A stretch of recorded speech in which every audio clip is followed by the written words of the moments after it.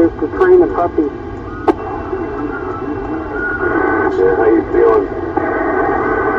I'm doing alright. Puppy helps too. And I got puppy hugs in the morning.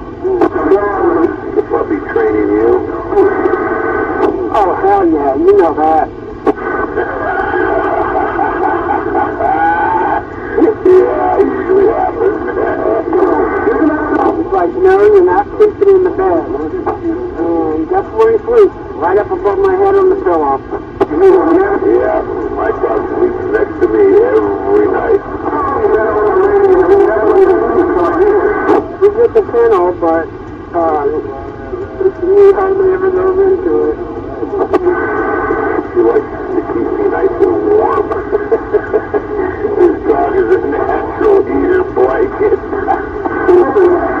Oh, this furry little friend. He's like a big puffball. Yeah, it's just crazy out there. If I don't let her up on the bed, she'll start whining.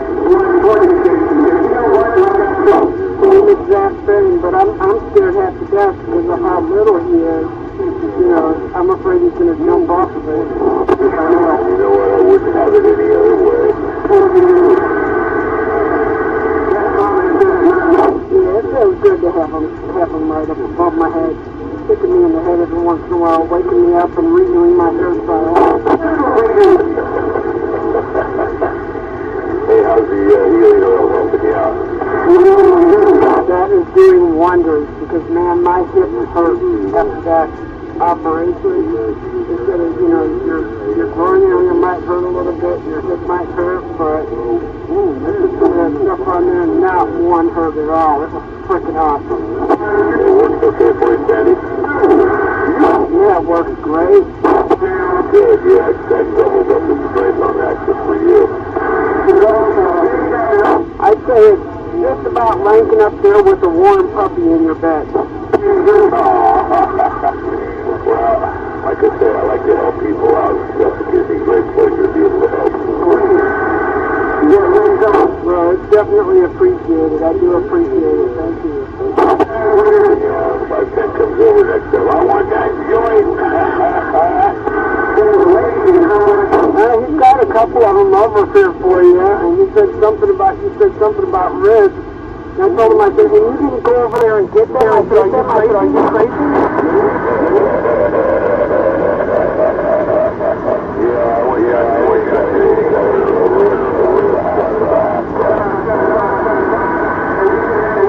That place is awesome. I know it's got hot here in Europe, but I was told that was even better.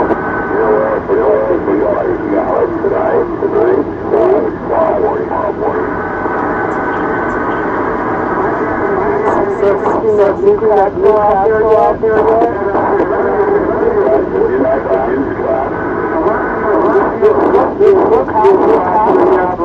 Brentwood. It's supposed to be like California.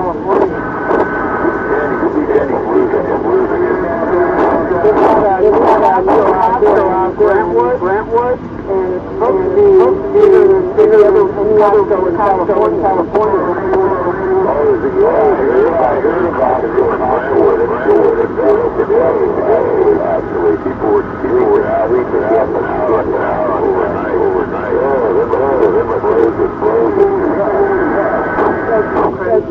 Don't have. I mean, Costco's nice, but I ain't for it, but not like it's wonderful concept. Oh yeah, Costco, market Costco. Wow.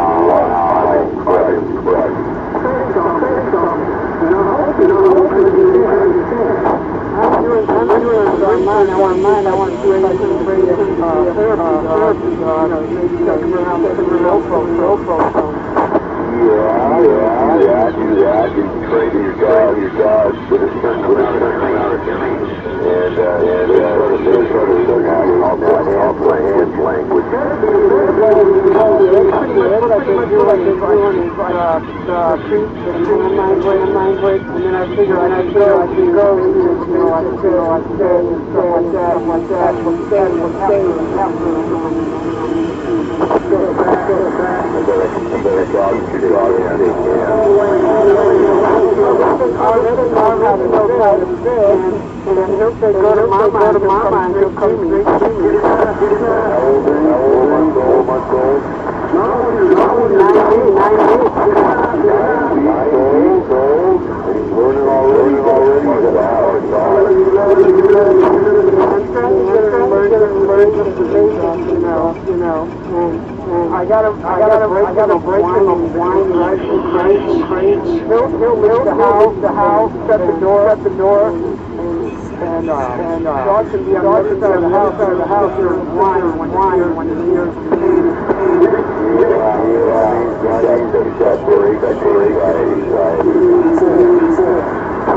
Yeah, I gotta find for baby. You have a over there, a club. We got tons of boys. Fucking ball, one, not the one on it. Get the one, please, rubber, chuck it, my dog, one a week. Oh my God! I also heard those cons. You know, we just put out in the play. Those are really good. That's the inside. That can get out to the road. And that's not good. No toys. The bathroom like I'm going toilet, and I took the little knobs off the both the toilet down, one kept one. There you go. Around the toilet. That little dog is all in. I think right. You gotta get it inside first, you know,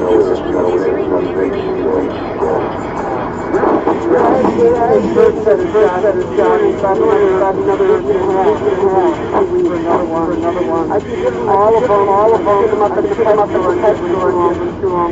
And it's the razor, the only one that I have to got from the doctor.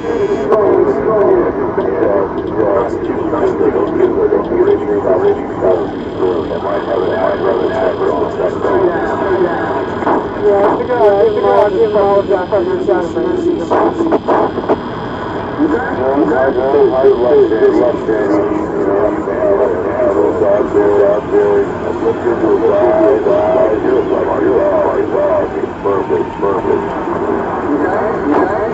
Yeah, we tried to put a couple of them. One was more like a carrier. He was Milo, beautiful colors on him. But he was just so high, and I want something to round all over the place. I want you to be a lap dog and mellow. But he's got his time pretty good. He does his duties around the house, and he will have to come right back.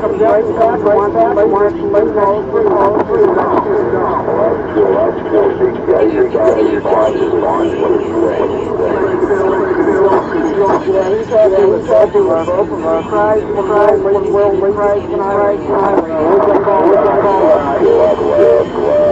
Alright, Jenny, I'm gonna be out here on a bowl probably end up going to bed a little bit. Trying to get him used to radio for I said, we're trying to get him used to radio on my lap. I'm trying to get him so he can talk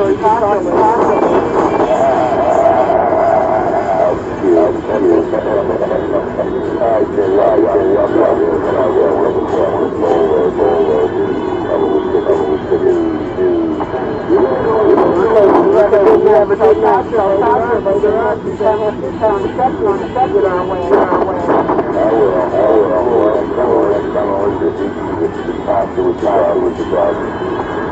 Okay, I'll talk to you later. Have a good night.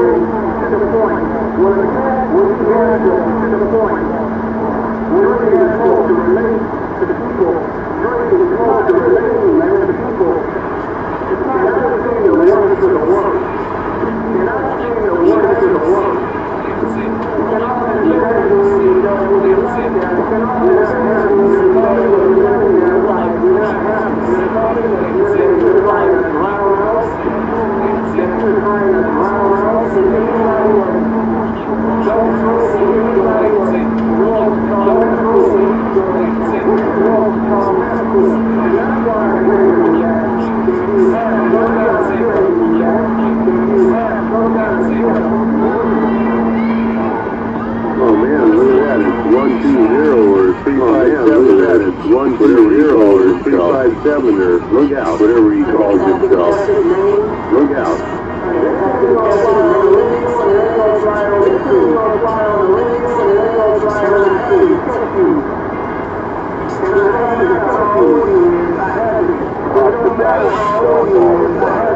Talk about it all the time. God, really love to hear him talk. Be careful of her talk. Be careful of her talk. Well, like you said earlier, you are who you are. Well, like you said earlier, you are who you are. You know, you talk to residents out here. We all talk about ourselves. Just like the residents out here, we all talk about ourselves a little more. He's kind of a little more, buddy. He does a lot more, buddy. He does a lot more. Talk about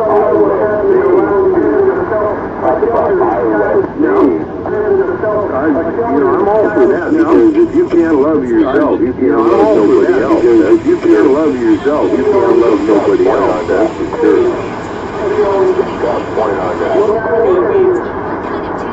Is Tasha looking at you or is she still snoring? Is Tasha looking at you or is she still snoring?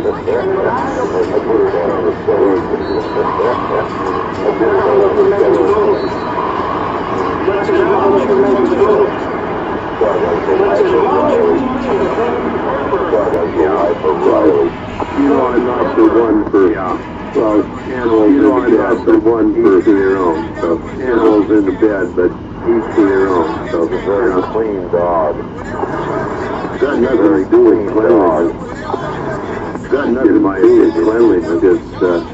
It's just ain't right. It's just, I know, but I've had 4 dogs now, and I know, but I've had 4 dogs now, and I wouldn't have it any other way. I've shared the bed with me, man. I wouldn't have it any other way. Warm, good protect dogs. I think the water right there, good protection. no, I get it. I just, you know, no, I get it. That's fine. I just, I'm of another, that's fine. I'm of another way, right? I'm of another, you know, another way, right? Anyway, you know, I don't like I say, anyway, so, anyway, you know, like I say, it's all good, damn it. Yep, it's all good. I mean, at least you don't have a camel in your bed. At least you don't have a camel in your bed. See, there you go. And I'm back out. See, there you go. And I'm back out. You know I had to throw that in though. You know I had to throw that in though. But the barn was nice. You know, I actually went there, and the barn was nice. That took one out of the ball. Because I was one out of the ball last night. That was talking about last night. I'm in the barn right now. Oh my God, the barn right now. Oh my God. Yeah, well, luckily the bear didn't get horned. Yeah, well, luckily the bear didn't get horned. And the horse sleeper wins. Oh my God. And never get away with a drink that kind of liquor. And never get away with a drink that kind of liquor. You know, the whole thing was, lights out, gets dark, everybody goes, right, that's lights out, gets dark, everybody goes to sleep, right, that's what happens. You know, that's what happens. Tables and stuff, you know. I knew all the horses, you know. I knew all the horses, I knew all the horses. I knew all the horses love you up, and you know, like a family love you up, and you know, like a family 80 proof rum. Oh, never again. Cardi 80, never went rum. Oh, never again. I never went. Imagine what your friends the horses were saying, because horse is very intelligent animal, right? Because horse is very intelligent animal, right? He comes out fool again. He had too much of that other stuff. He comes out fool again. He had too much of that other stuff. What did he would call it? Discussion, you know. Can you imagine the discussion, you know? One horse there. Yeah, I had one horse Trust the there. donkey more. Yep. Trust the donkey more. Yep.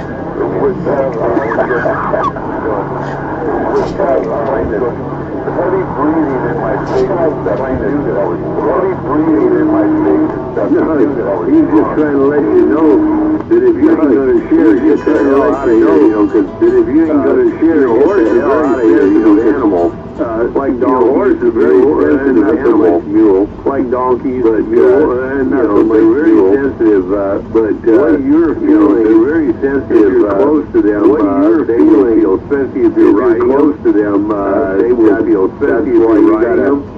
You know, that's why you gotta let the horse know who's in command. You gotta let the horse know who's in command. Of course. Of course. What you call bring him down. You know what you call dirty, yes. But you bring in a little bit of omoline, but you bring in a little bit of omoline, you have omoline in everything. And the molasses in it. You'll make a friend for life that way. You just make some horse. You don't just coming around, you better have that same stuff again, otherwise you're coming around, you better have that same stuff again, otherwise get the hell out of here.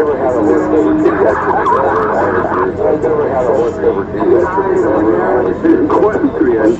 You don't even know how to spell that word. Equestrian? You don't even know how to spell that word.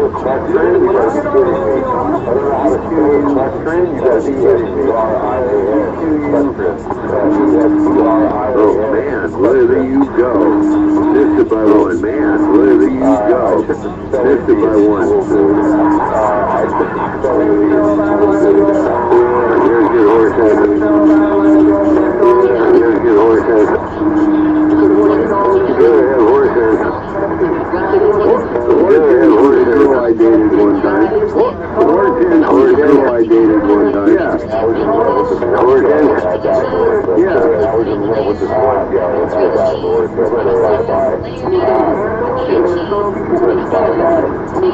They were talking about smart animals. They were talking about smart animals. Well, that's why they call it horse sense, right? Well, that's why they call it horse sense, right? Yeah, everybody's a bird is pretty smart. Yeah, everybody's a bird is pretty smart. There's a story, I think it's a true story about, there's a story, I think it's a true story about a horse that had cataract, a blind horse, a horse that had cataract, that they had trained to run, they trained to run actually the won and did well. Actually won and did well. Yeah, probably anywhere with probably anywhere with training for sure, but you got a home going on. It was training for sure, but you got a home going on. Yeah, that's I can have the in the background, and I got the stereo in the power supply. I got to get picked up for the power supply. I got to the radio. That's why I asked like you guys earlier, because that's why I asked you guys earlier, because going on popcorn and 510 hertz, so going on. Appreciate it all around. So anyway, appreciate it all around. Yeah, I do. Yeah, we're going to talk about some more smart animals. Yeah, I do. Yeah, we're going to talk about some more smart animals.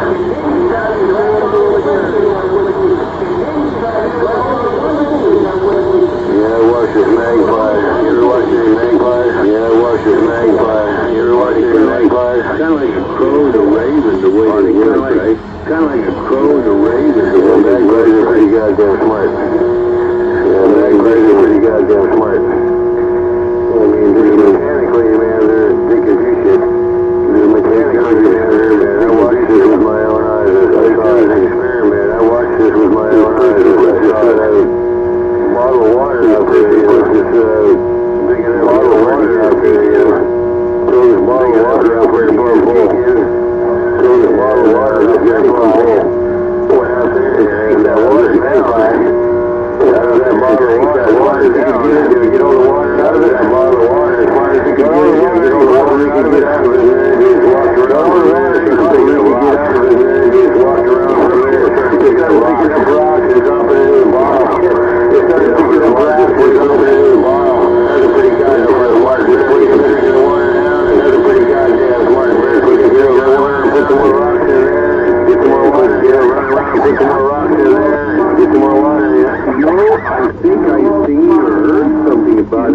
I think I heard something about that. Somewhere years ago, flies, crows, chimpanzees, whatever. Flies, crows, chimpanzees, whatever. But we're not the only intelligent beings. And we're not the only intelligent being on the other end of that. If you have some of them birds on the other end of that, if you have some of them birds, that's why, I'm sure you heard me go off on people. That's why, I'm sure you heard me go off on people.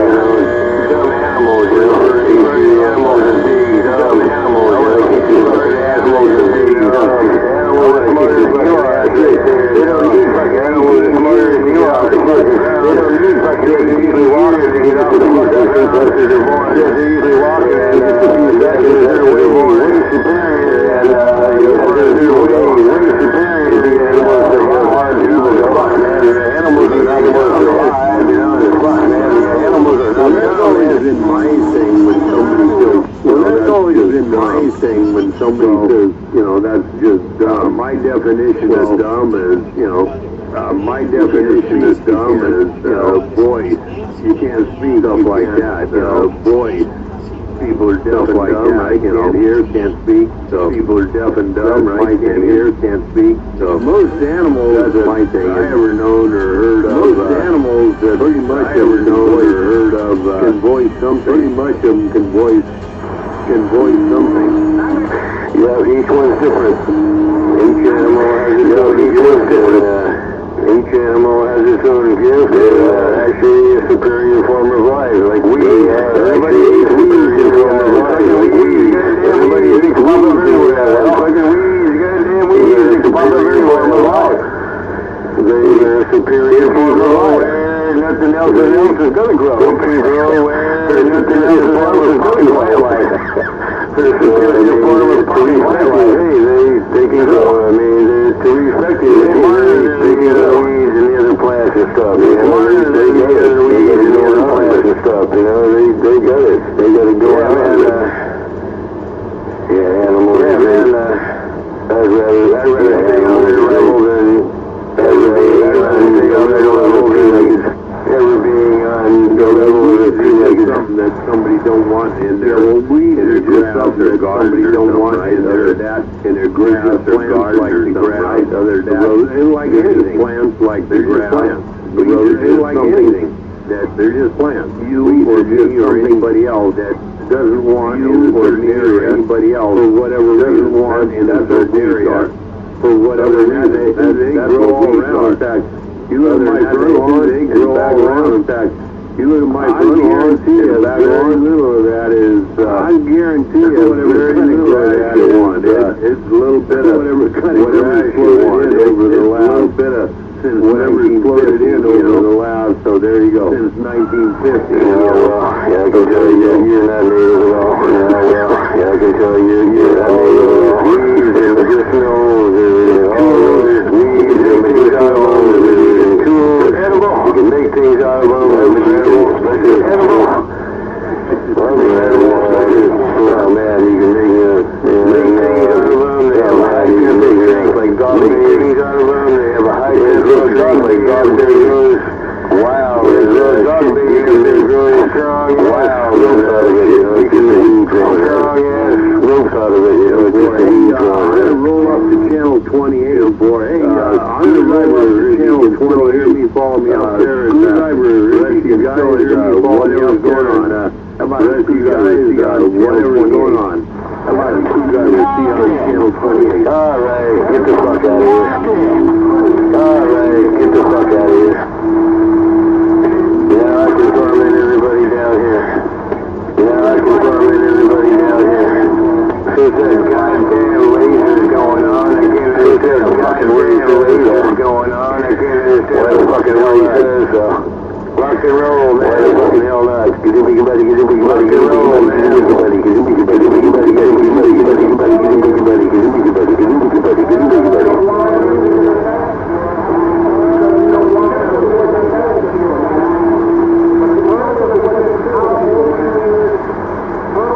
Yeah, say that in A flat.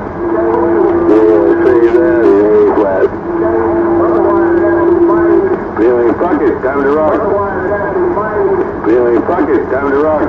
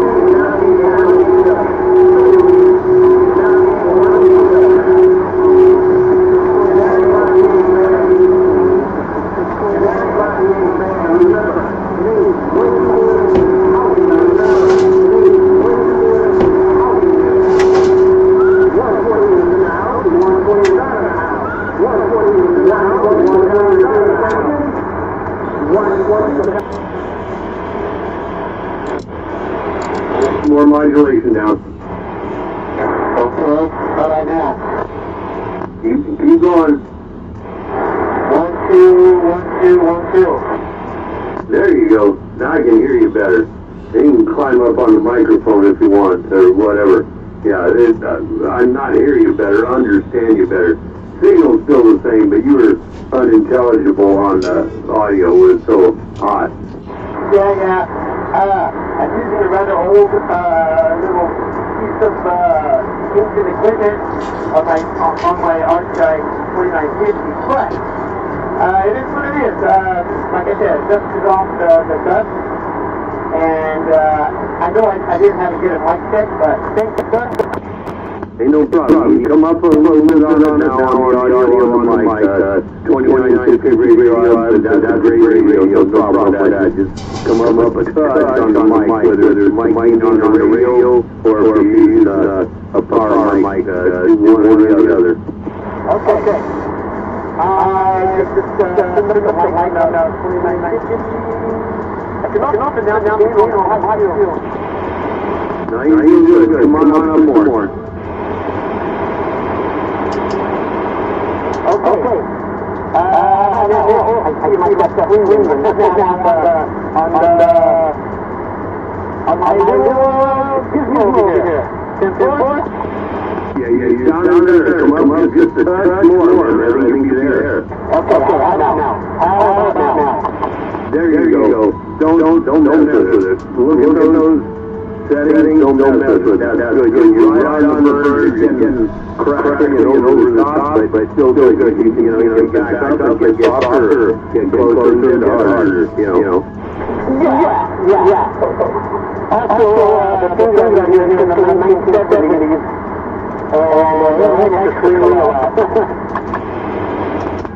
oh, that's best for you anyway. Got that swing, man.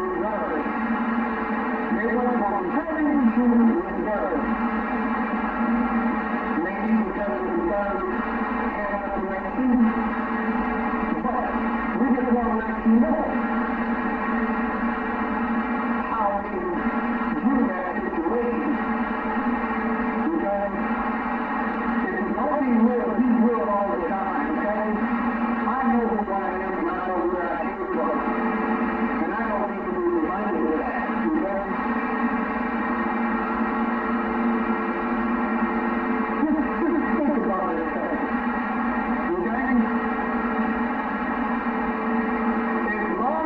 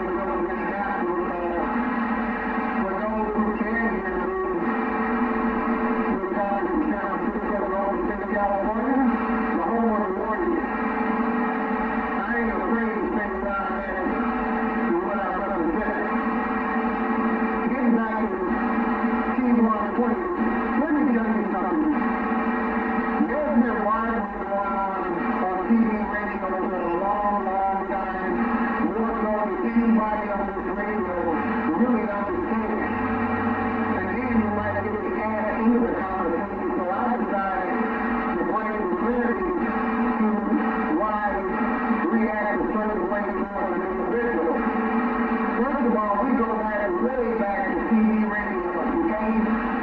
We are not no movie on the line, that's for sure. Me and a bunch of other guys who used to be on the radio with the one that's out on the radio right now, that have been around a long time, we used to be harassed by one alien man called Frankenstein, okay? That was his aliens over the radio, and those two didn't like each other, and the reality is that I was Frankenstein's friend, so I had Frankenstein back, and sure got his back in his day. And I know where you are, and I know you got a radio, but you're going to get the set down in the same area. And there's one individual that's been out there getting wondering that, and he still holds something right. Okay? You feel like a child that hasn't never grown up. You want to be 15 on the block, but you're never going to let that happen. This is not going to happen, man. You know, so when you hear TV is coming and going, or you don't hear from them for a long time, likelihood either they checked out and died, okay? But what's the point never died? You've been out here all the time listening on the radio all of those 20 years because he was set down and he was having something that said, listen, we don't want you out on the radio no more. We're going to find you and do all of this and that. Lord damn it, the rules have changed. Okay? The rules have changed now. They just changed it, taken it away from an individual without having to settle down on TV and settle back and change it. They changed the whole language of everything in the law. Okay? So, in order, you have to understand what it's about in order to know what you can and what you cannot do. Okay?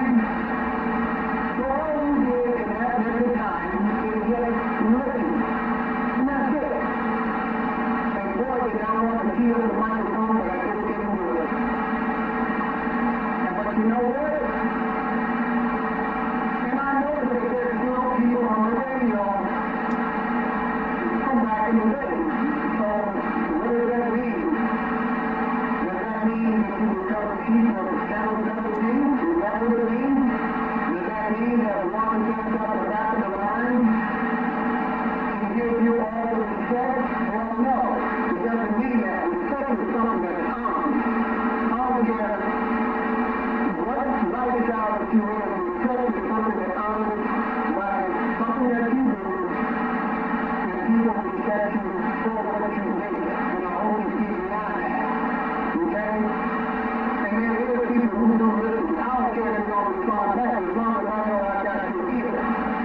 That's all that matters. And I know there's a lot of people who are waiting to see if I say anything about him. Okay, and I'm not, because that's what people do. They say, I'm going to listen to what this motherfucker got to say. Okay? And I want to see if my name comes up here. The name is coming up with nothing. I ain't told nobody by name. So, it's still in the air. What we know what we're talking about. But anyway, let's go back to what I said about 120 just so you know that we know the point. Okay? But anyway, this rivalry has gone on for a long time. This is that guy down in the valley and those movies and all those people, all people all that about, and we always see out here on the radio. What the hell?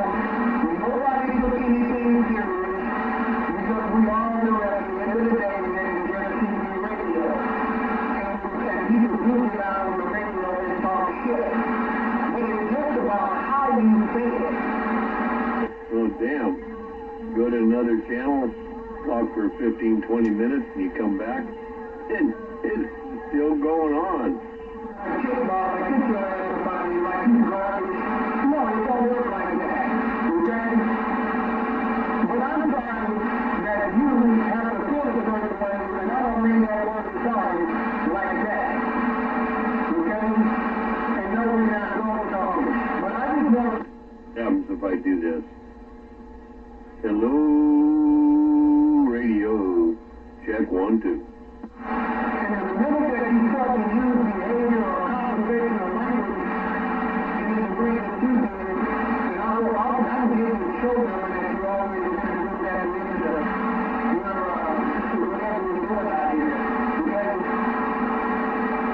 human created this, okay? And we just got down. What do you know? Hello, check, check. You did it. And I am no different than anybody else on this radio that you want to catch us the same way we do the same thing we're going to do right now. It's kind of simple. So this rivalry has went on for a long time. And quite frankly, I'm glad that you feel that way. With all that done is let me know next is what I'm doing. Okay? You still doing the same shit you were doing 20 years ago. Getting high, drinking, talking shit on the radio. Golly, you would have thought about that by the time you would have gotten you a girlfriend, you got married, and you did something with your life.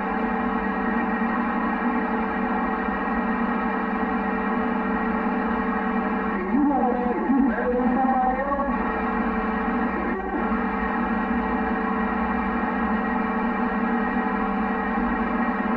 And the reality is that your brain is no longer than this radio. Your whole life is built into this radio. Your whole life, your whole personality is built into this radio. And it's probably the only thing that you ever have gotten or have been accepted in over the TV radio.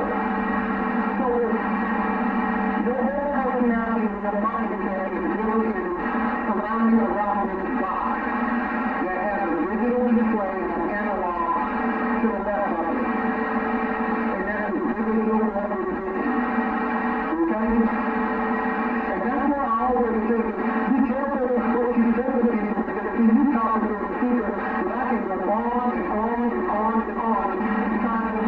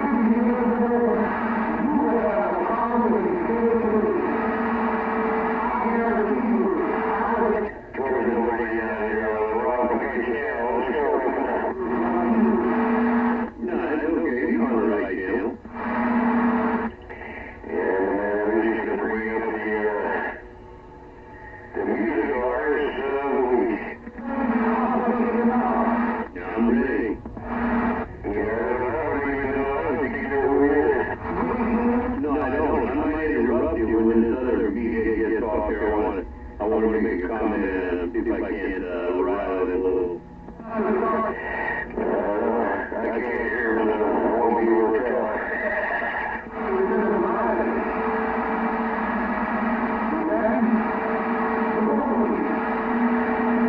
I just got the instrumentalist, the rock star artist of the week.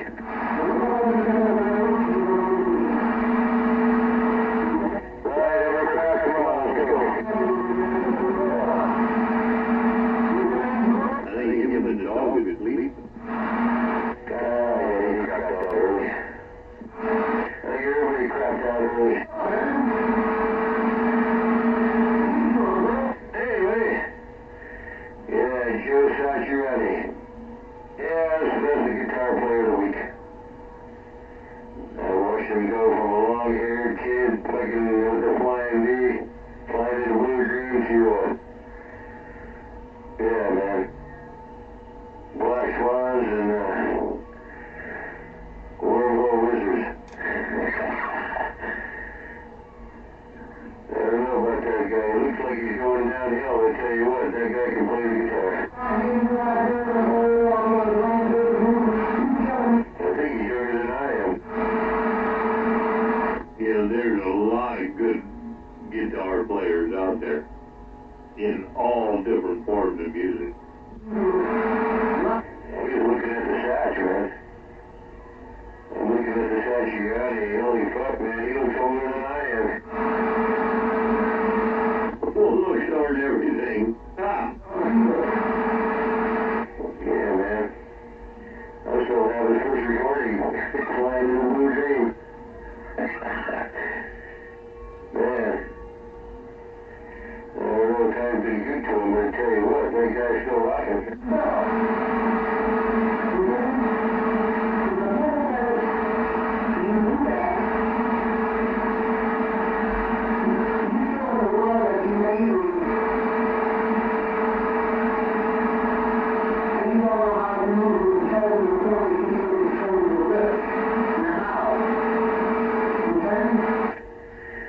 Yeah, Black Swans and Wormhole Wizards. I think that's his latest album. I heard something about Black Swan, but maybe that was something else. And there was, was there one called White Worm? Or something like that? I don't know about that one, but, yeah, the previous one I was rocking in here was, Hovercraft favorite, Surfing with the Alien. Oh, man. Yeah, that's Joe Satriani, man, the greatest electric guitar player in the fucking world, in my book. Oh, man. Yeah, Satriani kicks the fucking shit out of anybody with an electric guitar, man. And nobody can beat him. Oh, I'm trying to think of the guy I like. Damn. I want to say a younger dude, just maybe a few years younger than I am. Can't think of his name. I'll get it here. What, lead rock guitar, what genre, or what? I'm trying to look it up. Hang on.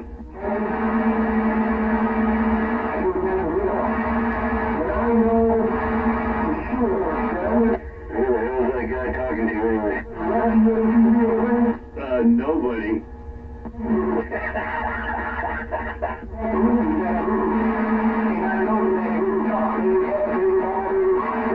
Talking to nobody.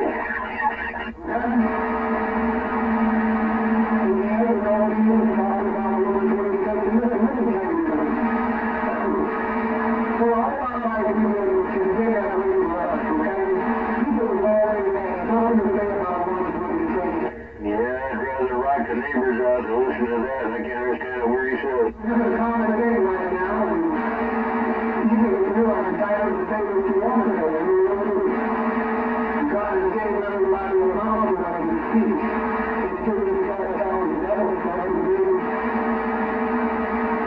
Okay, acoustic and electric, Jimmy Caps.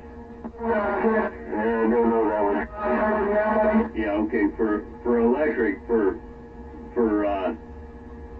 steel guitar, Mike Johnson. Yeah, there's a lot of steel guitar players, and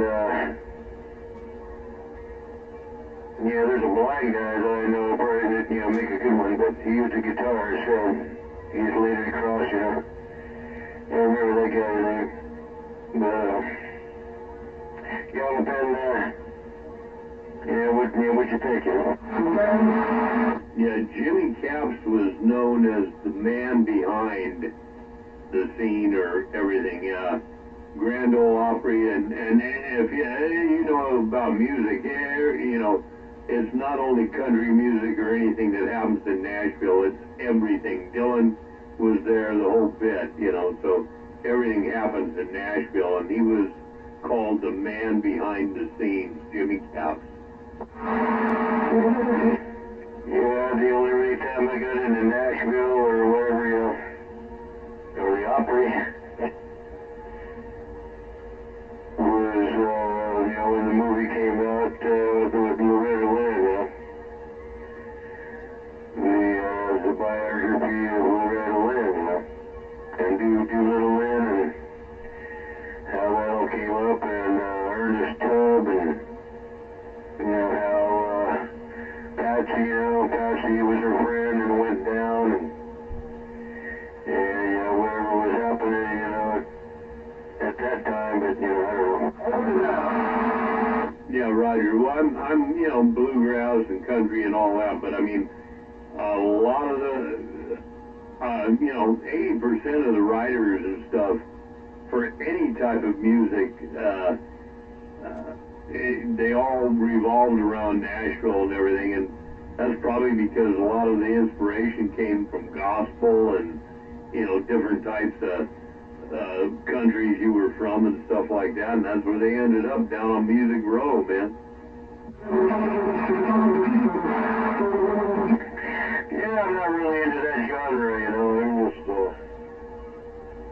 kind of a hippie out of the 60s and rock and roll, and trying to figure out what all those cats were about. Most people don't know what they're about, but they're actually way past them. Unless they started doing too many drugs or whatever. Then it really fucked them all up, but they're on the right track until that. Yeah, 1965. But as far as country music and that, that was over there, and wasn't happening too much out here. No, that isn't what I was saying. That, Nashville might be thought as country music capital, but that isn't what all was happening down there. I mean, it was everything. Folk music, pop music, acid stuff, and it was all going on down there because that's where the promoters were. And then some of them, transferred out to Southern Cal and stuff like that. But yeah, you ought to look that up and follow that up, man, because I was surprised to see and hear that too, learn that. I learned that, maybe 18, 22 years ago or something like that. But I thought, everything was divorced. Country music was here, pop was here, blah, blah, blah, but not necessarily that way from what I learned. But anyway, it's all good, man. I'm going to go in and refill my glass, and we'll listen to 120 out there. He's talking to himself. Oh, man. He got to get up on it and then figure out, hey, if he don't unkey, he can't have a conversation with nobody. Well, I don't care. If you don't want to listen to me, by all means, go, listen to him. No, that ain't what I'm saying. I'm saying I'm going in and fill my glass. I'll be back. I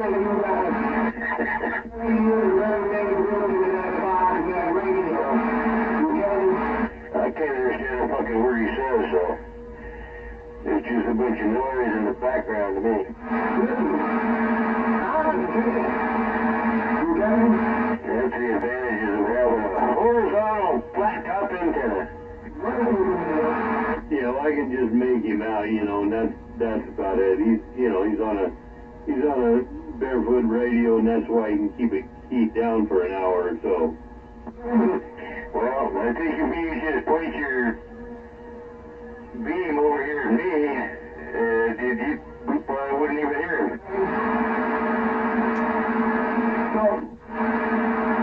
So I can do that, but I'm still trying to break away and fill this glass, so I'll be back. Oh, damn. What you gotta do? You gotta go clear in the kitchen, huh?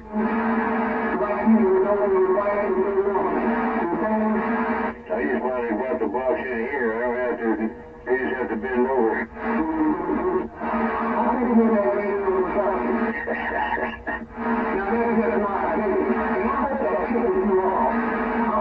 Yeah, talking about rock and roll. Where the hell is everybody else at? Yeah, I'm past curfew, god damn it. I could probably rock it out, crack it up till 2 o'clock in the morning, and I don't think they fucking complain, but damn it, I know they wouldn't like it. I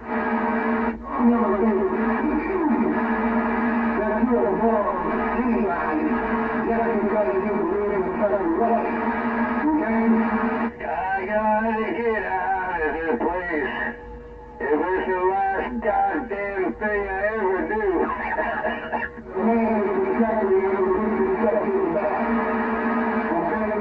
Yeah, I don't care what it takes.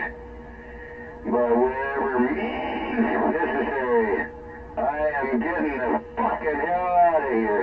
The only way I can get you on the other hand is to get a girlfriend that radio you have in front of you. Because that radio is doing so much for you. And I already put a ring. Goddamn fucking rip-off, worthless piece of shit fucking bureaucrats. They're gonna regret the day they ever got in my way, them fucking bureaucrats. Fuck that shit.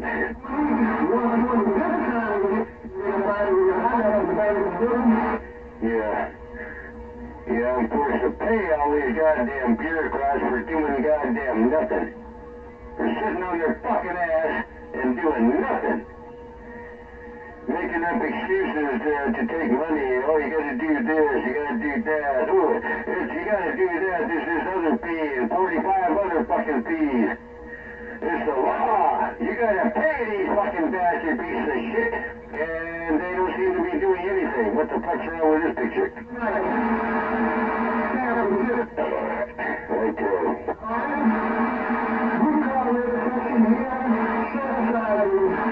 Yeah, fuck bureaucrats. When are people gonna step up against bureaucrats? It's supposed to be a democracy, right? You gotta get rid of these goddamn shit. They're worse than fucking welfare recipients. They're about 1,000 times worse than welfare recipients, these bureaucrats. They're sucking everything off you and they're doing fucking nothing. It's funny.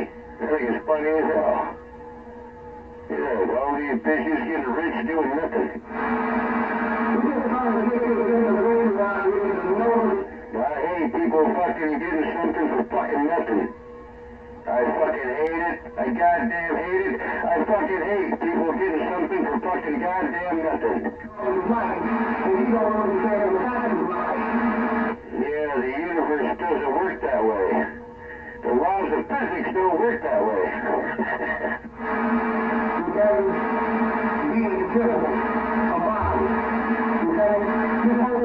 Mathematics just don't fucking work that way. But anyway, to my international friends who can hear my radio, you guys have a contract tonight. Just look up the formula for work. There's a formula right there that nobody even fucking knows about.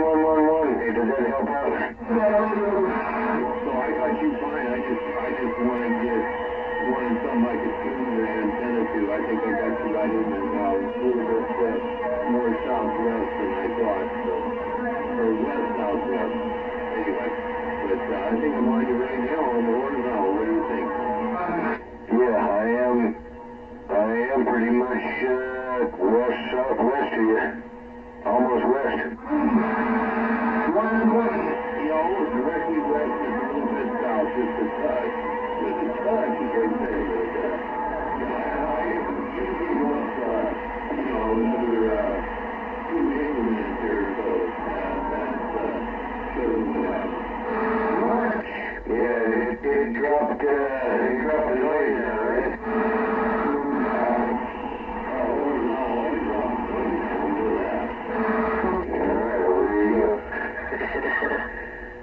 That's why I remember this one. Hubbard's over there, in the house, Shack's over there. Well, I got an intent to go pick up a Shack. And this whole plant side fire, quiet as a chicken mouse over there.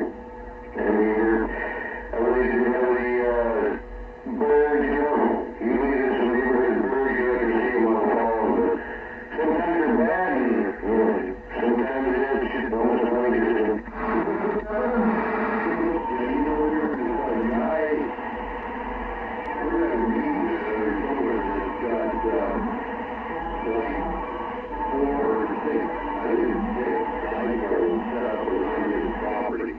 That's quite a bit of property, and all horizontal, but I mean, when he wants to change directions, he just changes between, 1, 2, 3, 4, 5, and 6. And it kind of makes sense, because dipole is probably the best antenna out there, for whatever. Yeah, that's what I said earlier, you can make one, I could have made one, just a straight, single mass dipole. And I could have turned it, to whatever direction, there'd just be no reflector on, it'd be broadcasted equally on both sides of the rack. Well, that's, the one I had up here, you know my shop, I had the Mako, what do they call well, it's a balcony antenna, which is a dipole. And I had it up here on a rotor, and that's what I was using for a while. Worked great. Yeah. Well, when you hear what I'm doing with mine, I think I'm doing pretty good. So there's no doubt about that. That is, you know, that is some wire and coax, man. That's all it is. I mean, you know, years ago I put one up in my oldest boy's apartment. You know, a piece of plywood with 2 wood screws in it and copper wire off each end, and I just kept cutting it until I got a good match on it for him, and he talked all around. You know, didn't get out that good because it was in the apartment, but he talked all over the place with it. Yeah, I never really ran one before. Till now, because I just needed a makeshift antenna. And if you found out, it's pretty good, but it's the first time also that I've made a quarter-way balance. Well, you're running yours with a balance. Yeah, you can get away with just, you know, I think I started out, the one in the apartment, I think I started out at 112 inches on either side, and you just kept cutting until it got to where he was decent. You know, he wasn't running no power or anything, so no big deal. But yeah, it worked. So yeah. But either way, 1-to-1 ball, and that's what they run. I don't know really the science behind that, other than they is supposed to stop the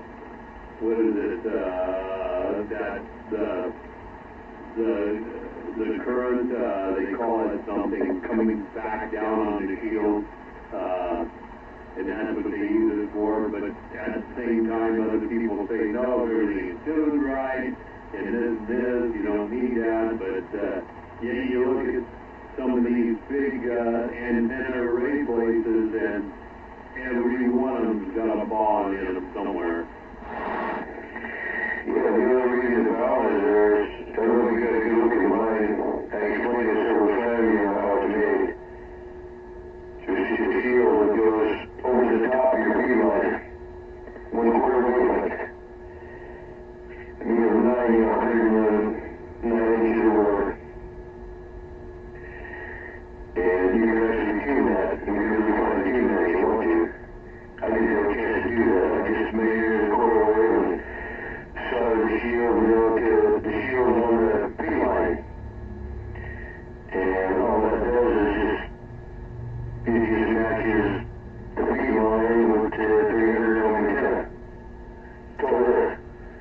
And plus we keep our effort going back down your coax, but you can use coils and other things to do that. So I tried this one for the first time, you know, it's kind of a pain in the ass to do it, but it's the same thing you were talking about. You know, you can look at direct line. Just go up there, you know, bead line, make a key, and there you go, dipole, right? All this is a 1/4 wave shielding down. It's up to 1/4 wave shielding on the bead line. And you saw it right there, you know, 1/4 wave down the line. It has to be an 90-degree angle because it won't work. It states that in the plan, you know, it's going to be at 90-degree angle. Otherwise, you know, numbers aren't going to be right, but, and then that shield doesn't connect to anything at the top, right? The base, you know, where everything else is, that shield doesn't connect up there.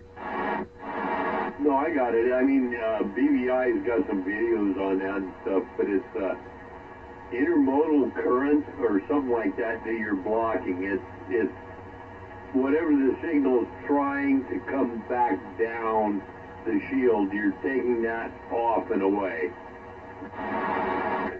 Yeah, that's all it is. It's just decoupling your antenna from the feed line. That's all the matching system is. That's all the gamma matches. That's all the beta matches. Any kind of matching system, that's all the fucking thing is doing. Is decoupling the feed line, you know, from the antenna.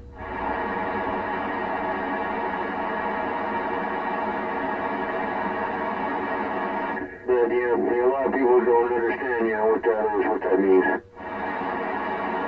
Well, that's one of the reasons why on this one here, on the horizontal, why I got rid of the gamma match and went direct. Gamma match, there's too much loss. It generates a lot of heat, and that's why this one's direct.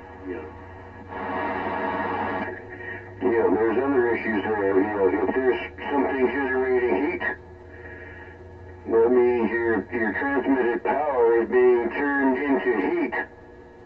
And it shouldn't be doing that. It should be turned into radiated power, not heating up something else, right? Well, that's what happens when you push the gammas too much, right? Because they can't take it. Because it's just, if I'm correct, let's see, there's capacitance, inductance. One is one, one's the other. So the capacitance that you're trying to induce or something, maybe it's the inductance. I don't know. That's where I'm confused and I don't understand. But, that's why it generates heat, because you're putting, like you said, you're putting too much into it, so you're having loss. Whenever you have heat, you have loss. And that's why I got rid of it and just went direct. Don't even have to worry about it. That factors out for me, which is good. One less thing I got to try to understand. Okay, but you got rid of the hairpin, right? Is that what you're saying? On the horizontal, I still have the hairpin, but there's no gamma. In other words, the hairpin goes. I had to split normally on that 4-element beam, the driven element is all one. So when you go to where I went, you make it a dipole. You split it in half. And one half of the hairpin, if you will, goes to one side and one half goes to the other side. Yeah, you just gotta alleviate all that and have real understanding, what you're actually doing, with your antenna. Otherwise you could direct feed it. You can direct feed anything. Anything, long wire, you can direct feed it, but numbers are gonna be wrong and impedances are gonna be wrong, so yeah, shit. It's just these corny, crazy little fucking factors that are actually really very simple if you think about it. Feed line decoupling, just keeping RF, just keeping your feed line from being a fucking transmitter. All these things are doing, and then incorporates into all the numbers and stuff, efficiency numbers. No, I got it. Just like here in my shack, everything's so close. I got to be real careful like that because everything becomes an antenna.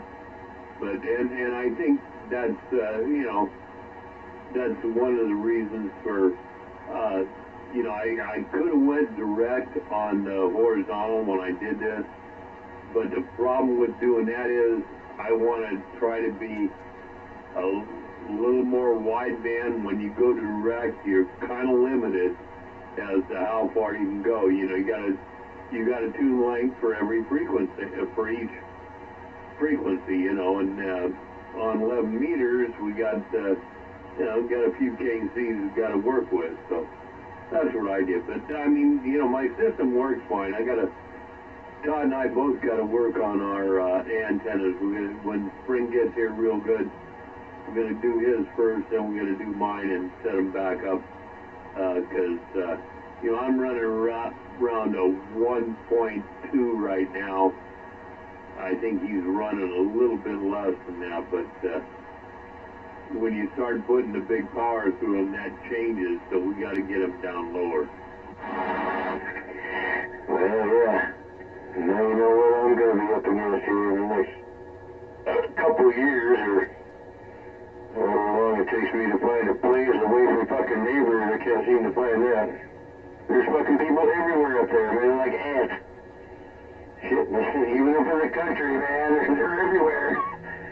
At least where the fucking line goes, you know? Yeah, of course, where the line ends, you know, the people end. Anyway. Yeah, I get to put up I just keep putting it together in my mind. You know, I know what I got already. I got the materials and just put it together in my mind. Okay, this has got to go there. Oh, we need this over here, you know, and this support over here, you know. And do I want it this way or that way, you know? Yeah, 42 feet. I think that's a measurement. So 42 might be wrong as far as an 8 element, you know, quad goes, you know. I've still got to do a little bit of research on some numbers, and I think I can log on and I can get other people's input, you know, and their links of their directors and shit like that, spacings, and you know, to get all that shit all jiving right. Yeah, I think that all depends on how you make it and everything like that, because I know a lot of people I've talked to, 7 elements, somewhere around 47 foot for the boom, but that doesn't tell me the spacing from where the driven is if you're running 1 or 2 on the back end and the other one's on the fore end, or just 1 on the back end. You know, that all changes everything, even though we know, like, what you're going to do, and I think that wire is going to do you fine, man. You ought to be able to, you know, open air, you get something like that tuned up there on that driven, on those driven sides, you ought to be able to put whatever you want through it. So I think that's going to be good, but got to make it good and tight and all straight and light, you know. But yeah, maybe you don't end up with an 8 or a 7. Maybe you end up with a 5 or a 6. Who knows? You know, I know between a 3 and a 4, there's a big gain. Between a 4 and a 5, there's not that much of a gain, so you might as well go to a 7, because the 6 is just a little bit more. And, you know, there's a lot of, like you said, there's a lot of arguments like that, and there's a lot of guys that have different thoughts and have homemade antennas, but I'm just talking about the ones you can look at and buy and get specs for, and you can see the difference. And, you know, some like the Gizmochi 4, it gives you more increased, what is it, more dB, but not as much multiplication factor is trying to think of the other one. One of them's got more multiplication factor, but not as much dB. So that's, to me, that's all confusing. I mean, I don't even want to sit down and try to understand it. I don't care. Yeah. You know, I'm just, I got this irrigation pipe, man, 4 inches in diameter irrigation pipe, and pretty durable stuff. That's what I make my boom out of. So I just gotta get all the numbers, man. I got this set of numbers, okay, this cat's got this set of numbers, and okay, this antenna over here, it's got a certain, just different measurements here, crazy measurements compared to this other same antenna, right? All kinds of different measurements, man, and spacings, and this and that, and back doors. No, you don't want to mess with back doors. I've already tried those. They cause spurious emissions and all kinds of weird stuff. They're not on the frequency that you're on anyway, so. Like the PDO2 5-wire back door or the 3-wire back door, yeah, bullshit. That's bullshit. All those other smaller wires, you know, just resonate not even near, you know, the 11 meter band. Yeah, well, that's the other thing, 11 meter band, 10 meters, somewhere in there. If that's what you're going to be talking on, that's what you're going to build your antenna to. Because, I mean, you know, other than that, you got to have multiple antennas for other frequencies, but that's understandable. But, you know, we do most of our BS right here. So there you go. But you know, all the good stuff. I think I know what irrigation pipe you're talking about. But give some thought to square tubing. And the reason I say that is on round pipe, and I don't care what the, 40, 80, whatever schedule it is. I don't care. You get one ding or dent in that, and it'll fold up, especially in wind or if you get some ice and snow on it. Where square is, you get a ding on one square side, and it doesn't fold over because you got the other two sides and the bottom holding it up, where on a round, on a tube, that doesn't happen. And I'm telling you this from experience. Round stuff is great, but get one ding in it and it wants to collapse, where square tubing doesn't. Yeah, you're exactly right, that's why angle iron, shit like that, so strong, gotta make gussets as test, 90-degree angles. You got 4 90-degree angles, and then, I don't know, man. It's in the mathematics. But shit, yeah, but I wouldn't know where to find any. I mean, I'd have to go hunting around if I wanted a square fucking boom. And, the only other way to alleviate that problem, with the weaker, you see the round is weaker, so here's where all the big bad boom support comes in, Lots of non-conductive boom supports. This is another big equation in my antenna. Big fucking issue, man, big issue. Boom supports. I've gotten this shit over my mind over and over, okay. You gotta get the right boom supports, and, over a while they'll stretch. The wind's blowing, and, everything's a flexing and moving, and these boom supports are getting stretched, man. They're getting pulled and stretched. So, damn it, they just gotta install, some kind of non-conductive turnbuckles, right? Go out across, what's it there, when you're going over the hub, and those towers out there and everything. I've got a roll of stuff that I used when I had my 50-foot push-up here. And I've got some stuff called Filastrand that's already been stretched, I guarantee you. Because I had it up, holding up, I had 3, 6, 9, I had 12, 3, 6, 9, 12, yeah. 4 sections of this Filastrand going up on a 50-foot push-up originally, before I went to what I have now. And that stuff is great. Once it gets the initial stretch, it's done. I got a coil of this stuff that when I took it down, I just coiled everything together. You want it, you can have it.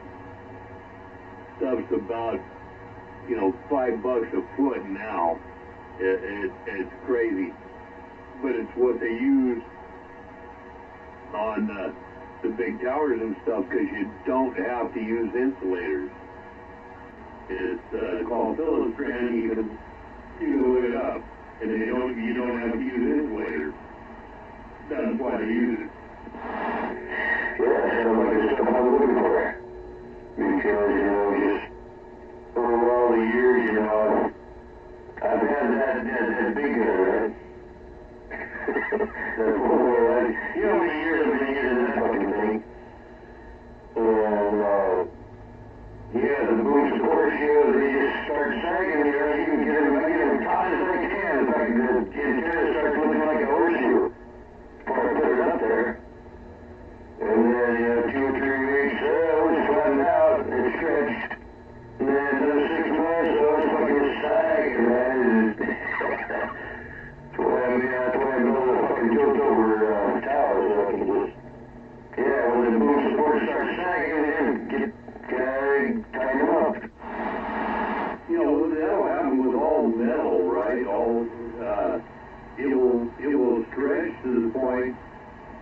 where it hardens because it'll work hard, and then it breaks, then it becomes fragile. And that's why these guys, like you said, they do the amateurs say every 2 years you take your stuff down and you look at it. And that's why they got these things now. I forget, they call them something on the towers. I forget, to where they can lay them over and work on them. They got a name for them, but forget what it is. Or maybe it's off the side of the tower. I forget what it is, but it makes it real simple. But anyway, the idea of the Philips brand, and that happens to be the brand name. There's a lot of other ones out there that's the same thing, but it's, next time you're over, I'll show you what I'm talking about. And, this stuff was good. It worked for me. And then I'll tell you the problem and why it wasn't a problem other than the antenna fell over, but that was my fault. It had nothing to do with the guide wire stretching, and that, then the other antenna showed up, and so, or the other tower showed up, and so that's where we went. Yeah, Roger, you say you have some of that? Yeah, I originally bought 500 feet, and that's what I got. It's in sections, but like I said, it was set on a 50-foot mast, so you can imagine the length of the top one. So yeah, there's plenty there. Like I say, I'll never use it. Nobody's gonna pay me anything for it, so next time you're over, it's sitting out here in the garage up there on the shelf. You can have it. Alright. Yeah, sounds good. Alright, we'll talk about that. Because, like I said, there's always been an issue, the damn boom supports. Because there's a lot of wind up there, man. There's a lot of prevailing wind, and especially where I'm going to be, it's just going to be gusting, the higher up in elevation you go, the more gusts of wind you get. And, the big antenna like that's going to be twisting and turning and blowing and stretching and doing all kinds of crazy shit. Yeah, and especially if you stay up there around your sister or something like that, I believe that area is kind of down in a trough, like a valley, isn't it? You have to look at the terrain. There's certain terrains, man, when the fronts come in, they're like a big, huge, blast. When a front comes in. Right head on, front, a cold front. Or it can be an oculated front, whatever. I've seen these things come in and, there's a hillside behind me, maybe a mile or a mile and a half hillside on up. And one of these fronts comes in. The air, you can see it coming in fast, and the air just gets still for a second. For about 15 seconds, the air just stops. And then it starts rolling down from the hill behind you. You start picking up, coming down the hill, because this other front's coming over. And it does that. Big, huge wind along the ground coming from the hills, and then it changes direction. Then here comes the fucking front wind right at you. The same thing, only the opposite direction, man. 45-mile-an-hour gust, at least. It's weird, man. I lived through this. I watched it happen, man. It's a fucking crazy weather. Depends on where you're at, though. If you're in a gully, if you're on the hillside, if you're on the other backside, east, west, depends on where you're at. Where you're going to get this crazy weather. If you're facing towards the west side, if you're on the west side of a mountain or a hill or something, you're going to get it. No, I know what you're talking about. That's similar to what happens up in, north of Tahoe up there. And stuff like that. One of the coldest places in California anyway. But, you can be looking at stuff and like you said, all of a sudden it's real quiet. And if you're paying attention, like you and I talk about, all of a sudden the animals are quiet, the birds aren't flying, you look up in the air, and you might see some clouds, small ones, just turning around, swirling. And the next thing you know, all hell breaks loose. You wake up in the morning and you got 2 or 3 inches of snow, which you never thought would happen. It just creates its own atmosphere in certain areas, you know. Yeah, it sounds like when you get inoculated from it. Yeah, for sure. Okay, man, I'll be dry again. Go back and refill this sucker. He used to blame it on old Harm. Can't do that anymore, so gotta be me. Yeah. Yeah, still, yeah, let me know if you find a picture of Harv. Yeah, I still like to have a pic of him, man. Yeah, he was a bro. Yeah, I got one of him. I got one when he was younger, but I don't know how to get it from... I got it on the computer, and I don't know how to print it. Maybe next time 460's over here, I'll ask him about it, how to print it.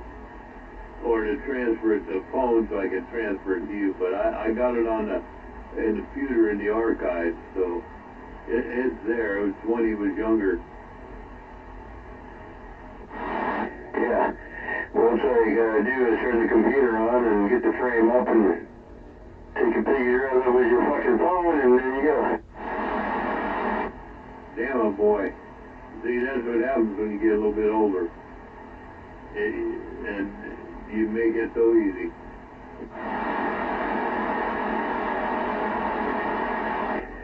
Yeah, I just, you know, all these pictures on these cards and everything. Hey, so far, I bought this other iPhone, man, all the pictures and everything is so perfect on it, all the videos.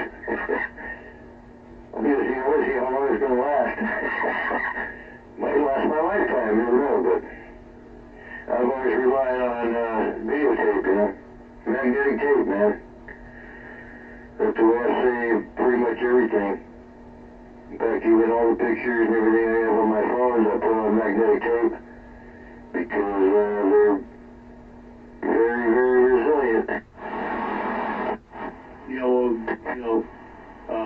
Like I said, I'm going to go in and try and do this right now while I fill my glass. But one thing I heard just recently was that they're finding out that even the stuff on the internet, whatever the computer stuff, is degrading. It has, evidently they're saying that it has a time limit. You can't keep this information, digital or not, forever. So, in other words, you got to keep, if you have a movie or a song or something like that, you got to keep preserving it. Maybe on the newer stuff, maybe on the older stuff. You got to keep doing it. So, you know, like nitrates run out, and, you know, the old tapes get dusty and dry out, so they won't run. But anyway, I'll be back in a bit. Alright. I won't bother saying anymore until you get back. Because I got this to say about that.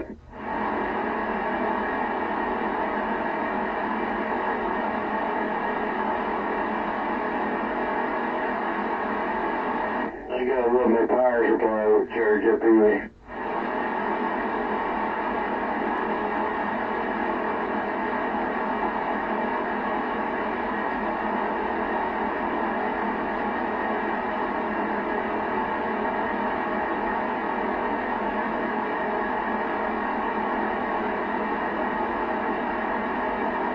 All this 12-volt mud dug junk.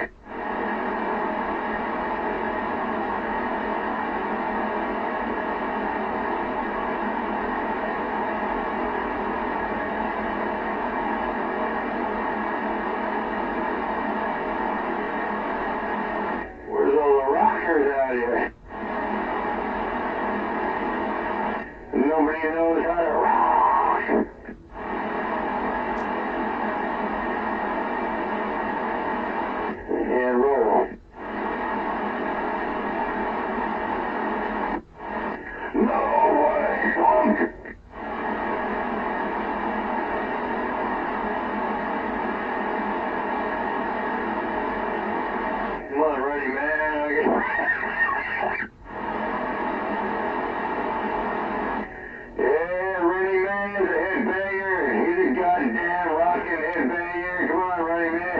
You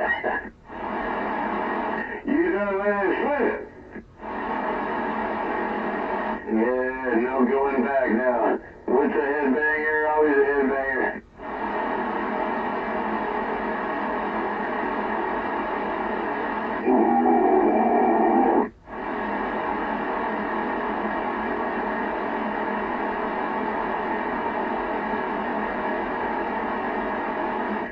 Yeah, headbanging. It's like a disease, man.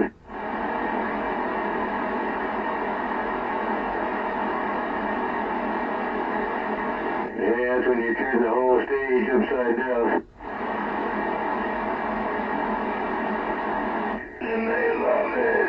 But it's illegal, but they love it.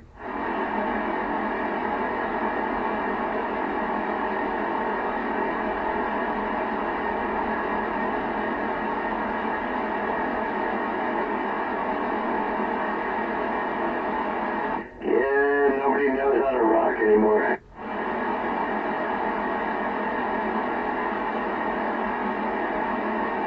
It's too strenuous.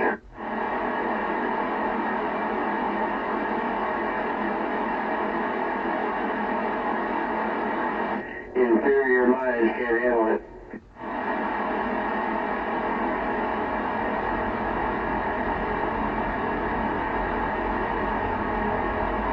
You might get your adrenaline up.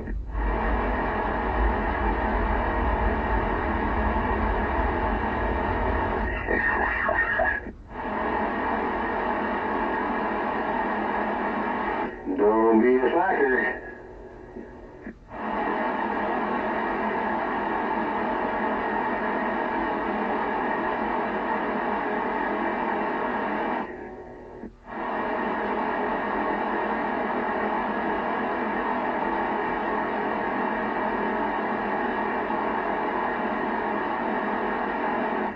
Remember, there's no future. There's no future. We're trapped in the dimension of now. We're right here, right now. That's where we are, that's where we've always been, that's where we'll always be. Right here and now. Yeah, Sammy wrote a song about that.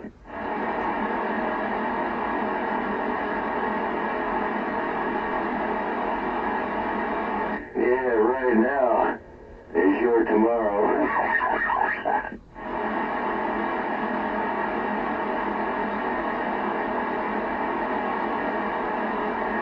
But yeah, the greatest song is Standing on a Road. Okay, right now.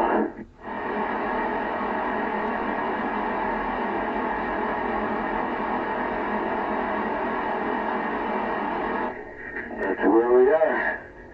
That's where the fuck we are right now. That's where we'll always be, right now. There's always going to be, right now. You got it?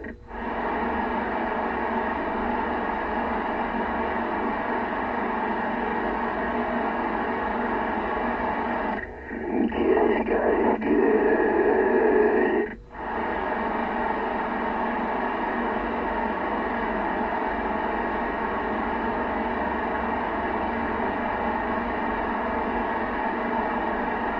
Yeah, I'm your asshole.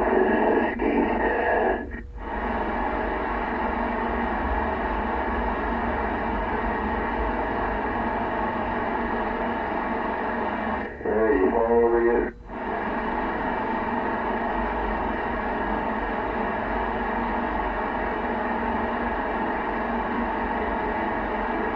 Did you fall over yet?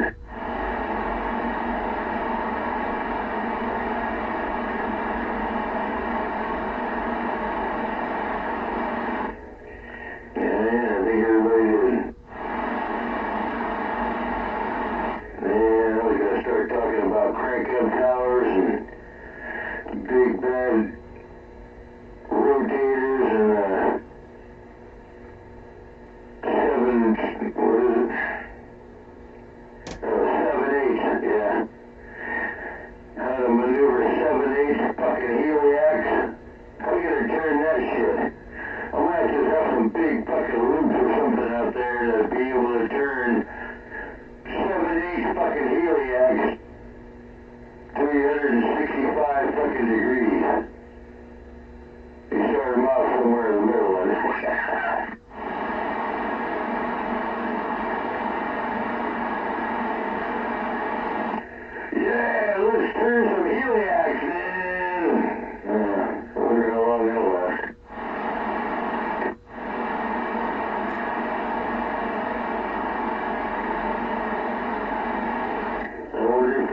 superflex heliacs.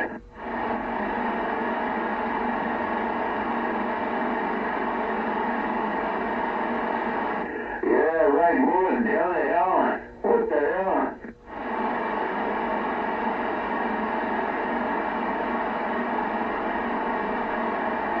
Oh, that's classified. It's some kind of swivels. I don't know what it is. I have to invent a fucking high-powered swivel. Non-conductive, you know, just, yeah. Put a big, high-conductive, good swivel up there, man. That's how you do it, right? There's two of them. I have to have two of them. I'm going bipolar. I'm going bipolar, man. I need two swivels.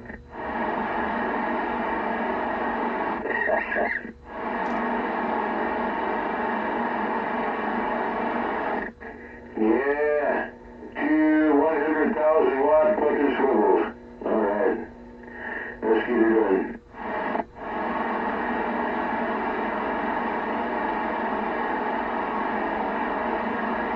Yeah, I won't be trying to bend it and twist it and all that fucking heavy feet lying around. Come on.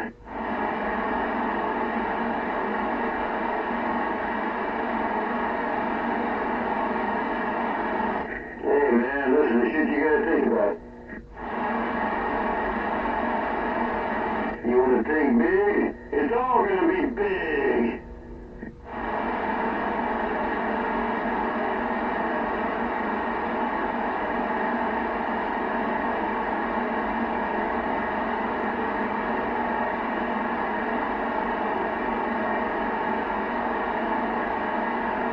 Yeah, fuck it. Yeah, I just go over and hook up the Sutro tower.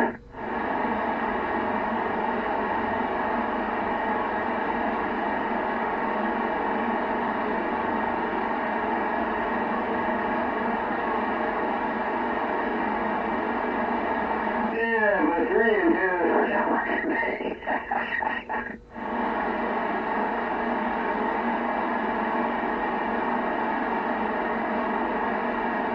Yep, 3 big badass antennas right at the top of Sutro Tower. I don't think those are used for anything up there anyway, are they? I don't think there's anything on the top porch. I'll have to get out the map app and zoom in. What's up there? Yeah.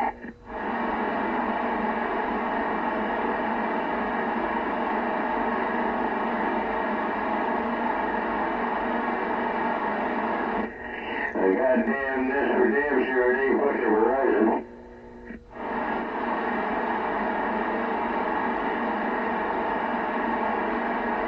Verizon, I think, is become the lame-ass fucking carrier. A long time.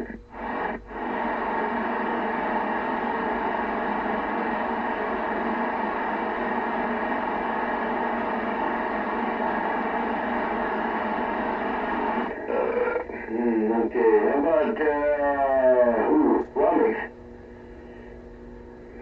Hey, there's one I get to try a Rumbic antenna. Yeah, about 6, 7, 8 wavelengths long, in a rhombus. Rhombus, yeah. It's a rhombus. That's what I call a Rumbic antenna. It's in the shape of a rhombus.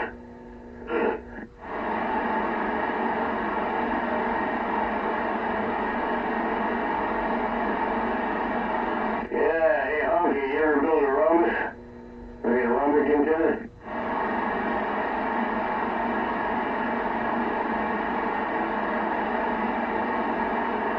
Nah, I didn't think so. You just need a great big, huge fucking ass 700 ohm carbon pile at the end of it.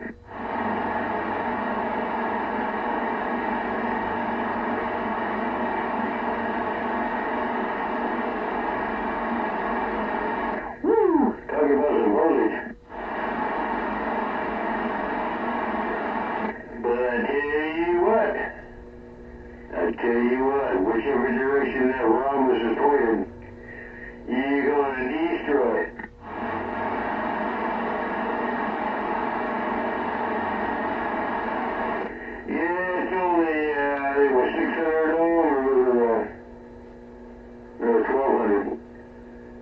I think the Romic antenna is 1,200 ohms. Yeah.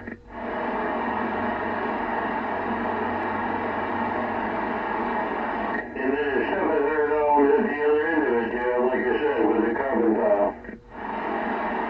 It needs that to tune it out or do some damn thing. Yeah, look it up, the Romic antenna.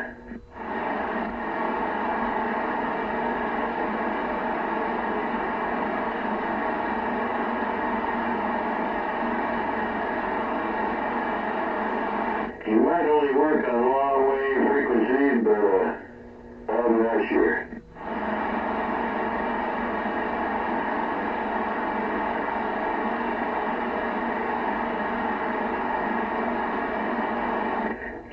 Better to throw a wet shoestring out the window. That'd just be like spaghetti and stick on some. So I can't. I know it's in there. I saw it here a month, 2 months ago when we talked about Harvey. I know it's in there. I just can't find it right now. So next time 460's over here, help me out with that. We'll find it and I'll get it sent to you. Because I know you asked and I'll get it to you. Yeah, because he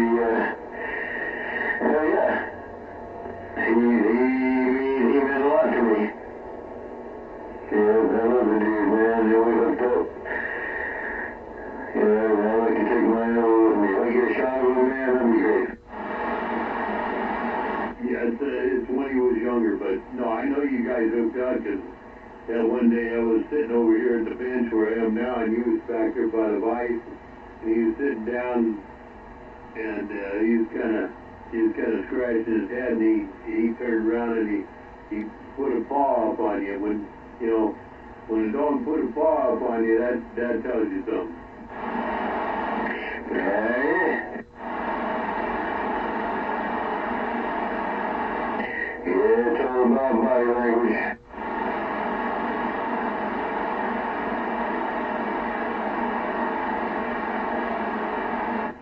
Well, animals pay attention too, right?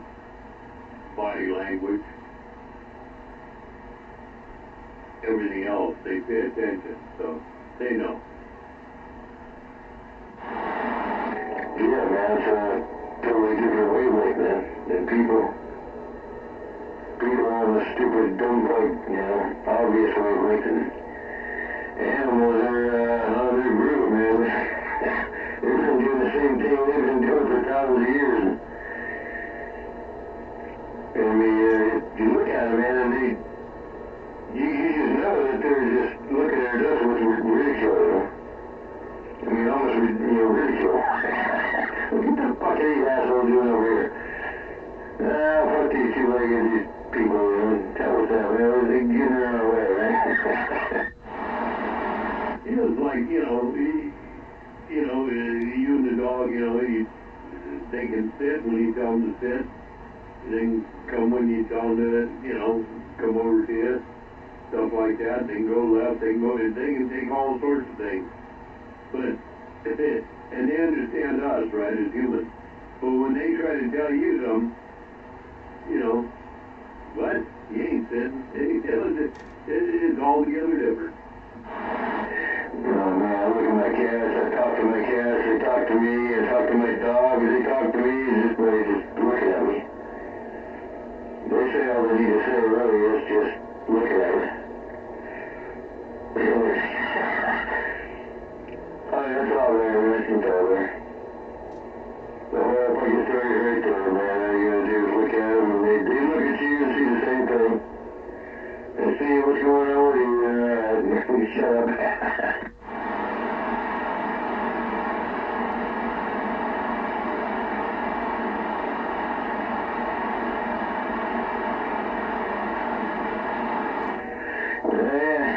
Yeah, I don't like to see animal abuse, that's for sure. Dumb animals. There's no such thing as dumb animals. If they were, they wouldn't have survived all these millions of years. Well, the dumb animal likely the person that's saying that. Yeah. And it didn't even qualify as an animal.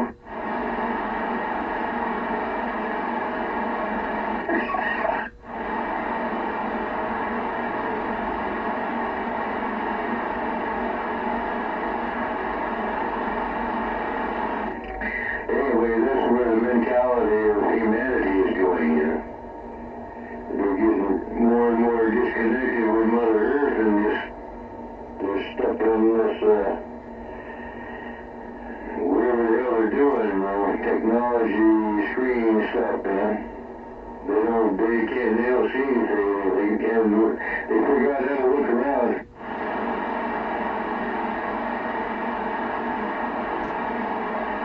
Well, that's like you say, Mother Earth will change that because she has in the past and will do it again. They'll rein everything in and bring it all under control. That's my belief. I have no doubt that that'll happen. It's happened many times before, it'll happen again. Yeah. There you go. And each time, it happens a little bit differently, but change is always inevitable, right? There's always going to be change. The whole universe, Mother Earth, everything is forever changing, and sometimes it's for the better, sometimes it's for the worse. So I think it's like time for like a cleansing. It's the way things are getting, I think it's time for a cleansing, you know? Well, you know, I'm right there with you. A lot of people believe that, and if you look back at history, you look back at revolutions throughout the world, no matter where it was, a cleansing, a change, whatever you want to call it at the time, whatever the situation might have been, but, you know, sometimes enough is enough, and people decide they want to change, and they're tired of listening to this, that, or whatever. Whether it's right, wrong, or otherwise, doesn't matter. They just want to change. Call that revolution. Ah, yeah. That's all Y&T. Y&T. Winds of change. Yeah. That's piercing, man. Need to tone it down. Yeah, let's see. I got my gain at 29%, and I got RF power at 8%. No, I just meant when you went off like that, you just got a little piercing, man. Never heard Stan Friedberg's rendition of Stay Home. Daylight come and she wanna go home. Banana boat song. Yeah. Yeah, Beetlejuice. Yeah, well, you gotta listen to the whole thing, man. Like, you know, piercing, man. I come through the window. Yeah, I got an American Vandler, and he comes up, depending on what radio station I'm at. Yeah. Yeah, I got into some Harry Belafonte. Yeah, there's a big thing going on now about Belafonte and his relationship with Martin Luther King Jr. and, you know, what they were striving for and all that stuff. So this is, I guess this is the time or month or whatever for that. I just saw some stuff earlier, so yeah, whatever. Oh man, they're pulling a bunch of shit out of the closet. Well, you know, it's like with everything else now. Everybody, every race, every, you know, religious sect, everything else, everybody wants recognition now, it seems to me. You know, it's like they've all been in the closet, now they all want to be recognized. Well, come on, man. What, you know, it is crazy, but, you know, the biggest thing, Cougar, and I think people don't understand is, and I'm not much of a political guy, but I think the next 4 years is going to be pretty rough, huh? That's just my thought, from being around my 73 years, you know. Hey, I've already said my opinion about it over many years, okay? It doesn't matter who's in office. It seems like the government wants Trump or their puppets, so hey, he's gotta work good for them, and where the powers that be are involved in what's actually taking control of everything, yeah, how many people are there in the government, okay? Who's the big cheese back there making the big decisions and making them, you know, for decades, whoever's the fucking government and all those people are? Shit. It was classified. All that shit's classified. The president is just a figurehead. That's all the president ever was, is just a figurehead, and then, which everybody goes along with that, and so, yeah, they saw that everybody loved Trump, everybody wanted to back Trump, so, okay, shit, he's president. Okay, so the government's going to use him, and, I mean, there's no one man, there's no way I can believe one man is going to make a decision for the entire fucking country, right? And, you know, all the governments and everybody, and all the houses, and all the what the fuck ever, you know. I mean, no one dude's going to make the decision here.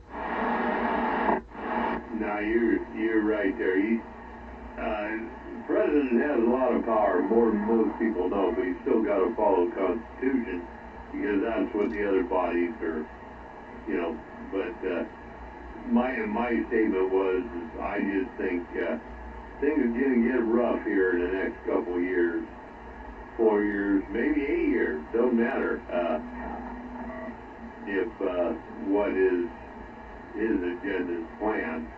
Not that I agree or disagree, but either way, you know, people gotta pay attention here and understand it's all because and you say it a lot, Cougar. People do not work anymore. They want to talk and flap their gums and have things happen and make money. Well, somewhere at some point, somebody got to work. Somebody's got to make this stuff happen that you're talking about. Yeah, this is one point that me and 913 can agree on, you know. Fucking work. Get a job. Get your fucking ass to work, you know. Do something. Don't sit on your fat fucking suck-ass government cheese welfare bullshit. Yeah, there's too many people on that, right? So that's one thing we can agree on, right? Yeah, I'm gonna turn it over to, hey, Hunky, I'm gonna turn it over to, 913, man. I think he's got something going on. Works for me. Old Mad Dog and I, you know, we know our positions and ain't got no problem. And I'm back out and listen.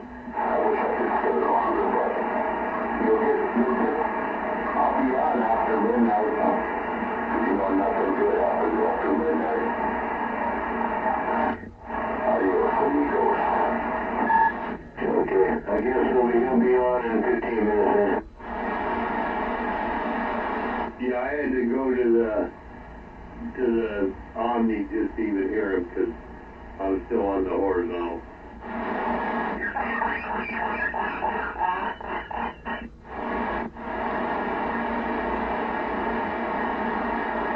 Yeah, the flat side works good, doesn't it?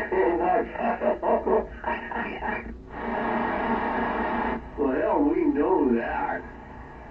You know, there can be other conversations on the Omni side, vertical side, people talking. I mean, I've talked to 184 over there up on the hills behind Hover, and he's been talking other places. We've been on horizontal and never bothered us.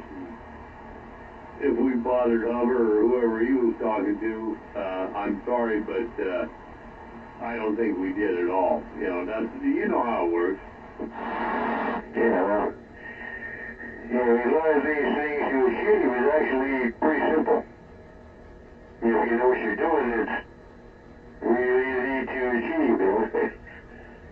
And I guess for other people, it's impossible.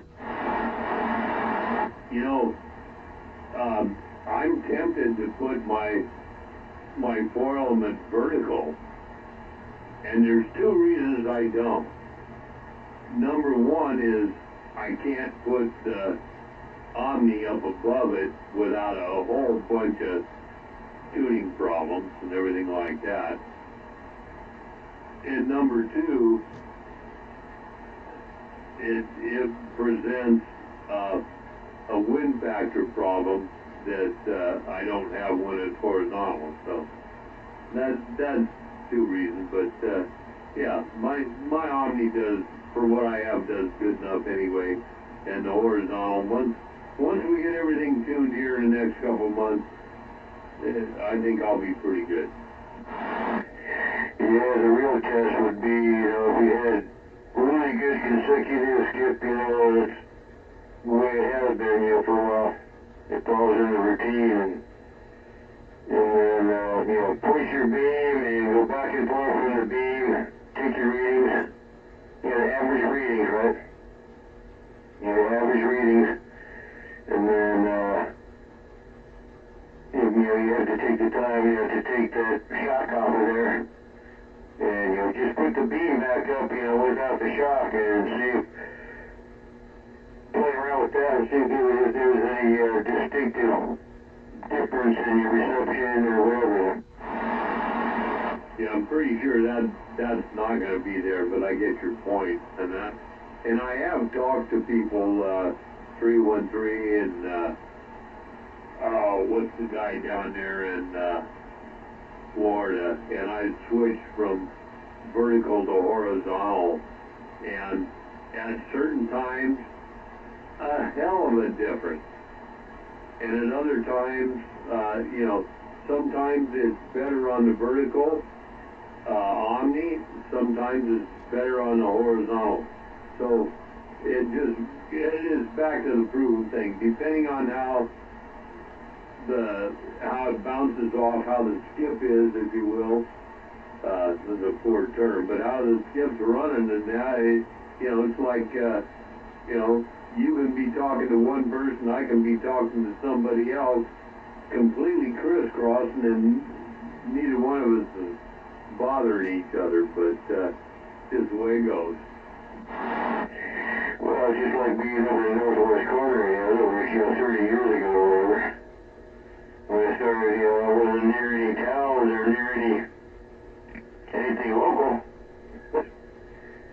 I had no need for the vertical antenna. You know, omnidirectional vertical, I had no need for it.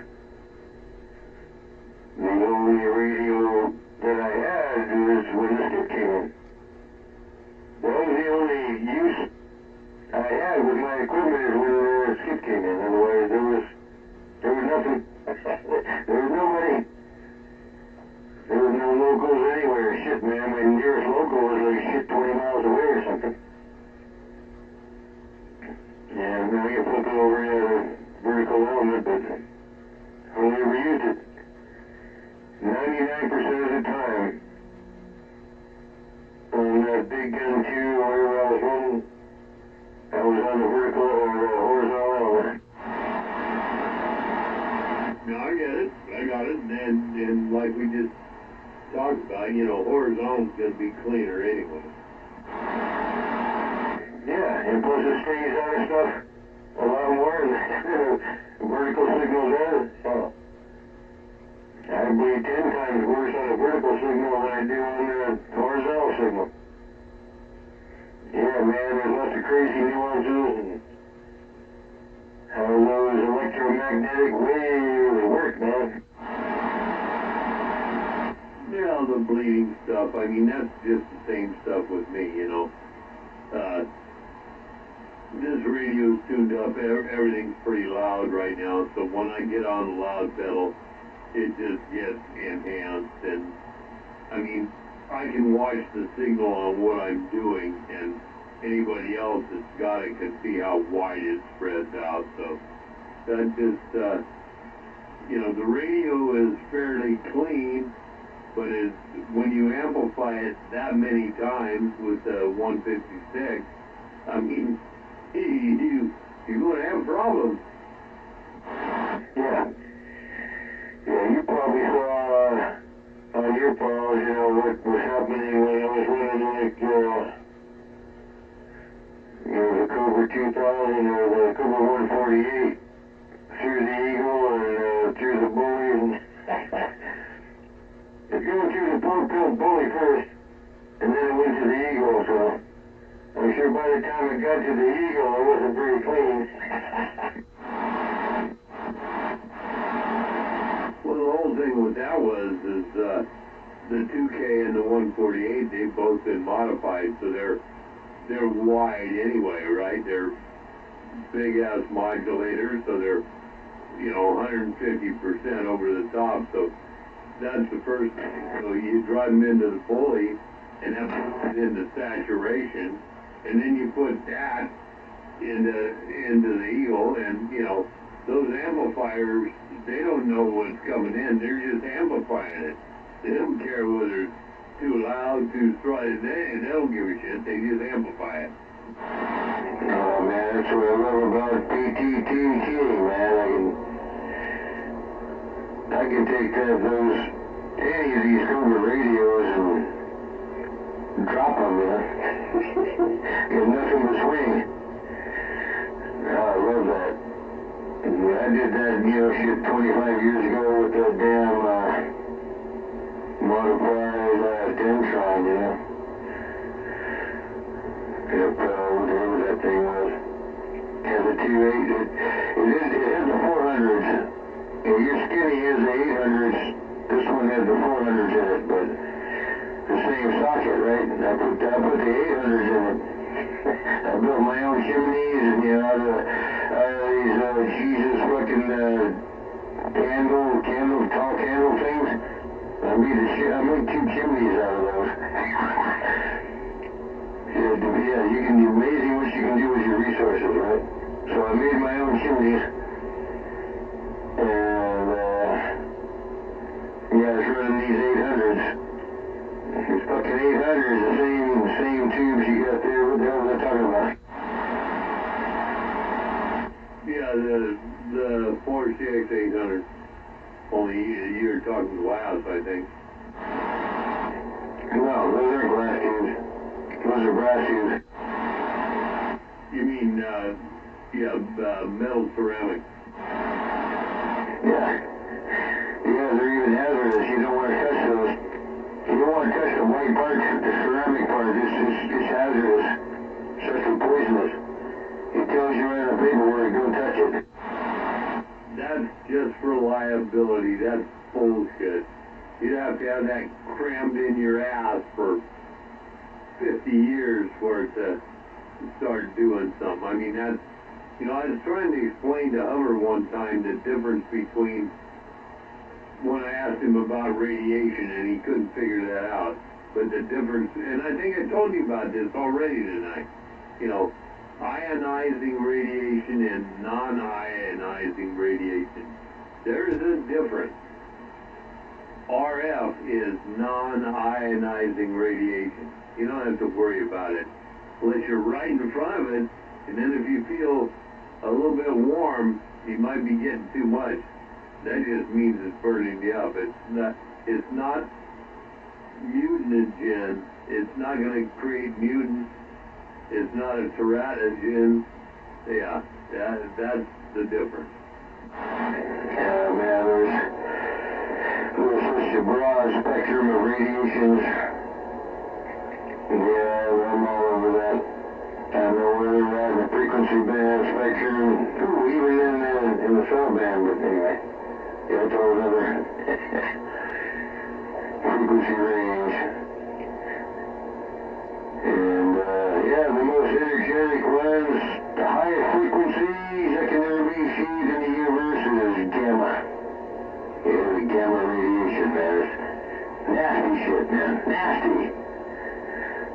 frequencies are so high, man, I think it's just whatever it hits, it tears everything apart. Fucking frequencies like that, man, it's like shattering fucking, like shatters everything in the universe with that frequency. Gamma radiation, yeah, it goes through about 3 feet of lead, no problem. Or it takes 3 feet of lead, depending on the severity of gamma radiation. And then, X-rays, ooh, yeah, X-rays, those are cool.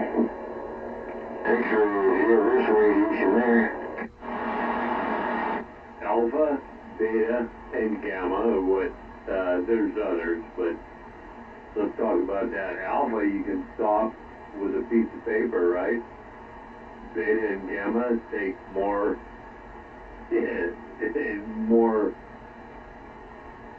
you gotta have more shielding. And that's why they throw the lead on you when they take, an x-ray of your mouth or something like that, or this or that. But, and like you said, gamma's, that's bad stuff. But that's not RF radio frequency radiation. Bullshit, where's the bullshit guy? Where's the bullshit guy? I was trying to explain that. And that's, it's going to move around some molecules. And why do the microwaves have the radiation thing on it? Because you shouldn't stick your head in there and turn the damn thing on because people are that stupid, right? That's why they have that. That's the disclaimer shit. Well, I mean, it's all frequencies. Gammas are on their frequencies, alphas are on theirs, and betas are on theirs, and X-rays are on theirs, and infrared and ultraviolet's on theirs, and on down the frequency spectrum. It's all electromagnetic waves. It's all frequency. I have to correct you a little bit and back it up, back up the train. It's all frequencies, all of it. It's how fast these strings are vibrating, right? So now we gotta get a string theory. String theory, yeah. That's what all these particles are, is a bunch of strings vibrating at a certain frequency. Broad spectrum all the way. All the way from infrasound all the way to gamma radiation. I don't think there's any frequencies go past gamma. It's not proven. If they're trying it, they won't tell you. If you can get any frequencies higher than gamma, then you have more power to them, I guess. Well, I know you know that. I mean, for anybody out there that's listening, I think it's something like the frequency range is greater than 3 times 10, greater than the 19th hertz. So, yeah, that's extremely short wavelength. So there you go. That's for gamma. So I don't know what beta is or anything like that. I could look that up. Yeah. What is the frequency? What is it? Yeah, all this and that. But it's kind of like what you said. But that being said, you, me, and the normal people are not dealing with that shit, so it doesn't matter.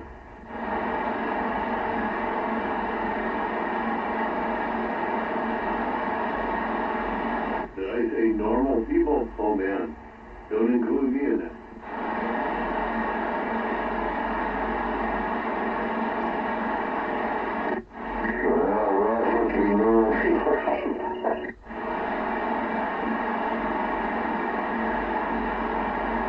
Then the other thing is that's electromagnetic radiation, right?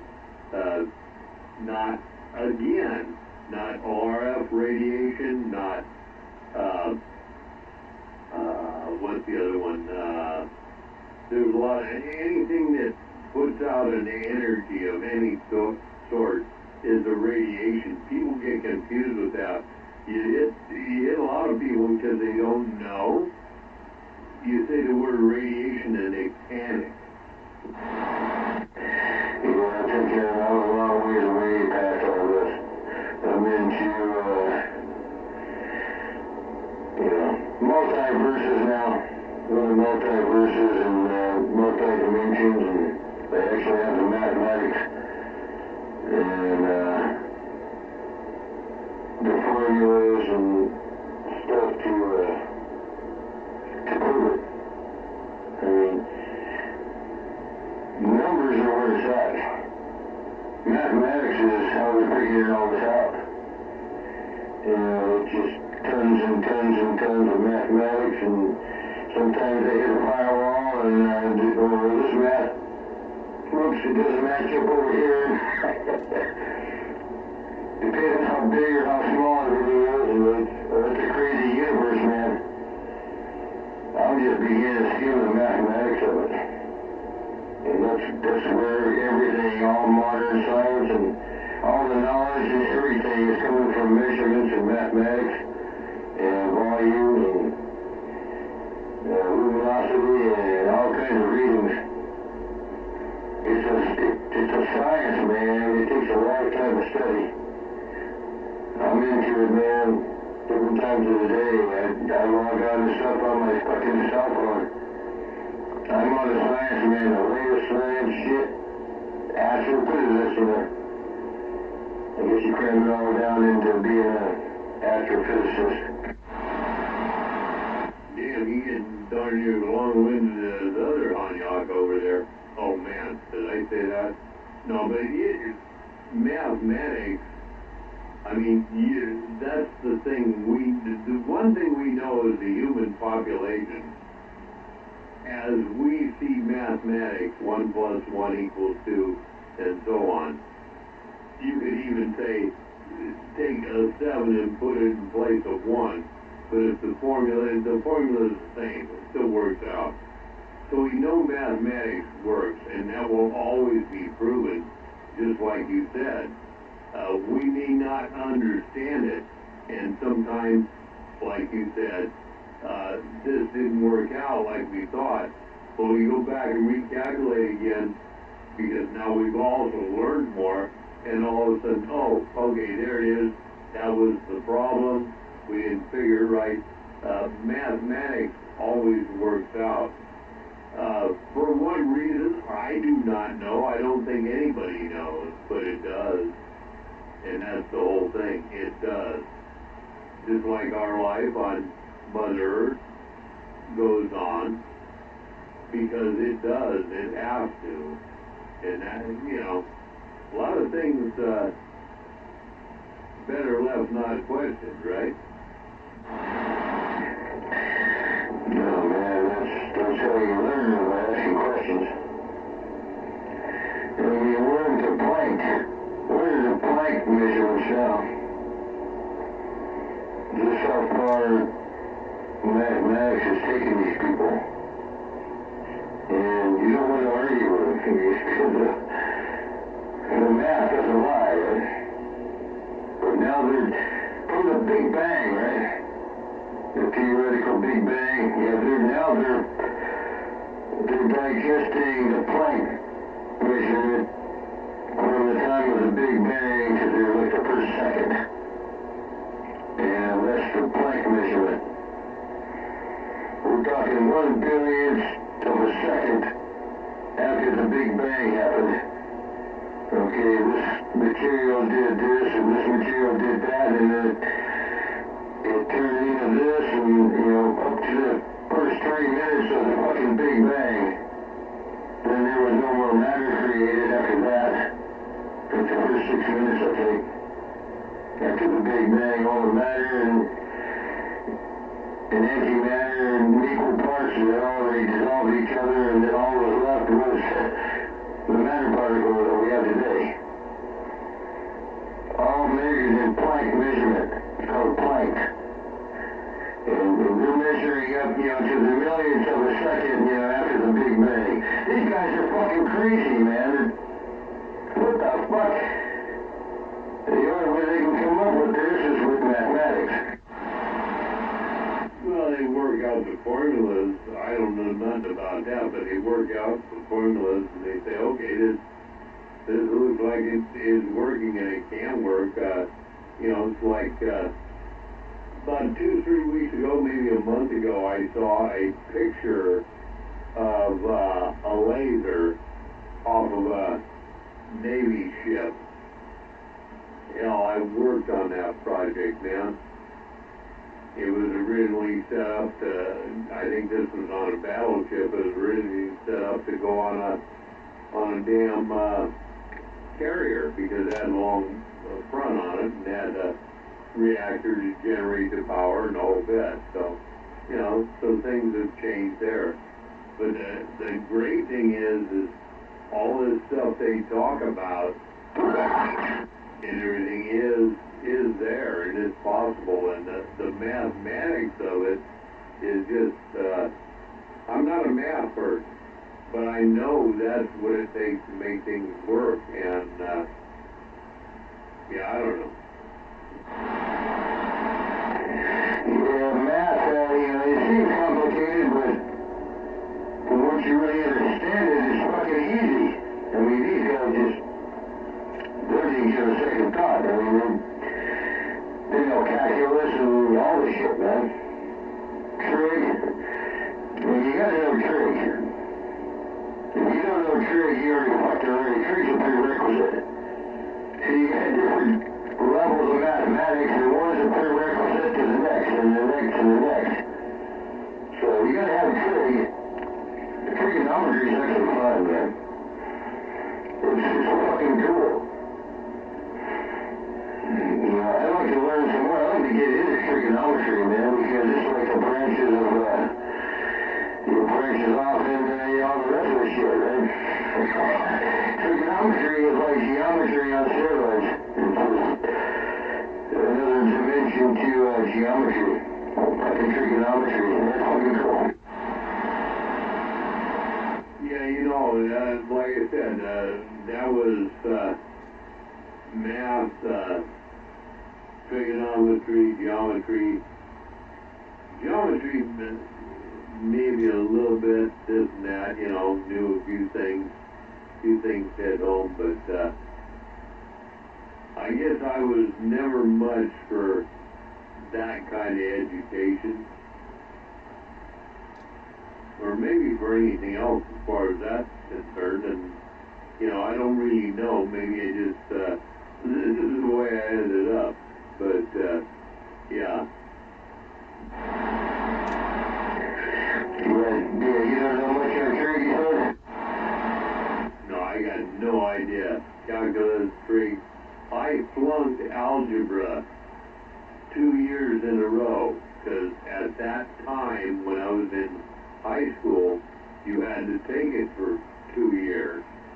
It was part of the state's prerequisite. So I took it, flunked it, but there was also something prior to that I probably could have passed it, but I just, at the time I hit high school, freshman and sophomore, I was done with math, arithmetic, whatever you want to call it.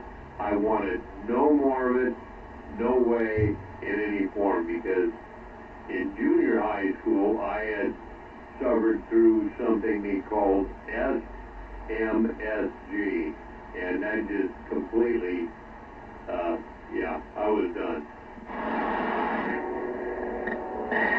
The best explanation of simplistic trigonometry was you can stand in one spot, and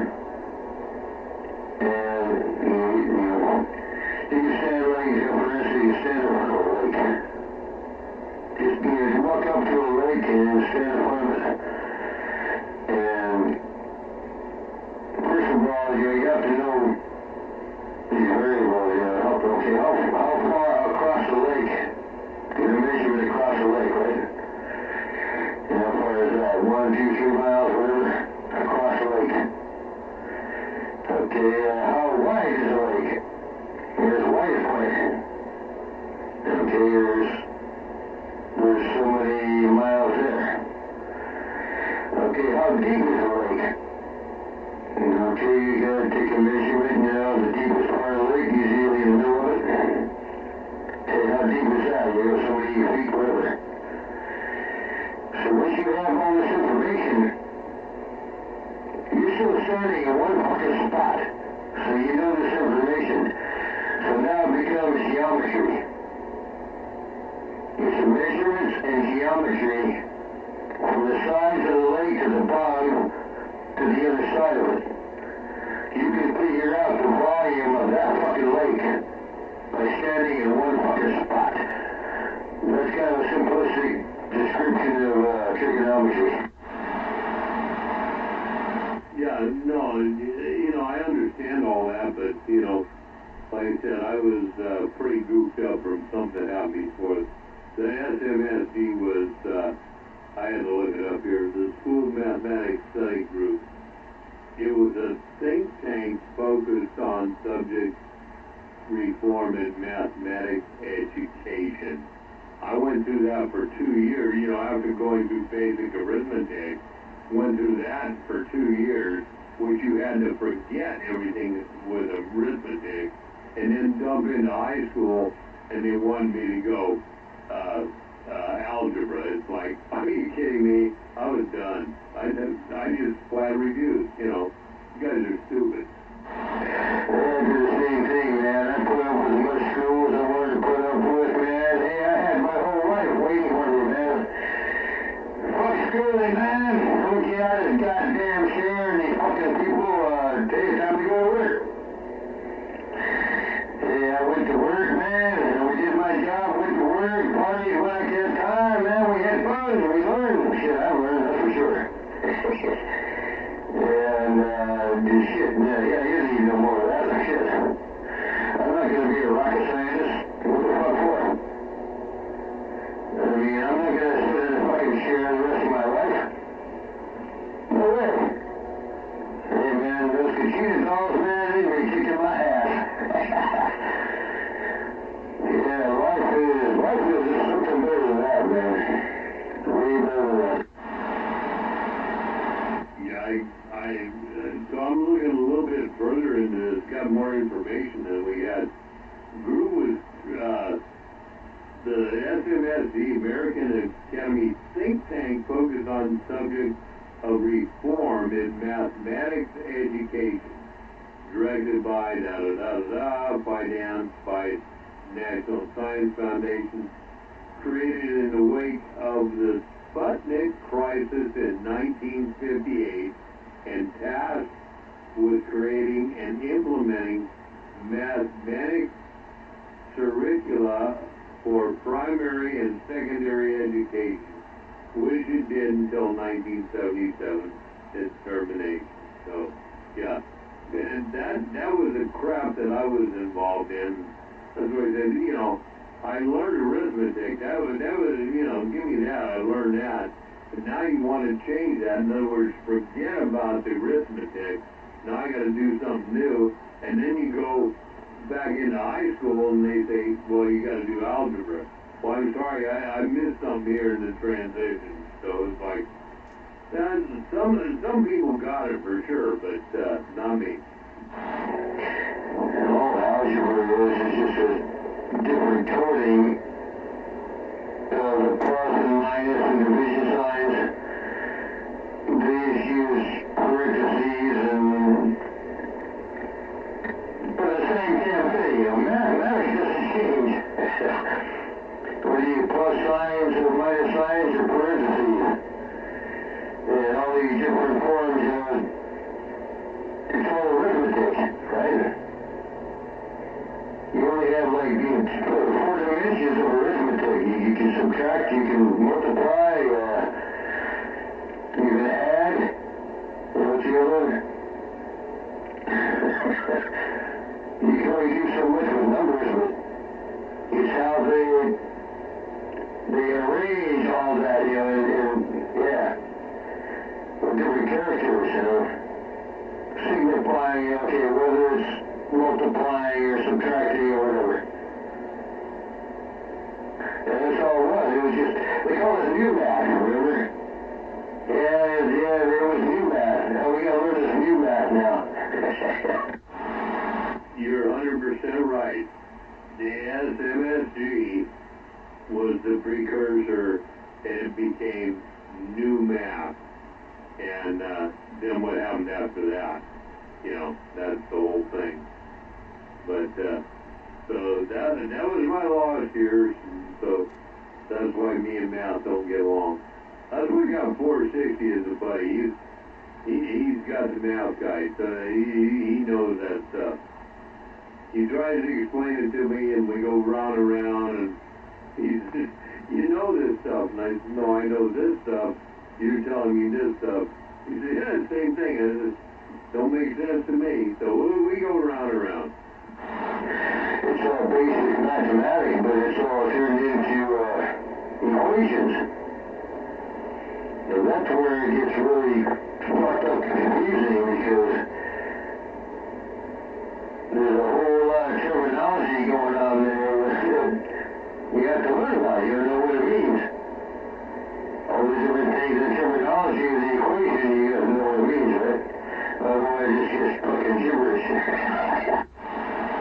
No, you said it right there. That is exactly right. The terminology in our language, so many different words mean the same thing just as well as so many different words mean different things depending on the context they're in.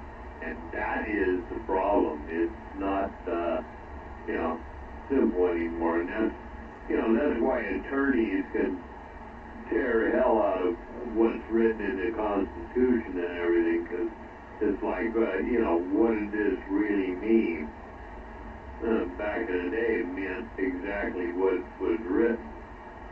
They weren't just thinking to tear it apart, so, that's the other thing. Anyway, my glass is empty again, so I will be back. Cougar, you hold it down, and Honky will be back around town. Alright. We just kick back and judge us and reflect and see if we're going to talk about string theory next.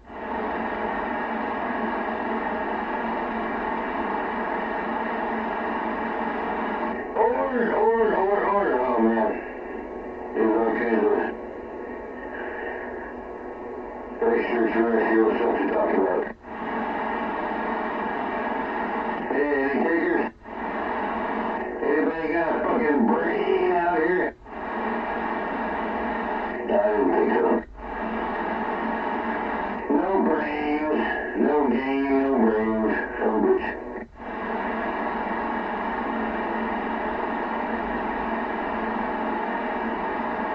Hey, the magnetic field is finally back around where it's supposed to be.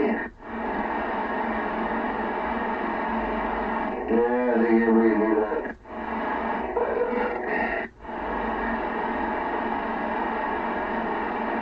Anybody know Beetlejuice is gonna blow up?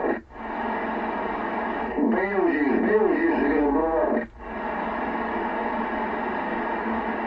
Yeah, I already did.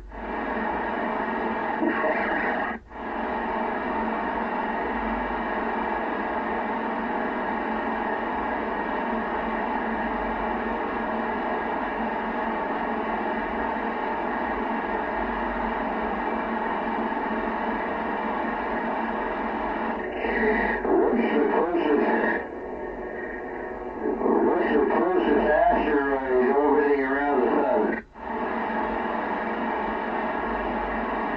Anybody know? Don't look it up. Don't look it up. Time's up. Yeah, I'm not going to tell you. Who cares about fucking asteroids orbiting the sun, right?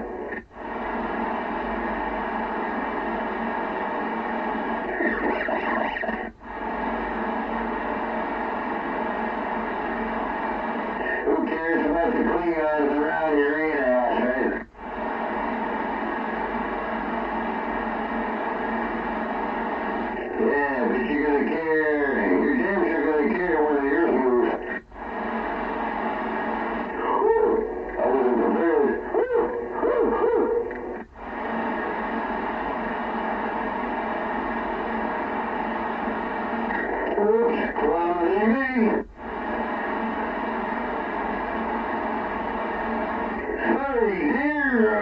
shit, we forgot to repair.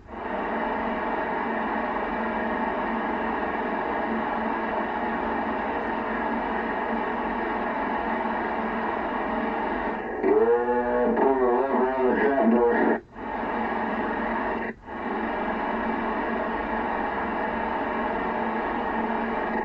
Not surprised you got away with that shit.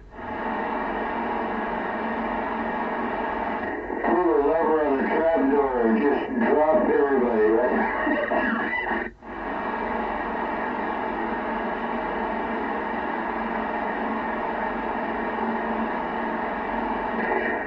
Hey, that's what AI is gonna do, man. There's your AI.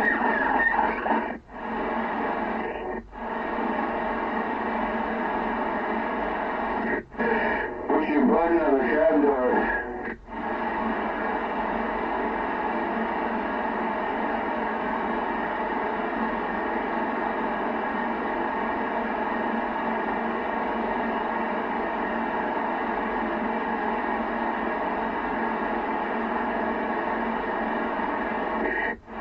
Ah, poor people.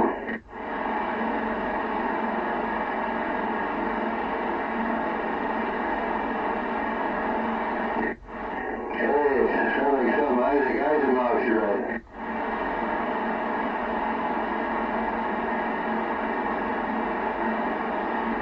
Like the trouble with Tycho. Ooh.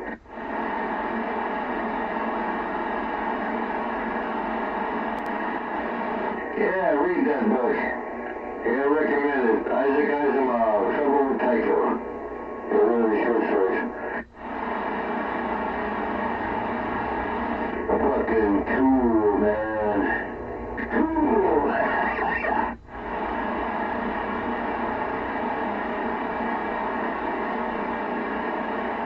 Yeah, little Susie. Susie was cool. Yeah, I like Susie.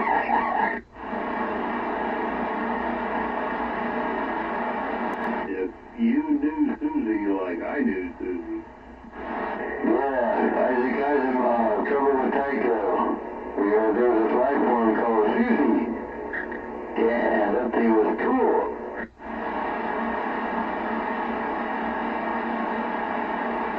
It was a life form, but it was like sparks. It would land on you and it would just completely get hurt, right? You couldn't feel it at all, but it was like you were alive. She was alive, man. She only existed like sparks. So then another dimension or whatever. It would just sit on a shoulder and spark and hang around, you know, it was just like a pet, you know. It was like a pet. Susie was like a pet, but it was like just sparks, you know, it was light sparks, that's all she was. yeah, I got no idea, man. Yeah, you gotta read the book, man. Isaac Asimov, The Trouble with Tycho. Yeah, it got pretty ugly too, man. There was these other life forms trying to get your force fields and all that. Ooh, yeah, it got good. It's a good book, man. It's a good damn book. Yeah, I recommend reading if you're into science fiction. Well, I'm big into science fiction. I love science fiction and science fact.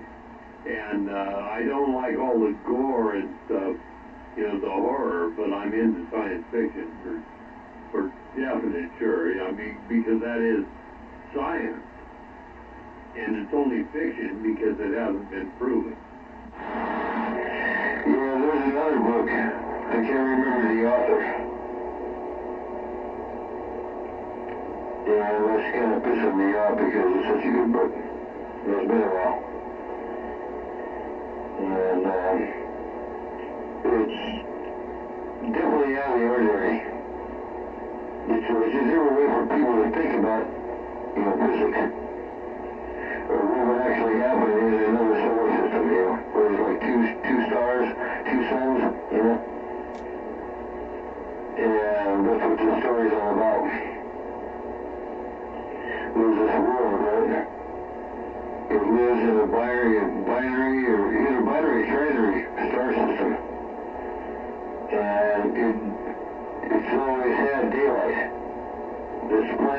never had daylight. But once every 1,000 years, there's something that gets in the way, and it creates night for 24 hours. And that's why the whole book is called Nightfall. And what actually happens with these people, they know it's coming, right? They know it happened 1,000 years ago, and everybody like died. Everybody died, 1,000 years ago. So it's like in the books, when it happened. And now they know it's going to happen again. It's coming. The date's coming. When this celestial object is going to get in the way of these two stars, it's going to be night, Night only happens once every 1,000 years on this planet. And these people, they're not even accustomed to it. But, they freak out. When nightfall actually comes, they all freak out and kill each other, and they don't know how to handle it. Man, it's a crazy story. And it's a totally different, star system that people wouldn't even know how to deal with fucking 24 hours of darkness. Because, it doesn't, it only happens once every 1,000 years, right? Well, there's, you can go up north from where you're going, and it's not complete darkness, but it's pretty gloomy, right?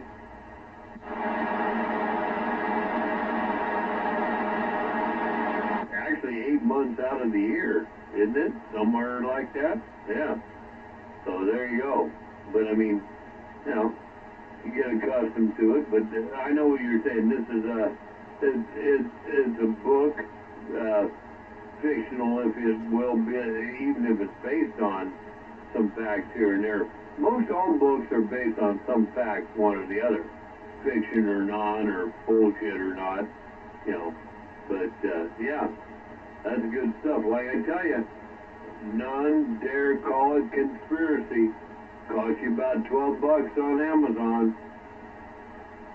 Buy that and read it. It'll scare hell out of you. And that's just one area that Gary Allen's talking about. So, I tell you what, buy that, read it. You'd be surprised. Yeah, she's saying about,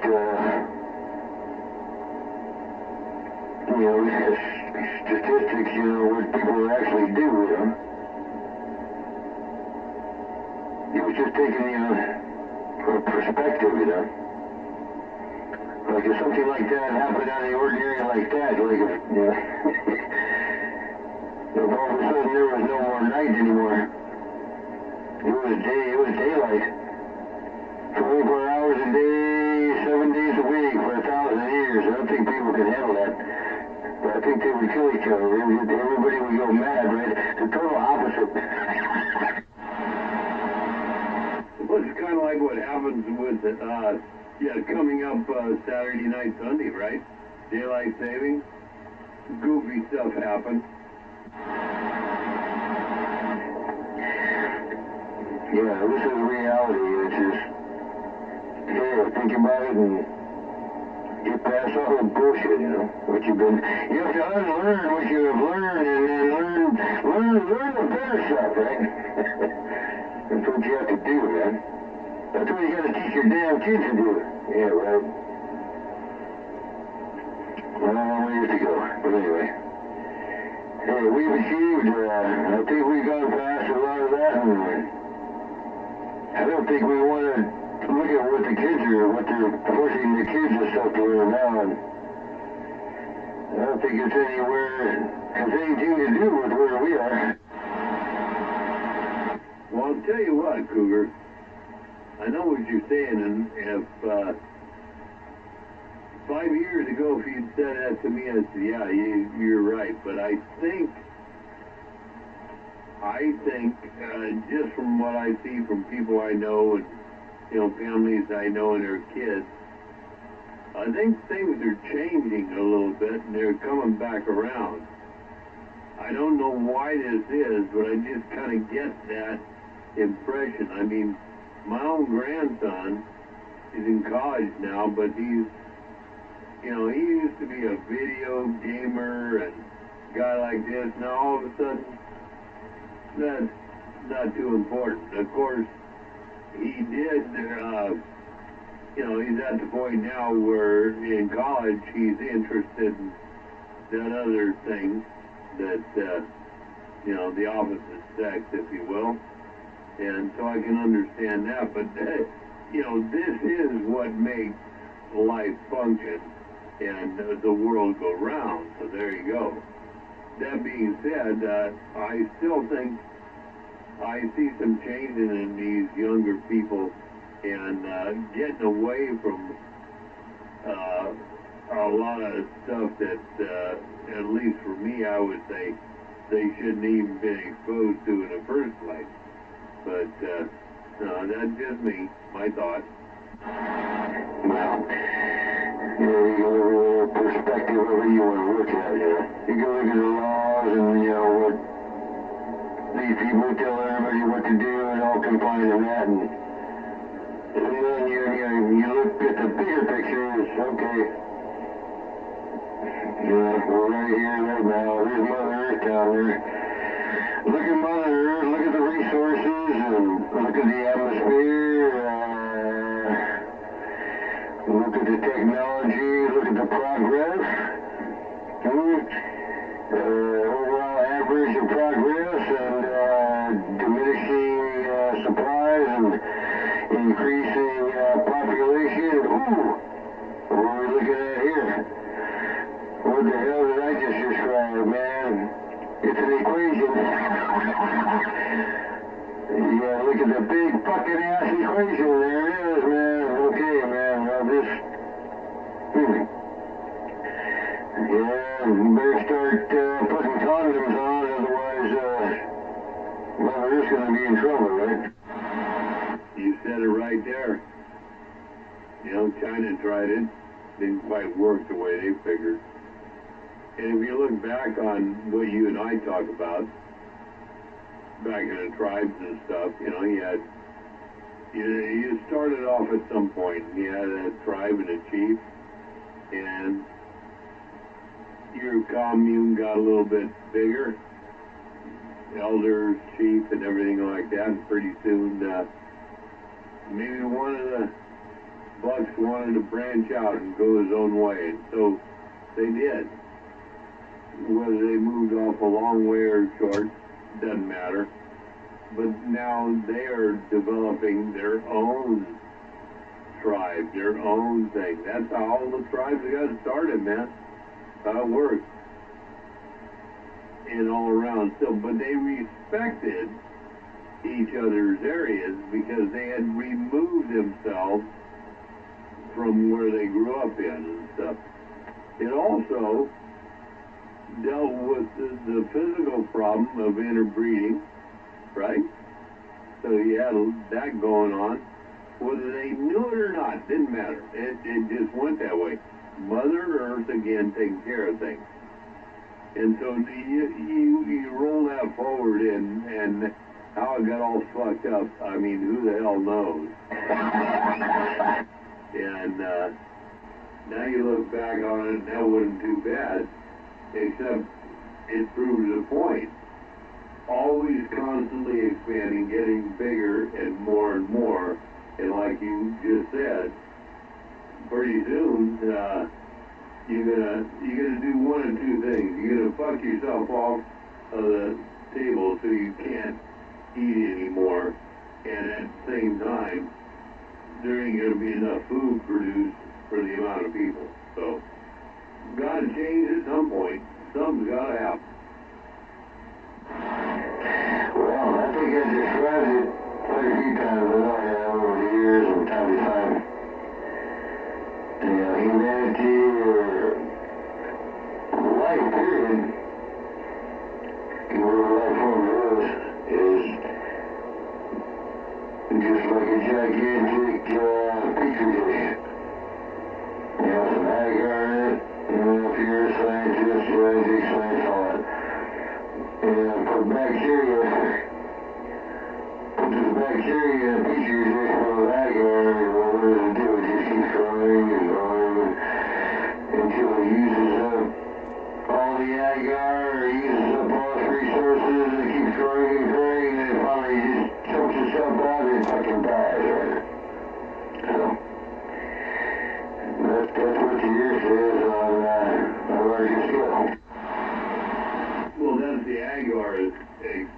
for sure.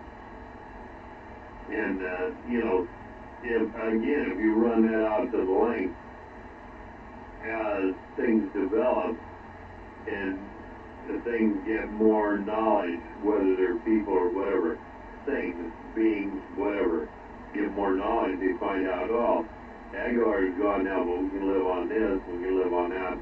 And that's, you know, that's the way, I guess that's the way you and I think about it now, it runs. And that's how things go.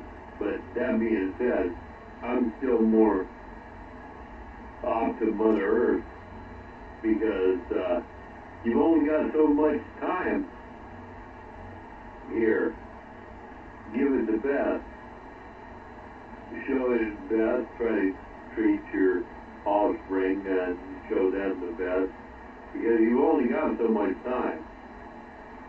And then it's the younger people's time to go on.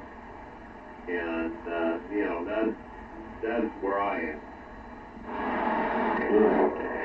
Well, you know, didn't we know that, you know, 500, 600 years ago, 10,000 years ago? I think we all had it. We're all good. Humanity, that's when there were real humans. That's when there were real human beings, you know, real human beings that existed there. Yeah, real human beings, that's what the natives, us natives were. They're real human beings, and here comes Columbus, and then they didn't understand that. They had no perception of reality, except what they were being brainwashed with, and they brought it over here and changed their way of thinking and blame it and fucked it all up. But we still, hey, we took care of Mother Earth. We didn't own Mother Earth. We didn't own Mother Earth. You don't buy or sell Mother Earth. We did not buy or sell Mother Earth. That perception of reality did not exist with our people at that time or anywhere before. Nobody owned Mother Earth, and all of a sudden, some God owns it. Some ship comes over here and says, oh, God owns it. God owns everything. Fuck. This is God created, God owns all this. Well, what? What the fuck are you talking about? Well, yeah, I'm going to have to run this by you one more time. Leif Erikson, depending on what you were taught, was here long before Christopher Columbus. In fact, he was here on the eastern shores like 100 years. It was 100 years, maybe it's more than that, yeah, like 106 years. No, it was even more than that. I'm not, but anyway, he was here first. So when Christopher Columbus did the thing with the Queen or whatever, he never did he set foot on North America. No way, no how. Had nothing there. He set foot on some South American islands, if you will, and that's not even correct. I don't recollect exactly how, but he had nothing. He never claimed North America for the Queen or anything else. So anything you've been taught, that's all bullshit. If anything, if anybody ever got here first, it was Leif Erikson from the north side, way before that, and maybe even some people before that were even more ruthless than those Vikings and stuff from Erikson, maybe even more so. Yeah, I haven't followed it, you know, since I gotten older, I don't follow that crap, don't care. But I know for one thing that, you know, what I was taught about Christopher Columbus discovering America. He might have discovered what they call the Americas, and it might have been South America, but he never set foot on or discovered North America. So that's all bullshit. Don't give him no credit for that. You want to run somebody down, run somebody else down, but don't run him down in credit. How does that work? I'm not sure how that works, but anyway, yeah. Chris Columbus never discovered the United States in 1492. Didn't happen, no way. All right, well, here comes the next question. What's your basis for that observation there? I mean, somebody has this information and you claim that's incorrect. So, okay, well, we have another foundation for another basis of historical fact. Whether it's written down or not, yeah. If it's written down, probably anything will let you have it, they'll let you know that it was written down. Shit, man, they don't want you to know history. But when it did, I mean, we kept it somehow, and it always been kept. And that's all I care about. What we were.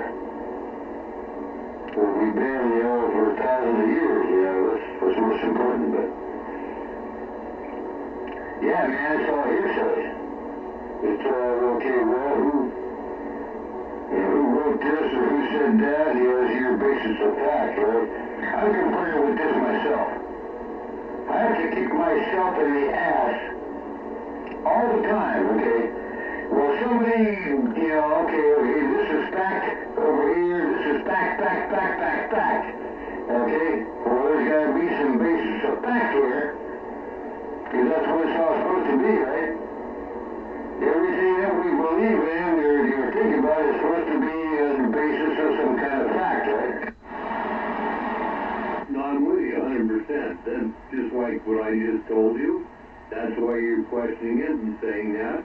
And I agree with you. We've been taught certain things, and then somebody else comes along and disputes it, just like they dispute what I just said. The only thing is this was done at a time when, what was it, the Spanish, I guess, was, what's his name, Costello, no, whatever his name was. See, that's how screwed up I am. But, the Spanish wanted these conquerings, the English wanted this, that, and the other thing, It was all fighting. Who was going to discover America first? Who was going to claim it? The whole thing, pound the stake in the ground. And, the whole thing is Columbus never did it. And, although they claim it. And then there was, Amerigo Vespucci, right? The Americas, Amerigo Vespucci. They wanted him to do it, and now, so many years later, as they go back and really look at things, they're finding out, it had nothing to do with that. It was, somebody else a long time before that, Leif Erikson, that actually, from the Norse. Where the hell is he from? Sweden or somewhere, Denmark, somewhere over there. Might not have even been Sweden or Denmark at that time, but, somewhere over the north, and he was the first one brought slaves and stuff onto, the continent of, North America, somewhere up around, they say, Hudson Bay. So, that's the other side. Now, maybe I'll change and get some more information, just like you're talking about. Who the hell knows? So the stuff you and I were taught is always up for change. And may not never be a fact. Yeah, so it's like the Bible, it's a book of stories. It's a book of storybook. how many times have been translating different languages, fucking goddamn hell. And people are so caught up in this goddamn thing. And maneuvering in which way they want to manipulate to round up the sheeple. That's all it is. That's how religion is, to round up the sheeple, and it's another mining resource, just like the government. Basically all the people are using the mining, a mining resource. The government is mining us to get, if they didn't have us, they wouldn't have anything, right? We're the miners. But yeah, going back to the other thing there, oh man. I'll tell you what, Cooper. I wish what you just said there was true. I wish it was the government. I wish it was. But I do not believe it is.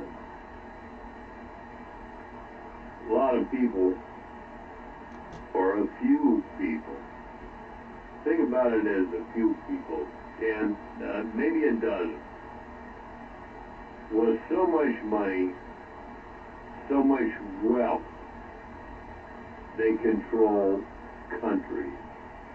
They control congressmen, premiers, kings, buy and sell them at a crap game anytime. And they're all in the game as a chess game. Anyway, don't let me rave on. None dare call it conspiracy. Buy the book, $12. Still love it. Anyway, that being said, this whole thing with the world and everything, I believe that Mother Earth will take care of it. I think it's already in the process. All the scientists say things change over the years and have changed. Global warming and this and that, and the ice age. The ice age did this. Now they're talking about global warming. That's going to do the other side. So flip-flops, reverses, fine, bring it on. I want to be here. But unfortunately, a very quick time of 1,000,000 years is a short time to us.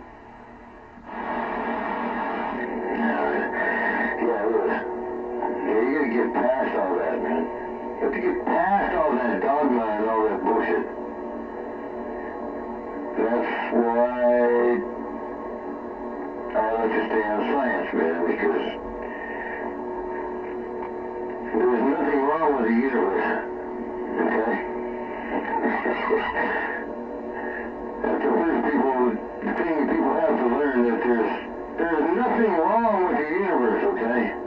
First of all, first and foremost, there's nothing wrong with the universe. Everything is the way it's supposed to be, right?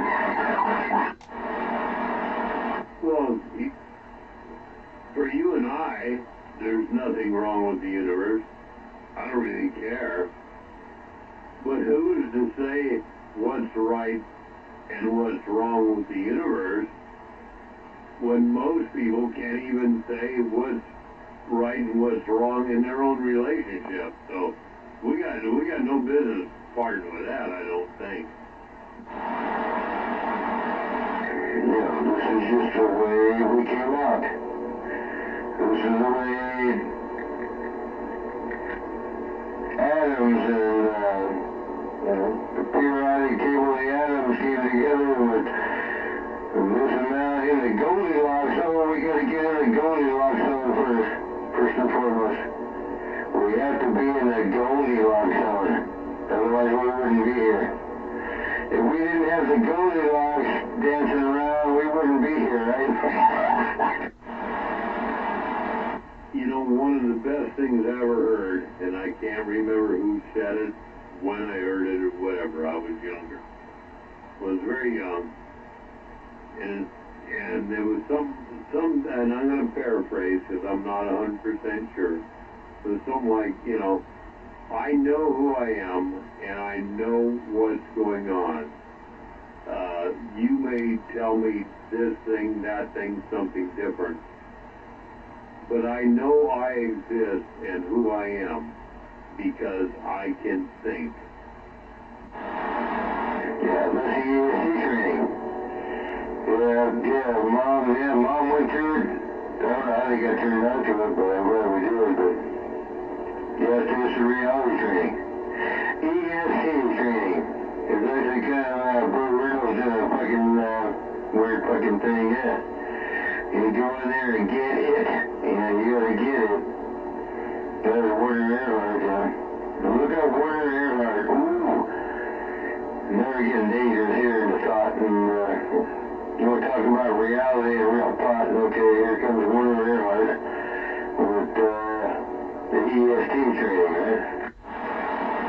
Yeah, I think we talked about this a year or so ago, Warner and all that stuff, yeah. Yeah. And it's simple. All that was a reality training. It was just teaching people, hey, this is the way it is. Now what you've been brainwashed with for generation after generation, that's just routine bullshit, you know. This is the way it is right here. It's right in front of you. It's so fucking simple, it's right in fucking front of people and they can't even see it. They can't see reality because they've been trained not to see it. And so therefore they won't see it. I don't know if they've been trained not to see it, but they definitely have not been educated in what to look for in life and how to make, this is, I think you referenced something back a few statements ago or something like that, but there's where I wanted to go. The Bible itself. There are a lot of great teachings and stuff, but it was wrote, whatever you want to call it, at a time in that part of the world when nobody had nothing. Everybody was looking for something to glom onto, to give them hope. And these teachings, not just the Bible, it wasn't written for the teaching in every respect, but it came out of that. And people glommed onto this, and it gave them hope. It gave them something to look forward to. And so we know the progress of what happened there. And amazingly, or unamazingly, in the 1900s, that same thing happened with another person. One was called Jesus Christ, or God. God was Christ's son, right? The other one that happened in 1900s, right?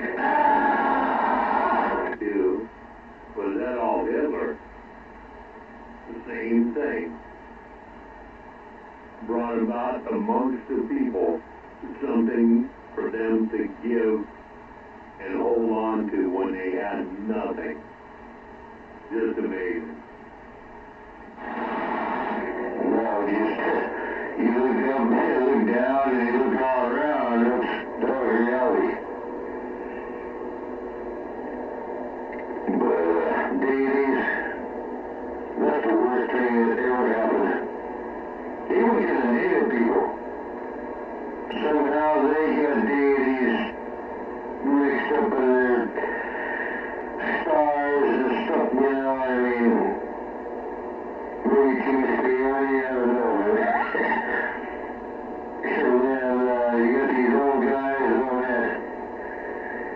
And then, it's supposed to be stories and stuff, Tell the stories, okay, the spider stories, and those are the stories to tell, and the native tradition. And every one of them will worship.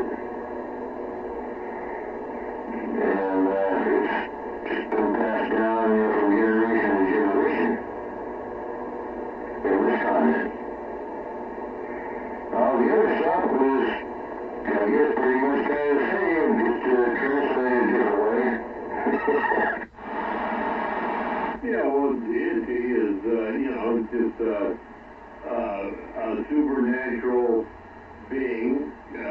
Some consider it God. Same type of thing, right?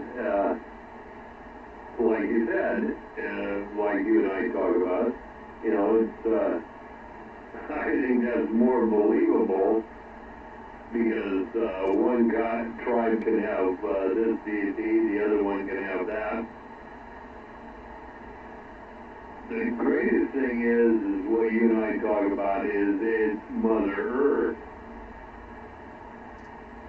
You can call it a deity or whatever you want. God. It's not this one, that one. It's what gives us our life. We get our meat from there, our corn from there, whatever, our water. This is what it's all about. So whatever religion or thought you believe, get back to Mother Earth and realize what's going on. What you have to do is start back from the beginning. In the very, very beginning, you go to the progression of time and realize, how long it takes to actually make molecules. It took supernova. It took supernova after supernova after supernova to create the heavy elements that we have in our solar system. And then, it took billions of years for this to happen. And, oh, hey, all of a sudden the light pops up. It came up from over hundreds of thousands of solar systems floating around the universe. Or a galaxy, man. And, microbes. Hey, we might be aliens. It's a really good subject. Hey, we might be aliens because we're some DNA that floated across space for millions of years and then we landed on Earth just at the right time, right? Well, as we look, I guess we could be alien to anything or anybody or whatever that looks at us, just like we look back the same, right? Who knows? Until we find out and it's proven, you can throw anything out there and it can make sense or it can be nonsense. But until it's proven, it doesn't matter. It's all bullshit. It's all theories, man. It's all theories, You are the ones that are bullshit, okay? What you have to do is use logic. That's all you gotta do is use logic and then, that pulls the lever on bullshit, man. Logic rules, man. Physics rules, mathematics rules, logic fucking rules. You can't argue with any of it. You can't argue with logic. You can't argue with mathematics. You can't argue with numbers. Fuck. The reality is, man, is all you gotta do is see it. And it doesn't have anything to do with deities or gods or spooks or ghosts or whatever, man. It has nothing to do with that. It's just what it is. This is what the universe is made of, and that's what astrophysicists, that's what we like doing, man. We like to figure out, how it's all built, how the whole universe is made, that's what we're all about. Can we get past all this, nonsense, right? Well, yes. I mean, if you're an asshole physicist, you might know, but I have not a clue, and I think that's one of the biggest things, like you alluded to, physics, mathematics. As far as we know, human population, this is what we see, surmise, think might be happening. And that being said, there's always, because we don't know for sure, there's always many other possibilities. So it's all opinion, it's all guesswork, and I think that's probably the way it should be. We shouldn't have too much to talk about, you know, on a Saturday morning after check-in, stuff like that, that we can't even imagine to fathom or to question or to talk about when we had some sleep. So, yeah, I don't know, this is, it's a very deep subject, and I am got an older mind, not so shallow, but just older. No, once again, it's all about physics, it's about chemistry. First of all, we start with chemistry. You start with a very basic fucking thing right there on board. It's got a bunch of squares on it. It's the periodic table of the elements. That's it. That's the whole fucking universe right in front of your fucking face. With all the basic constituents of the universe. The periodic table of the elements, man. And there's a couple of rows that they're man-made. They fucking fuse, but they live with like micro nanoseconds, right? So this is what the universe is made of. This is what we're made of. And what you have to figure out is this is what matter does.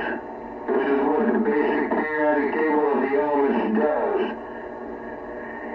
When you combine it with compounds after compounds after compounds, what you end up with the DNA strand and then it forms life.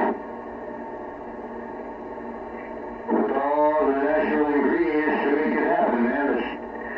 People don't understand how fragile that is. How many billions of years it took to get that goddamn formula just right. To make us come out just right, you know? People can't fathom that in their fucking stupid, dumb fucking minds, man. How long it took for us to cook, you know, to get to where we are. No, I agree with you. It's amazing that we came up with the so-called periodic table, and how whoever it was able to come up with that, and we're still, like you just mentioned, for a split second developed a new element here and there. That's been going on for quite a while. At the same time, our periodic table is something that we as humans on this planet, this is what we give a designation to these elements, to these things. They could just as well be designated at a different way, a different time, or anything else. I mean, it's like, why do we have, and I'm going to go back to this, why do we have our numeral system, 1, 2, 3, 4, 5? 1 means 1, 2 means 2, so 1 plus 2 is 1. Why not it be 1, 3, 4, 5 something, and 1 plus 3 equals 2? You know, that it's the way we were taught. It's the way things came up. The symbols just designated what happened and how we accepted them and learned them.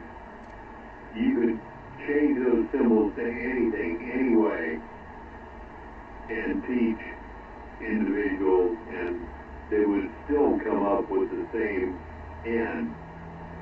You just have to have a translator because it's being in a different language. Yeah, we're pissing me off with fucking when they came up with integers. You got a negative fucking 5 or positive 5 is positive 18 and negative fucking 17. What the fuck? So how you playing basketball with the fucking zero. You got a zero and then there's positive numbers and negative numbers. Okay, that was fucking fun. You know, like I said, math wasn't my thing. I didn't like that either. You either made points or you didn't. Yeah, integers, man. Integers. Yeah, fuck. Okay. We're just creating different scales, man. That's all it is. Just creating a whole bunch of different scales and then making a different software.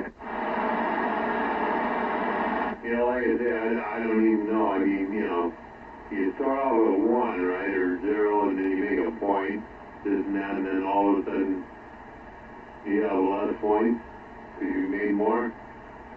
You know, that was never explained how that worked. No matter what the other team did, that I could never, you know, okay, I believe you, but what? How did it happen? Can you explain it to me? No. Maybe I wasn't that receptive or had enough intelligence, but like I said, that's why math is not my thing.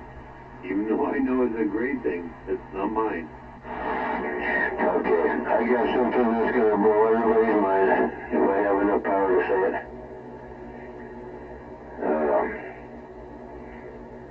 Ever since the so-called Big Bang, everything has progressed the way it was supposed to. For, 13 billion years, it's progressed and it's done what it's supposed to do, so. Where we are right now and the way we turned out, I guess that's the way it's supposed to be. It's the way the universe unfolded, but otherwise you can always make a change. You can always over a little bit and make a change. But yeah, the universe is just going to keep on going and until we get to the big, we're supposed to get to the big rip. Yeah, here we go. Here's something to wrap your fucking puny mind around. The big rip. The big rip. Nobody can take that one. That one's hard to get your mind around, so yeah, think about it. I'm not too much worried either way. All things are going good for me. A lot of people I know, things are going good. You know, if we live out our life, fine. Yeah, our young'uns and people will have to deal with stuff, just like our folks had to deal with stuff and their folks, and on and on. Bullshit. And things will change, and you and I won't like them for sure, Cougar, you know that. Hell, we don't like them now. But, it'll go on. And there'll be the workers, and there'll be the slackers, and they'll be bitching about the same shit 200 years from now, just like they were 200 years ago. And I gotta go in and refresh. I'll be back. Alright, get all freshened up.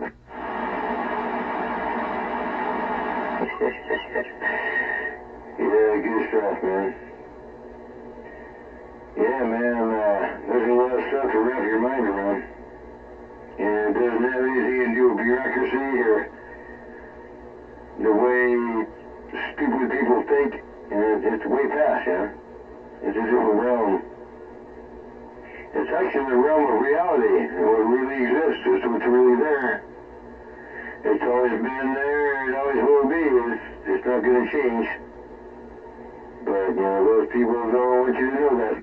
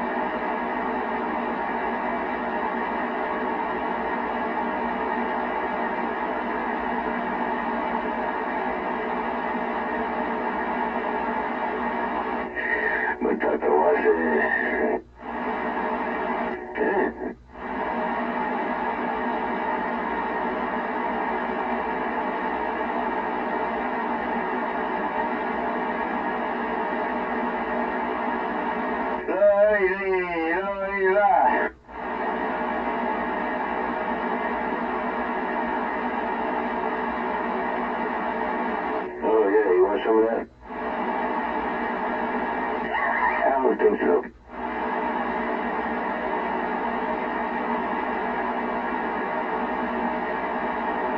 Yeah, about some tribal arrows.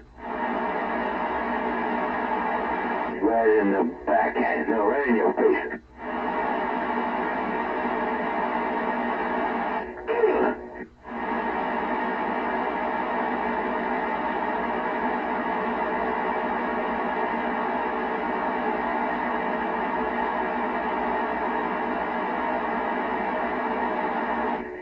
Yeah, the buffalo alive and well.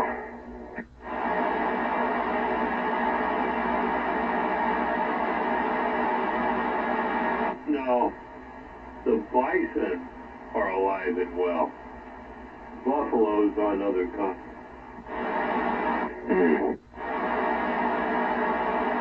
And reality is what you and I are talking about at this time or any present moment. That's our reality.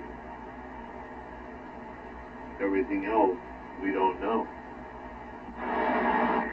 The buffalo are alive and well. We're still here. We're still here. They're still here.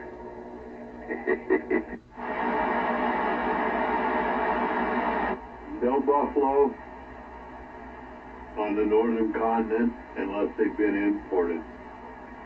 That's why they call them North American bison. Completely different species. The whole thing. Radio.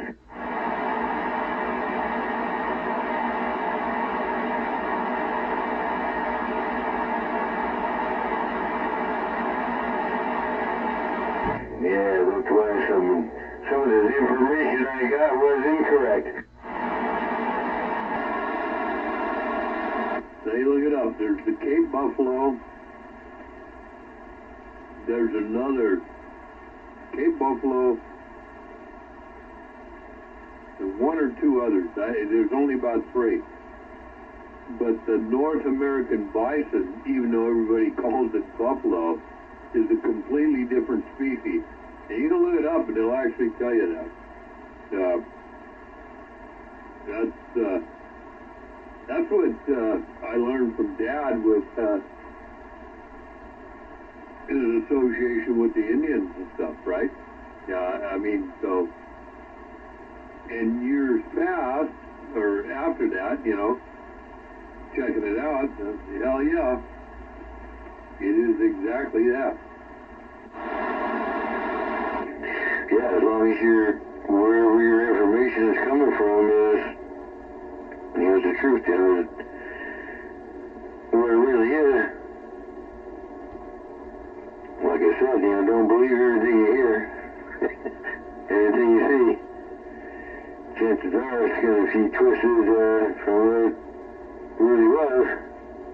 That happens a lot. So, yeah, I get all kinds of different information from a lot of different directions and a different bunch of different angles and even native tradition, native history. It changes, it evolves, you know. It's kind of like a living entity in itself, and it keeps changing, right? Oh yeah, for sure. You know, and I'm just telling you the way it came down to me and what I believe, and it kind of makes sense. It's just like the Life Erickson Cortez thing. Just kind of makes sense as years go by, but then again,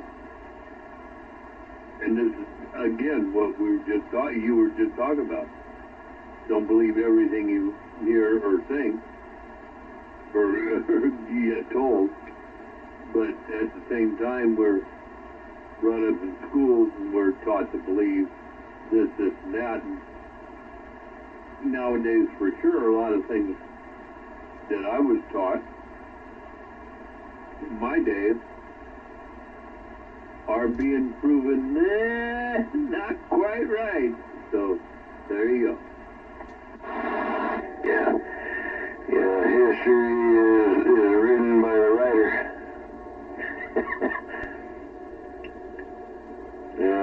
that's it too, man. The history is written by the writer, and then it gets passed on down to, if somebody else gets it, we can translate that. And there's very little factual evidence of anything that happened in history. I mean, come on. You look at it, all the discoveries in history, okay, well, what is it? Something that's written down or can be manipulated or changed. There's some history that's been fucked up and you know, changed around for somebody else's advantage or desecration or whatever, you know. This is where you have to achieve, you know, place an existence like this, and okay, well, you can't believe anything you see or hear unless there's actual, where are you going to do? Fact? Where's the fact? Can you prove it? Can you prove what happened there, who did that? You know, okay, well, they didn't have cameras, you know. Way back then, they didn't have cameras, it's all written down in hearsay. Whatever, you know. So history is, you know, shit, 500 years ago? What the fuck, man? What actually happened 500 and 600? If somebody wrote something down and, what the hell? Well, that's the whole argument, right? The Bible, somebody did write something down.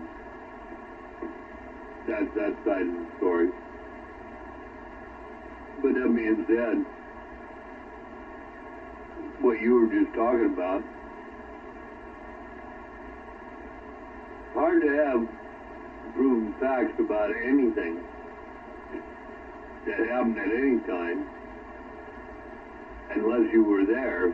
And then that being said, you being there at the time of an incident, whether it's good, bad, or whatever, just something happened, you would be the only one that would be knowledgeable to know that that happened.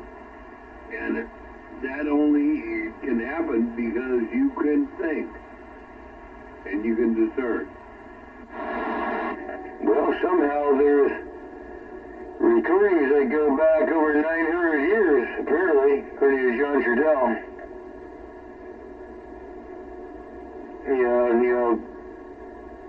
You know, when Columbus and them and, you know, whoever arrives in ships over here, the desecration of even the tribes of Europe. Most people don't even know there was actually tribes of Europe. There was native tribes of Europe that have been desecrated and fucked over, you know, for 400 years prior, before any of that even got to the coast of the New World. So yeah, 533 years here, and then prior on the other side, that had been going on for 400 years already. Natives, you know, being stripped of their fucking native beliefs and their reality. Just totally attacked and stripped of their fucking reality for 400 years prior. Yeah, nobody teaches that. They won't teach you that in fucking school. That's for goddamn sure. Yeah, well, yeah, definitely not, because, wow, yeah, for sure, but Trudeau was, you know, he was a different person for sure, and, you know, he was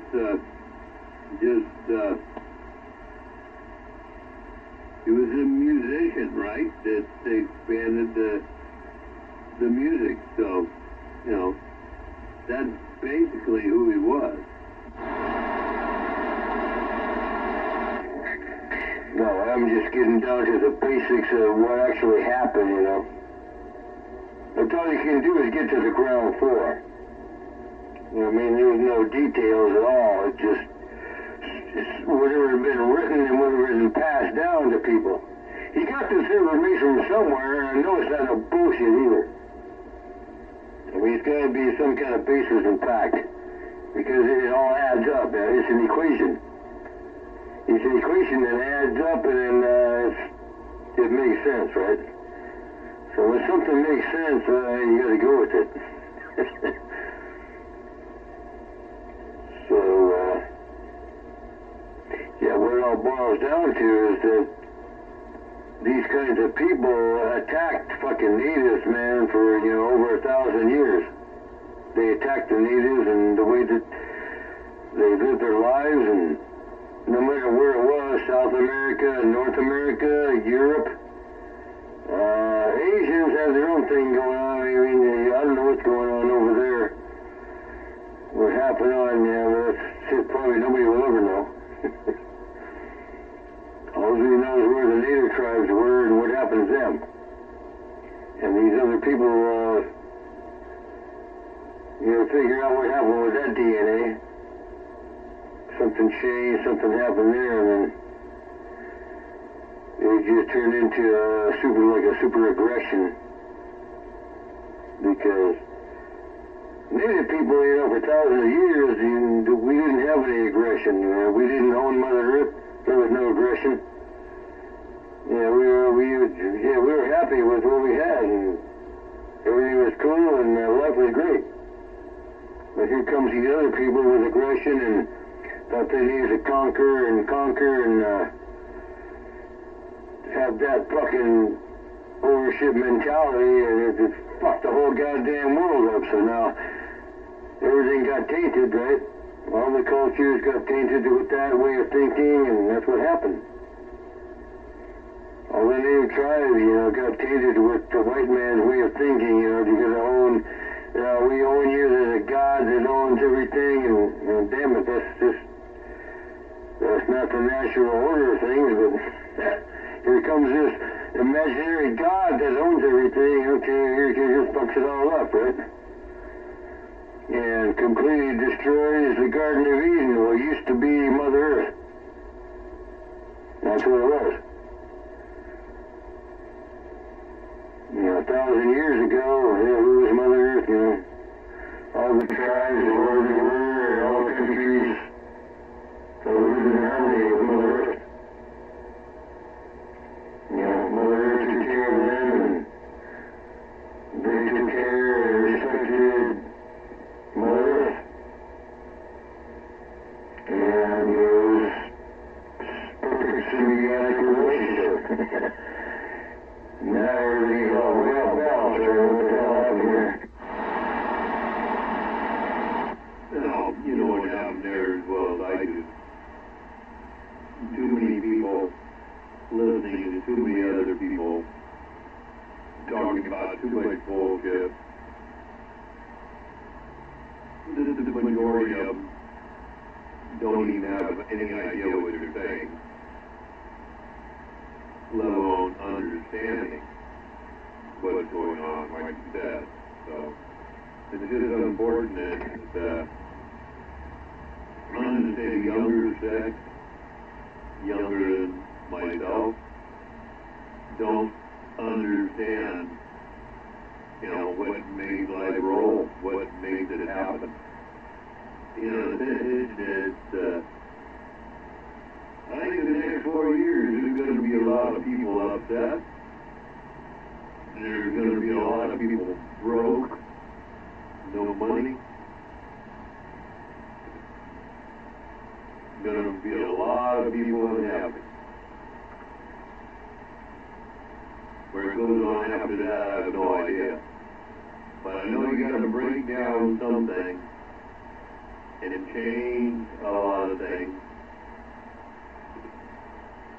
if you're ever going to try to strive in any direction. So we'll see what happens.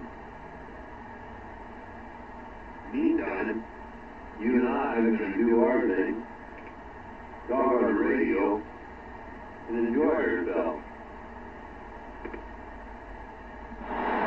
Yeah. Well, we're going to this horrible second term, This is a horrible word that's been embedded in every fucking life form, I think, for eternity, wherever it came from. Otherwise, it wouldn't exist. It would have mutated, it would have evolved,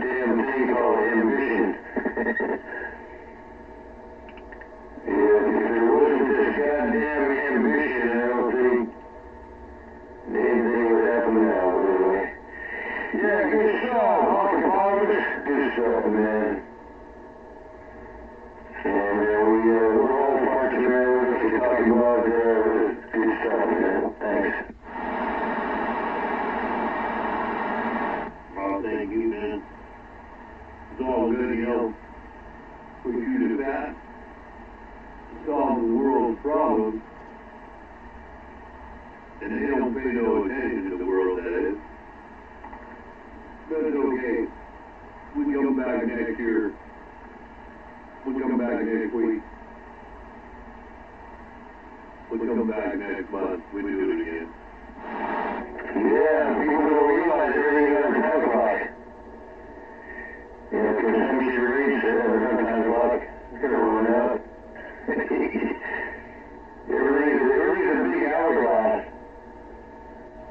No shit. You look all around, there's just a bunch of big hourglasses everywhere that the sand is, trickling through that hourglass. And when it runs out, hey, it runs out, right?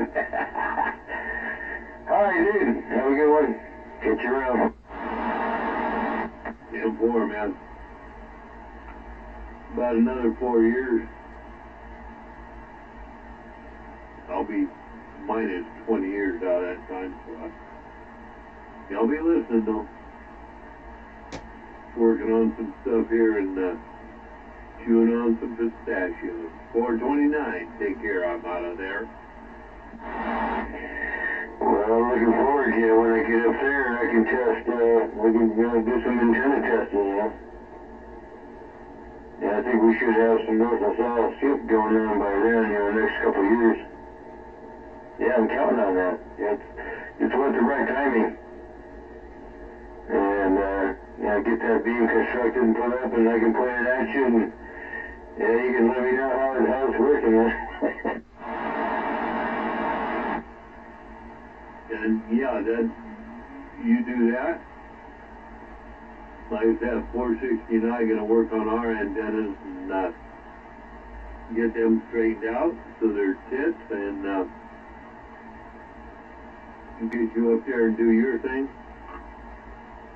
And if conditions aren't right, we'll just step on the loud pedal and make some conditions. Yeah, well, the system I'm going to build, some of it's kind of in the wraparound, but you kind of know the direction I'm going. And if all works out well, hey, I'll give the big boys a big run for their money, what the hell? Ain't no doubt about that, because I get a lot of good reports on this Eagle, what I've got set up, and it is by no way where, my SWR, my max has got to be a little bit better, and stuff like that. But it was by no way what I would consider nice or excellent, although it works well. But I've been told that I do a decent job, so it ain't too bad, and I appreciate that. So we'll see what happens down the road, man. Oh, hell, man, you always got to... I guarantee you 99% of the time, man, you got the upper hand. Yeah, the other 1% I ain't on the key. Yeah, I've been reading the mail too long, man. No, but and like I say, it's all, and you know that too. It's all a matter of messing with stuff and this and that. I've been working on this station since I moved here 10 years ago. Every year it gets a little bit better. So ain't no big thing. There's a guy I know that says everything in his own time, so I understand. Yeah, I waited this long, I put it out there from time to time, native history, native reality. just reality history in itself. So what's recorded and what we think it is. That's something to think about right there. Okay, that's what we think it is. It might not be the truth, but that's what we believe. That's what we've been programmed to believe it is. But yeah, I think the native stories and what's been passed down, they've done it. You know, they passed it down. In fact, a lot of it is hard to retrieve because they keep it within themselves. And a lot of music, if you notice, a lot of late modern music over the last 25 years has been bringing out some of that truth. If you really listen to it. Oh, no doubt about that. I mean, all you gotta do is listen to some of the bass notes and stuff. And if you're any type of a music person, you'll figure it out and put it together, I think. I mean, I'm not, and yet I can. So, you know, that's just my thought, you know. And I'm biased too, you know that. I'm biased on that stuff, man, for sure. So that's the way that goes. Okay. Yeah, the best way I can lay it down to you is John Trudell Radio, and you might have to weed some stuff out, you know. It'll play a bunch of slow flute, you know, stuff which I don't like. I don't like dragging my ass, trying to pull my dragging ass out of a ditch. I don't need a slow, you know, I don't like slow music. I don't like slow flute, you know, I don't like the flute music, really. Unless it's got a good moving, you know, percussion behind it or something. But, yeah, there's a lot of moving native music, so that's my recommendation, man, just for them Conchita dolls and your dad or, you know, whatever, if you want to be a part of something native, this is where to go. And it's reality. It's real feel and it's reality. No, I got that, man. I mean, you know, I remember when him and McKinney did the thing in Jacksonville. So, yeah, I'm not unfamiliar, but I'm not 100%, you know, knowledgeable.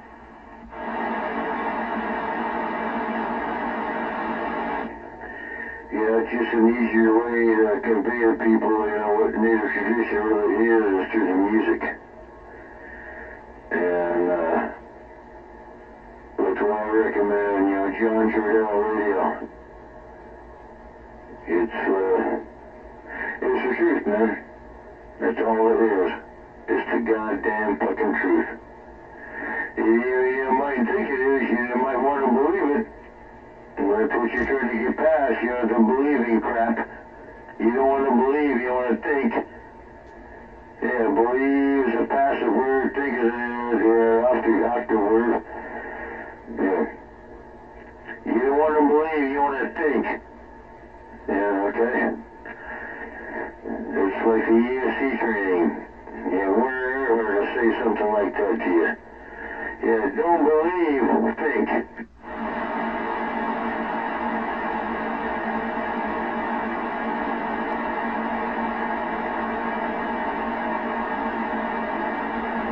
Okay, once you toss out the beliefs out, and then you look at this thing from the outside, okay, then you can think about it. Yeah, don't believe. Don't fucking believe anything. Fucking think. Well, that's the whole thing, like, you know, I mentioned before. I know I exist because I can think. Yeah, I might start hard punching on that. I might punch that in somebody's fucking head, you know, don't believe. Think. Think for yourself. Don't just believe in something that everybody else wants you to believe in. You gotta think for yourself.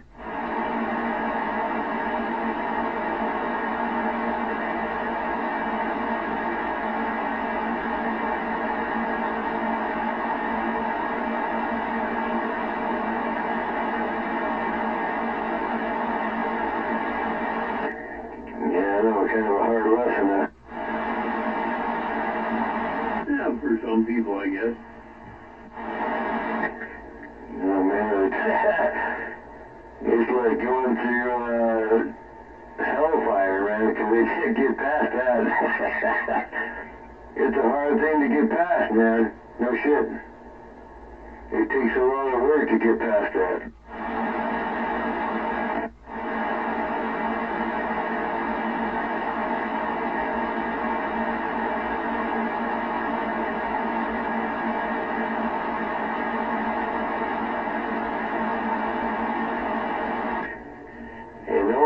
And only when you get past it, you become a real human being. Once you get past all that bullshit.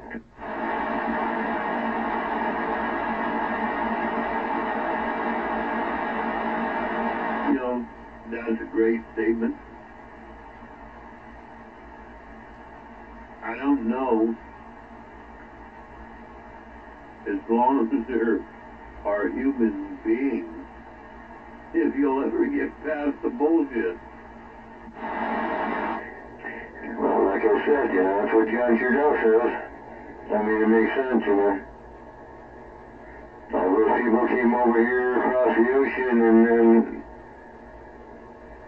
well, we told them, yeah, we're the human beings. We're the human beings, I'm sure it's translated differently, but, yeah, we're the people. We're the people, you know. We take care of Mother Earth. Mother Earth takes care of us. We're the real human beings here. Okay, well, who are you?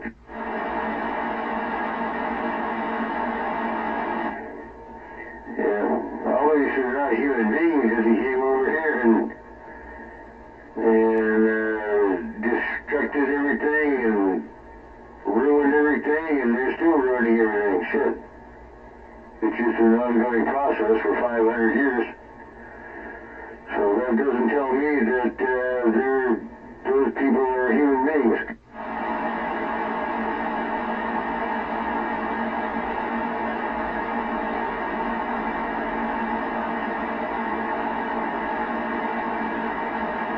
Oh man, the Tina and all are twisting over there now.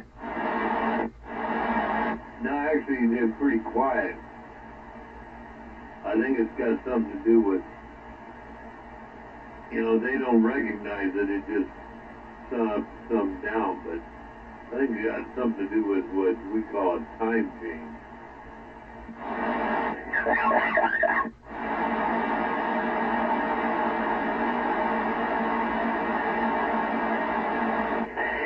Yeah, I just know they mean something, that's all. Better believe it. Both know that.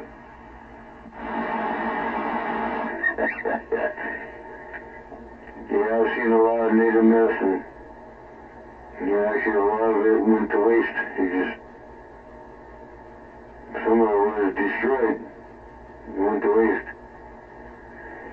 Yeah, it's very painful to see native medicine go to waste and be destroyed, but hey, some of it still survives. Looks like what we talked about. What do you think's going to happen with all this? Where's that going to go? You know? I might just go somewhere do some good, but I got no idea. Well, that's where you gotta talk to Sonny Boy there.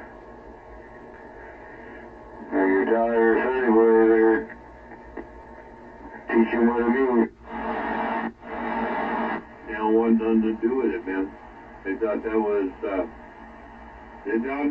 Grandpa's hobby, and he just did it to make a few dollars. And it's like, you sat with him and heard stories, man. You can't think that, but they do. So, you know, I ain't gonna argue that point. Like talking at a brick wall. Yeah. It's medicine. That's what it is. That's nothing but medicine, man. It's traditional native medicine.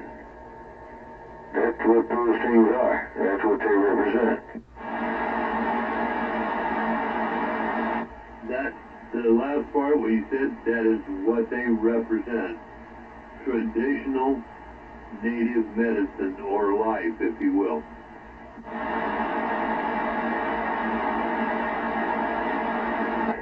Yeah. Yeah, I was very fortunate, man. I got to be a part of that. All that, a lot of that native medicine. Bees and hair pipe and everything, man. It's all medicine. It's sacred. It's something sacred.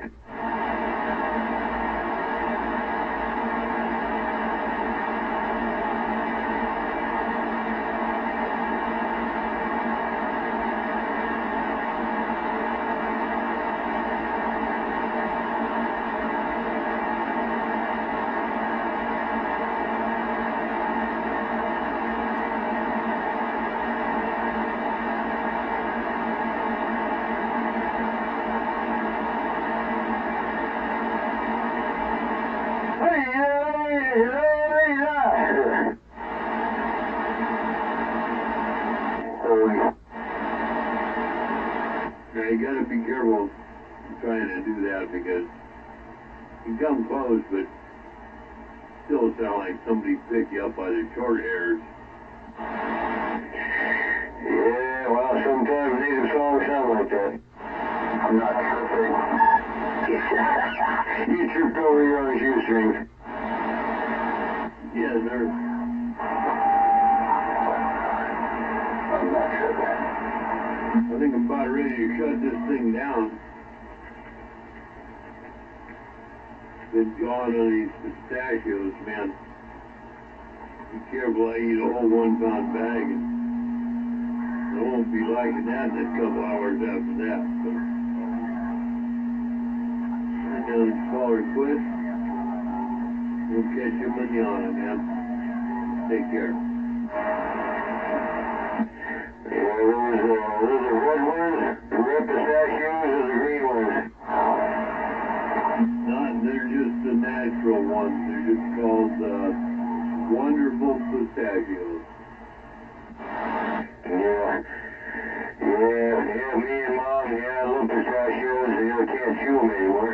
I love pistachios, man, they're goddamn good for you too, I think, good nuts, all nuts are good for you. All crazy fucking nuts are good for you, especially 333. Pistachios, man, yeah, good stuff. That's pretty good. I like that, yeah. Nuts are good for you, but you gotta be careful, you know. You gotta be careful your diet's right, because they cause problems. That's why they, you know, World War I, World War II, that's why they fed peanuts and stuff to the troops, especially the infantry, because it made them constipated, but they didn't have to stop and take crap all the time. So, yeah, that's probably not good. But anyway, I'm going to lay it down and shut this thing down. We'll catch you on tomorrow. Right here. It's time for the 333 agonizing demonic devil show, so hey, let's stay tuned.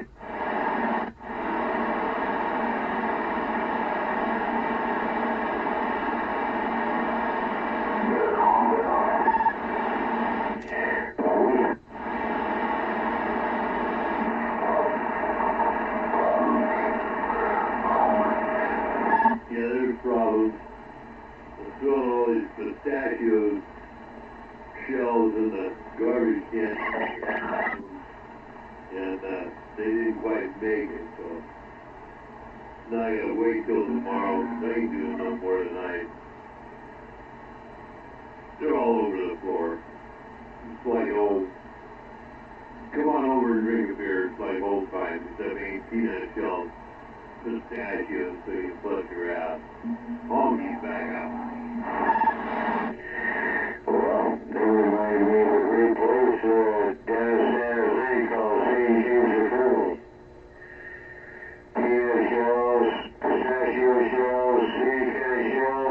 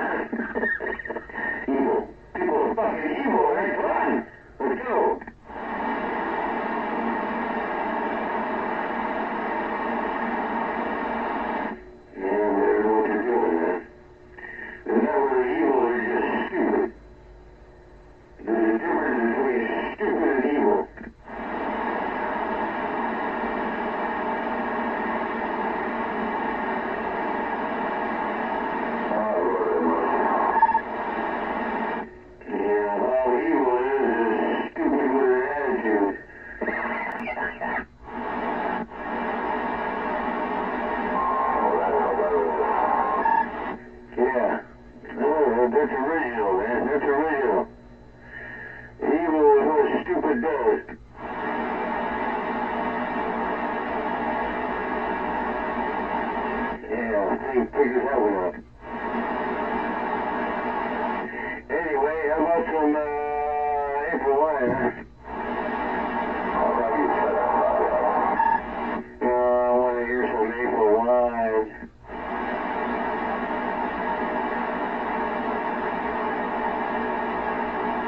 There's not too much to ask. Here's some April wine. Just a little taste.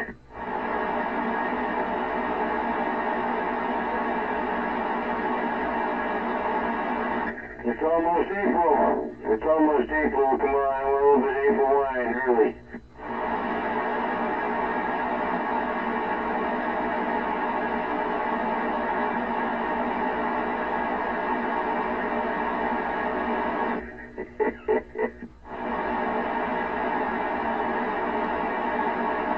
Problems. Big ass problems.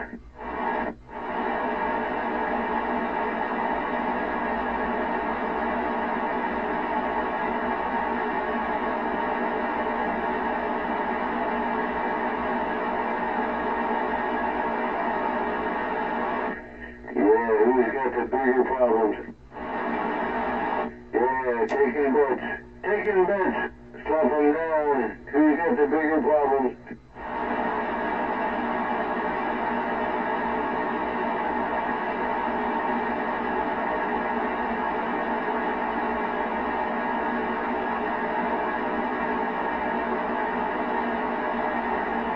Yeah, 81.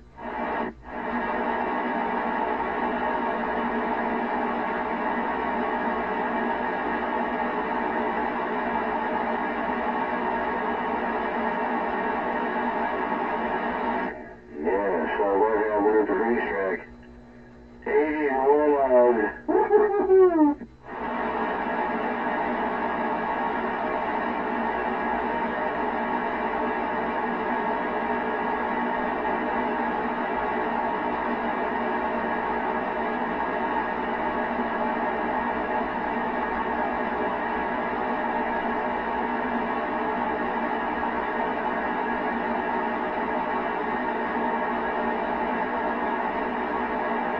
And the universe never ends. Oh,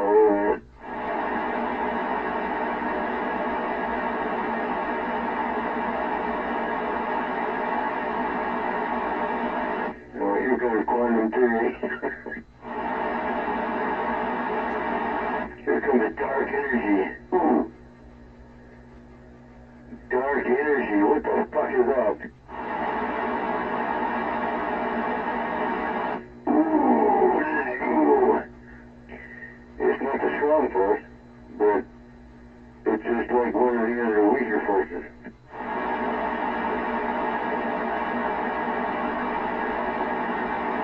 Yeah, nobody knows what the strong force is. Fuck no. There ain't one punk ass one of you knows what the strong force is.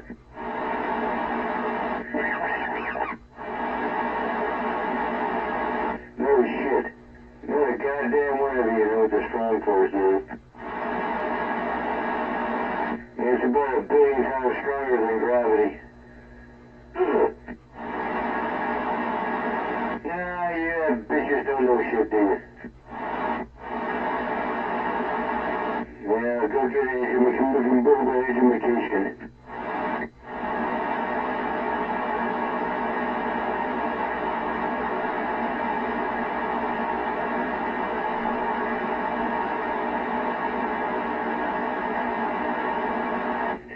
Try to pull 2 quarts apart.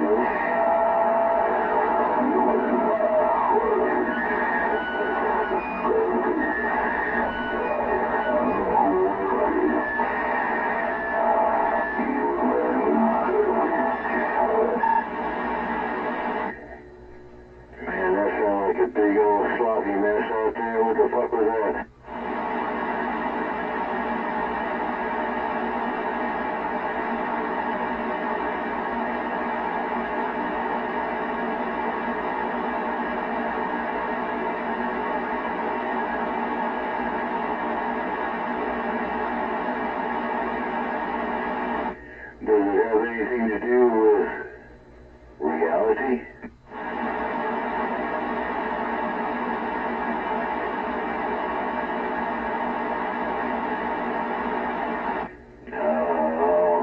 No April wine.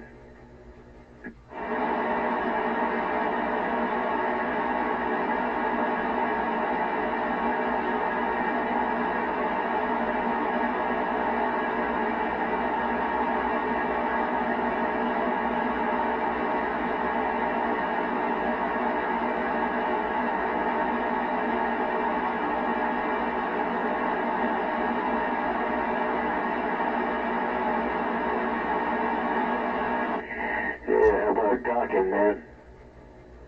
Yeah, let's hear it for breathe moisture. How about some docking?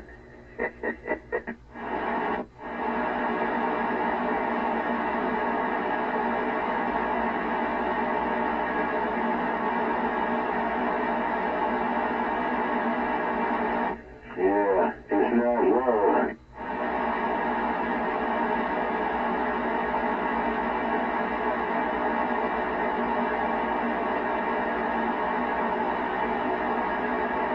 Why? Why, bitch, why?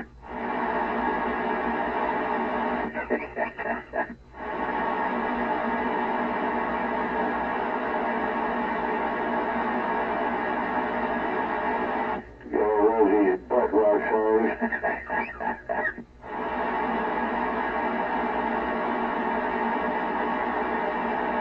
Yeah, they were the truth, man. They were hidden. They told the truth. Undeniable. What the?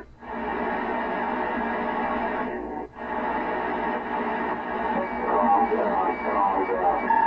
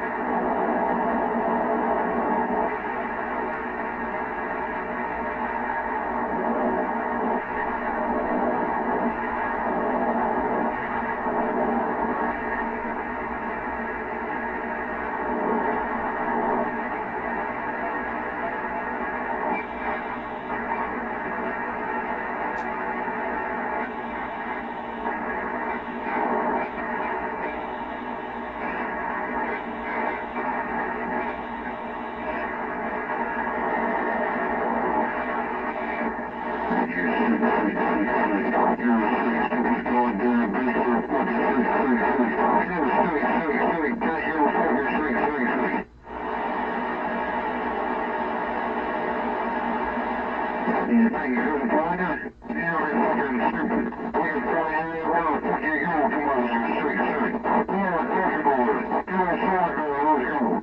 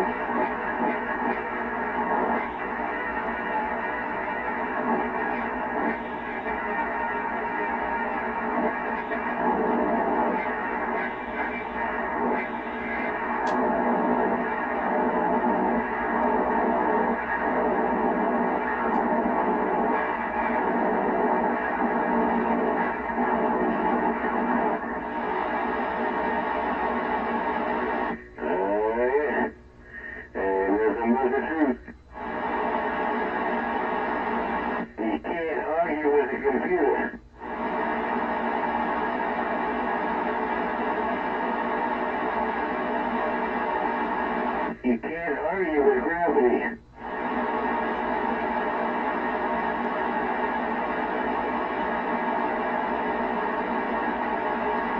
You can't argue with a sunburn.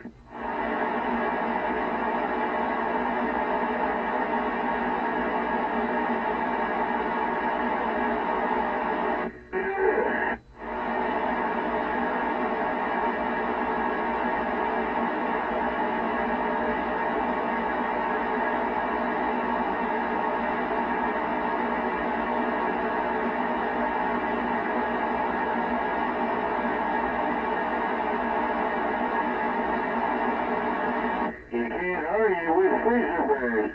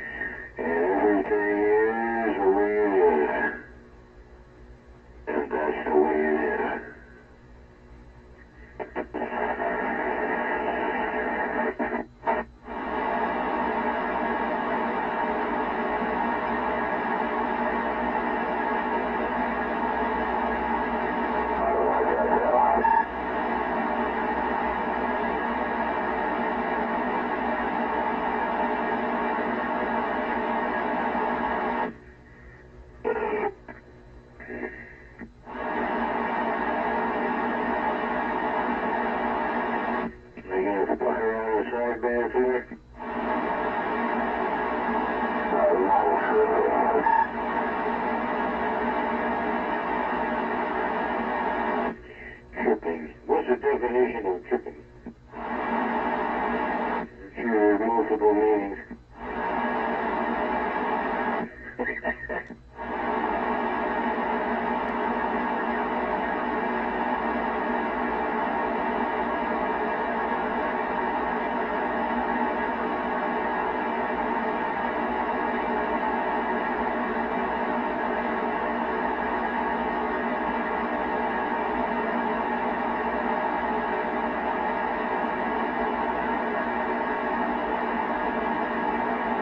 Yeah, look up the word it.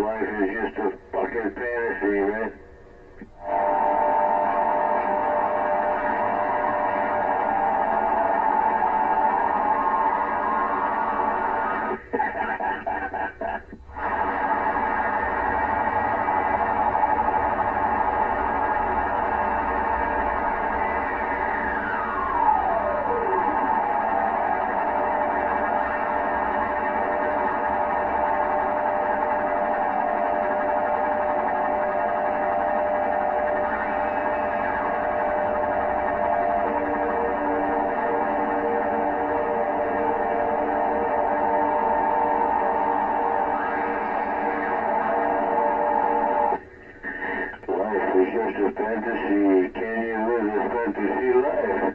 Huh? What?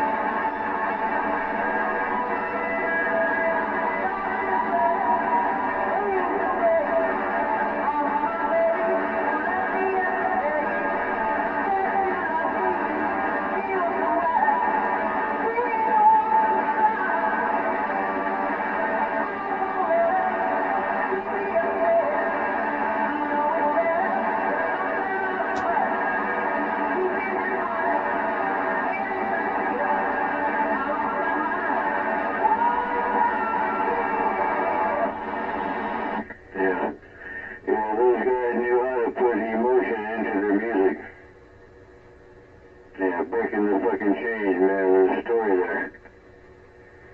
There's feel there. They're playing their instruments, they put the emotion, they put the feel into their music, man. That's why I respect that.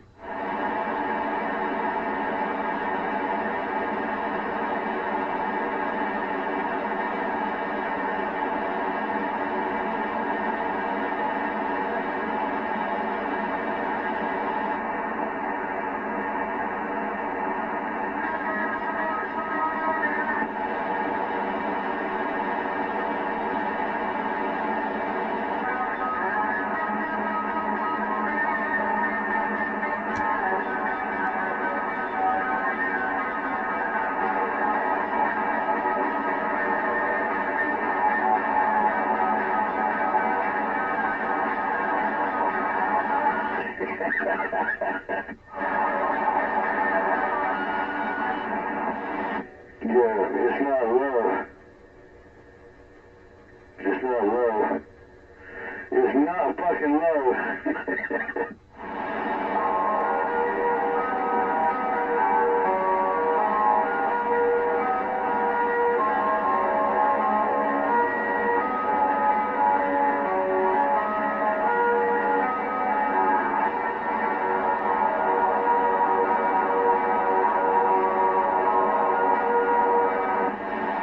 Oh yeah, there's some fucking heavy chords.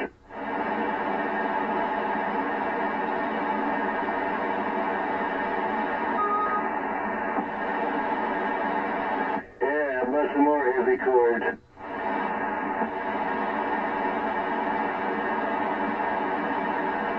Yeah, diminish.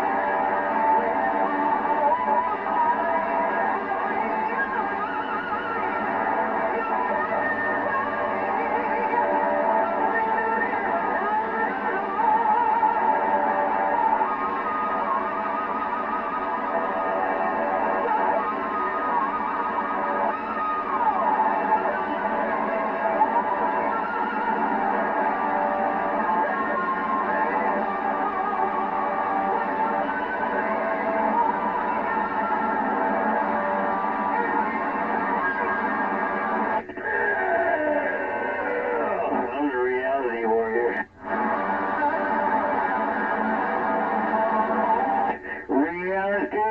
Reality warrior.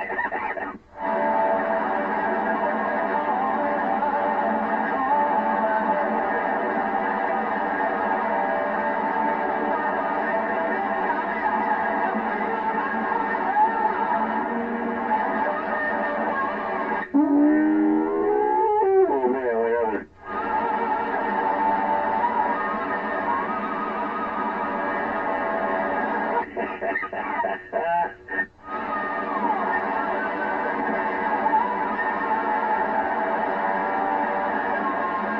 I got my earplugs out here with talking going. What the hell? I'm the reality warrior. Fuck the dream. No dream shit. I'm the reality warrior.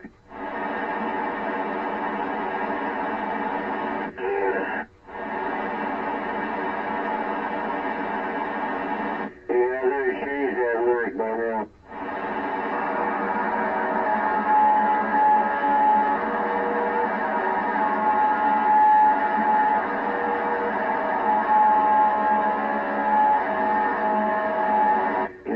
Into the fire, into the burning fire.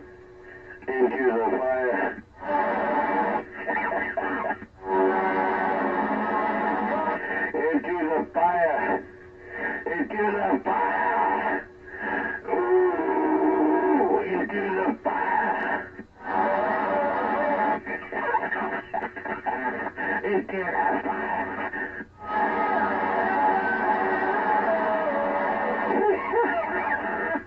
Into the fire. Yeah.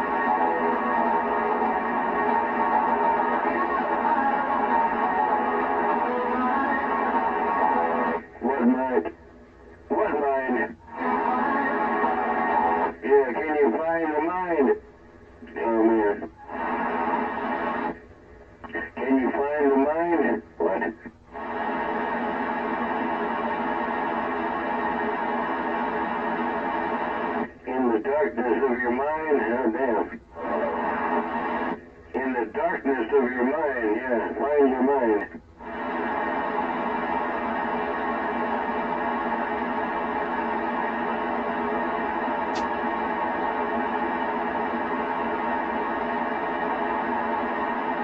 Yeah, guess what?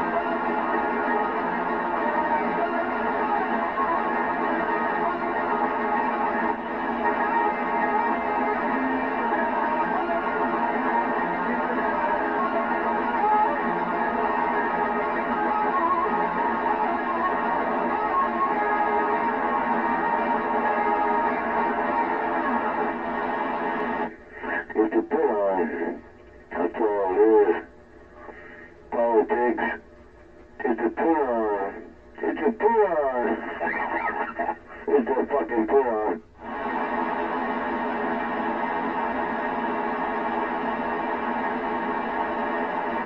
It's all a pull-on. Yeah.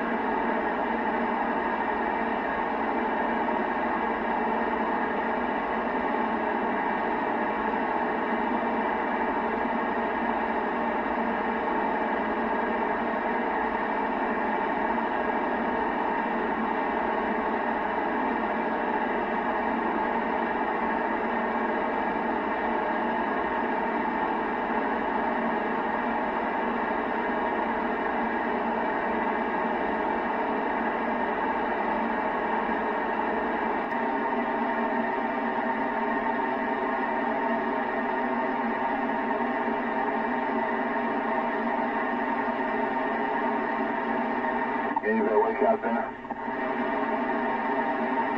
How about it? Hello. I start figuring this out. It's been our hard couple of days.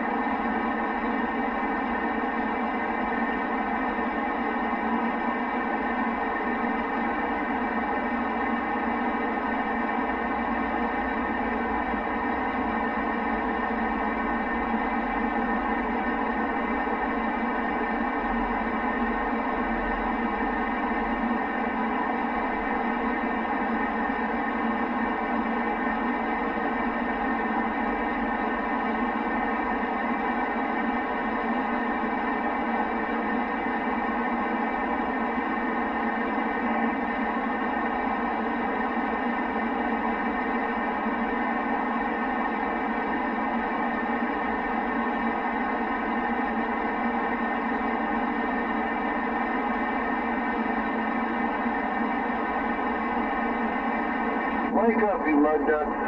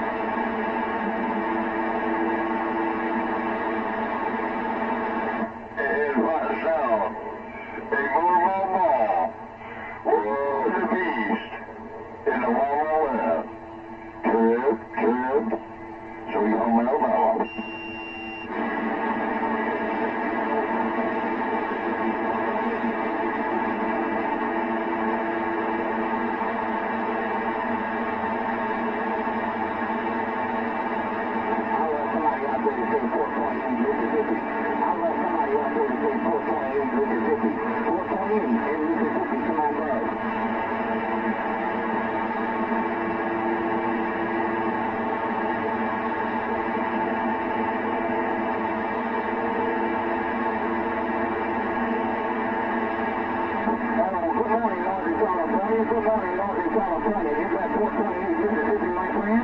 Hey, good morning, Ron, Northern California. You got 428. 428 in Mississippi, calling back.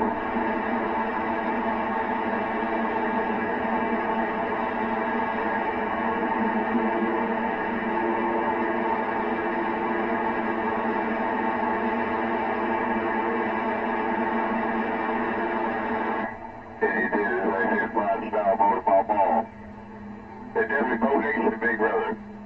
Woo, trippy, gotta let you know right there. Hey, that's 30 dB. Hey, 30 dB right there's that base. In the wall, that's a 5-star, your friend. Trippy, Detroit, Alabama. Trippy, I heard that also, my friend. I will say good morning to both of you guys out there. Johnny, good morning. You got 428. And Mississippi, calling back.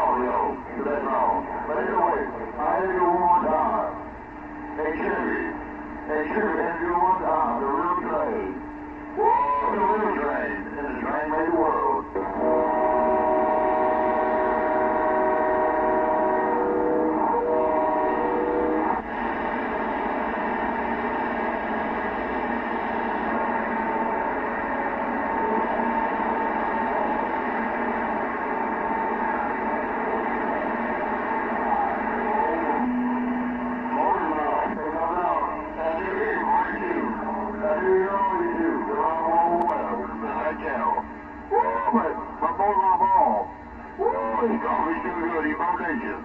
He's definitely carrying that hickory switch. How about a little my ball? You got 4.8 in Mississippi. A little my ball, 4.8 in Mississippi. Hello, Mr. Boy, I'm Paul. You're 4.8 in Mississippi, for money.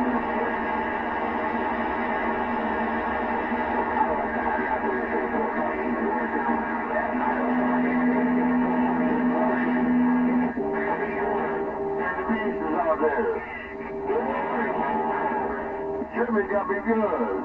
And the beast is out there. Woo!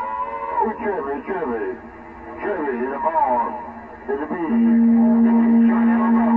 But I do gotta go, big brother. And I want to say morning time. Say morning time in the Wawa West. Hey, definitely. Hey, the beast. The ball. Ball, and 5 style, big brother.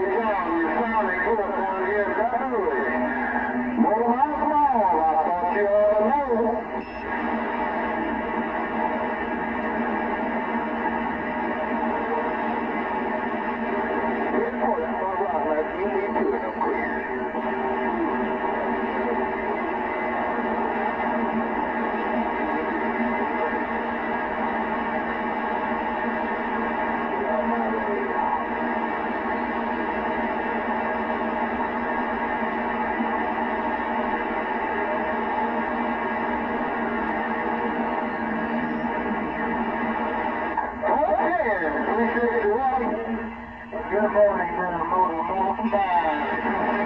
Kentucky, where you're at.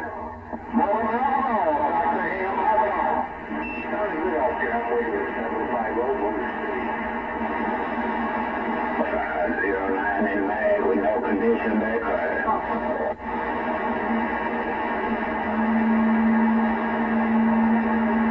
509 in Magnolia backfire.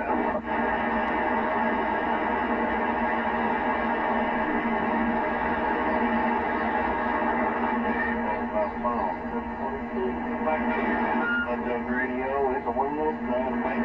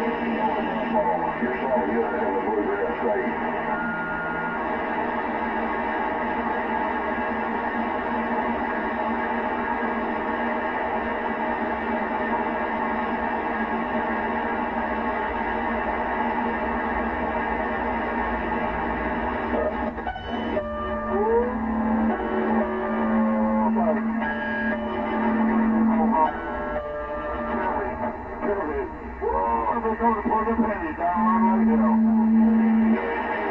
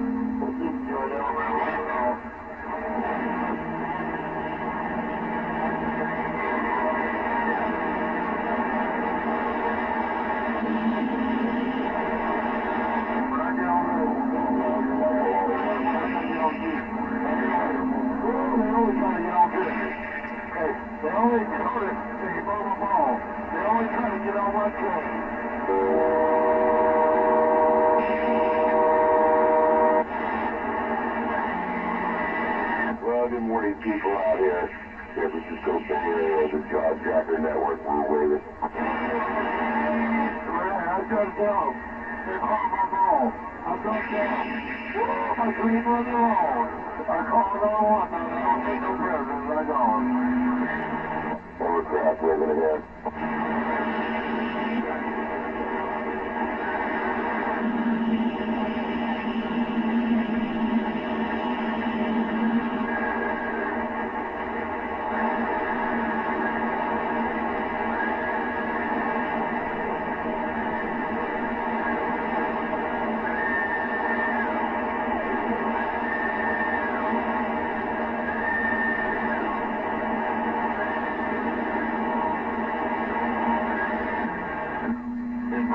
Right there. Oh, you gonna hear you drop there, hit my big brother. Oh, definitely legend.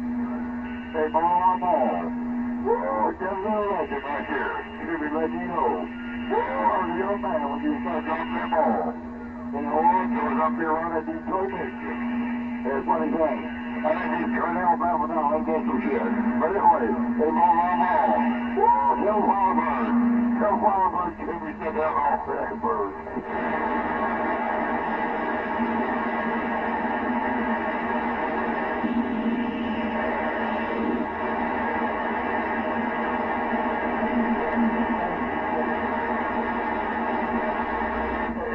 History thing.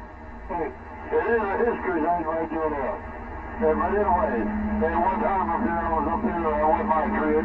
Triple T. Good morning, here in the morning. 262 Kentucky. You want to jump in there? Wave a hand. Somebody blow my ball. My long time CB friend.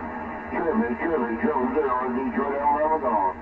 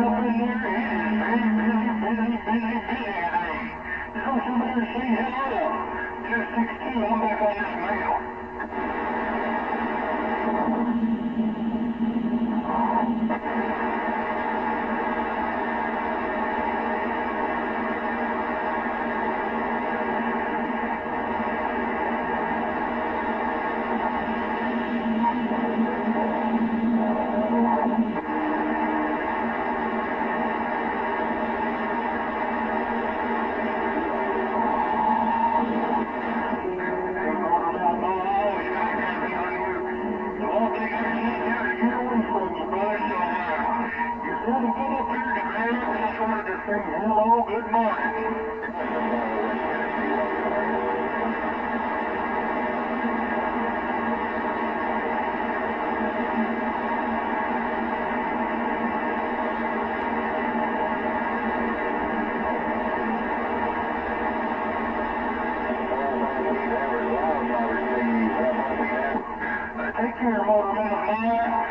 great weekend. I'm gonna jump on the side. I got so much bleed over from Fireball down there on 6. He's about taking over my radio on all 40 channels. Take care of Mother Mouth Mall, County Glen, Kentucky, 262. I'm on the side.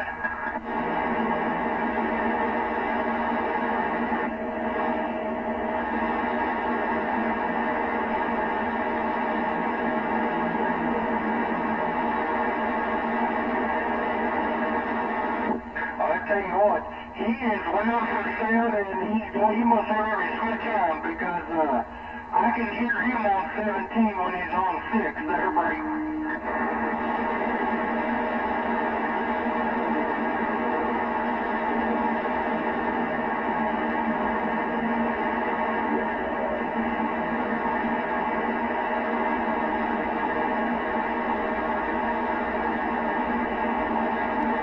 San Francisco Bay Area waking up and saying, good morning, everybody. Hovercraft.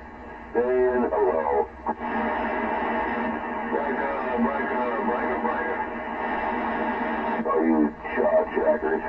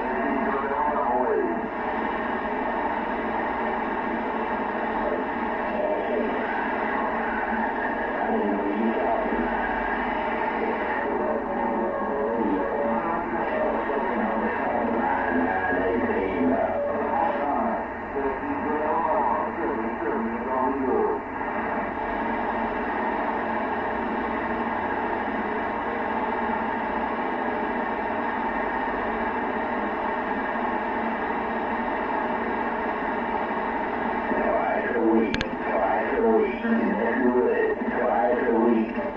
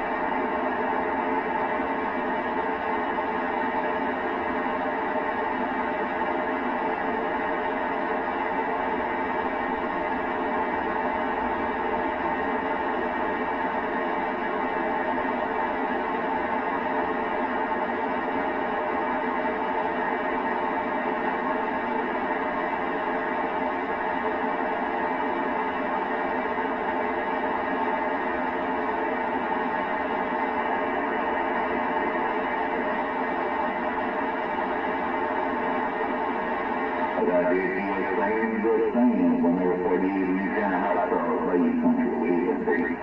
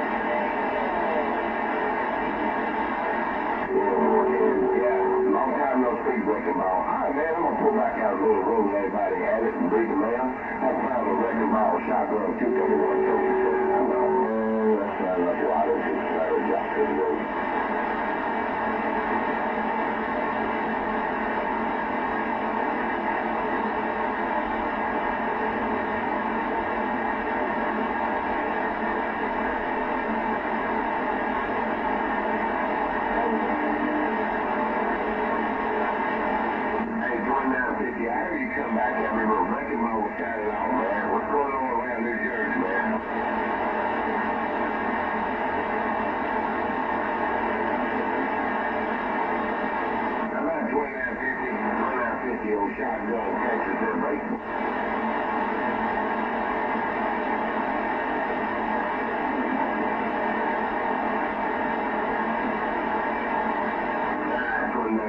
Noise, man. Catch you more later. Appreciate it. More heavy on that, Jimmy, man. Appreciate it. That 50 shotgun 221 tested up now.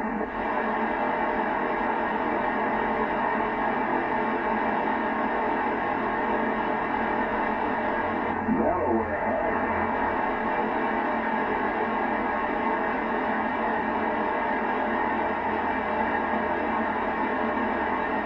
Well, I guarantee you what, you definitely made 9 trips out of Houston. Audio check, 1, 2, audio. Sorry, shotgun. Told you about it. Audio, 1, 2, audio.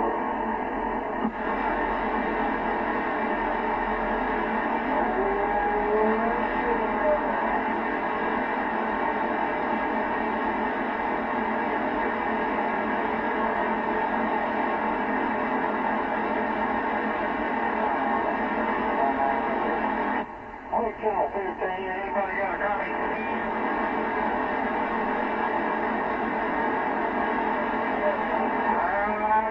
Appreciate it. Therefore, you're walking it down, taking the test in case you're bad.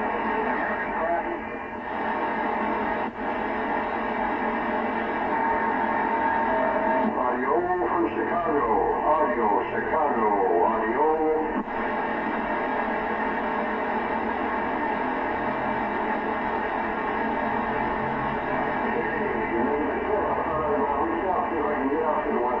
You got 396 in Chi-Town, 396, waving a hand.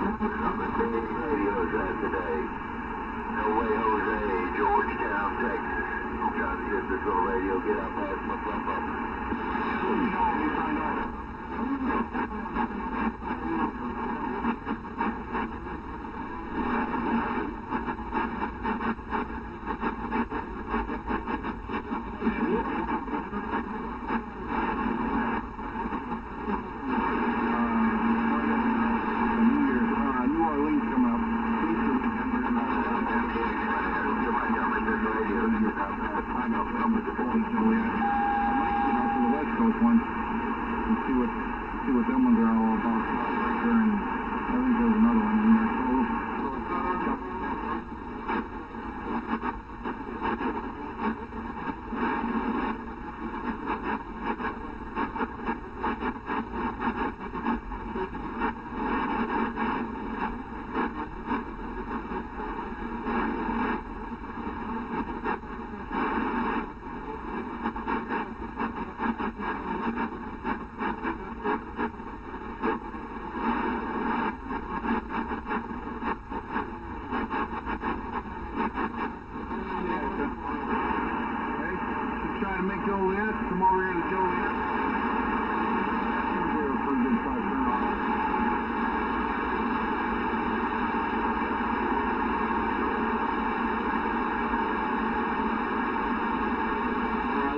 weekend of July. The last weekend of July, and they run it 3 days. So it's Thursday, Friday, Saturday.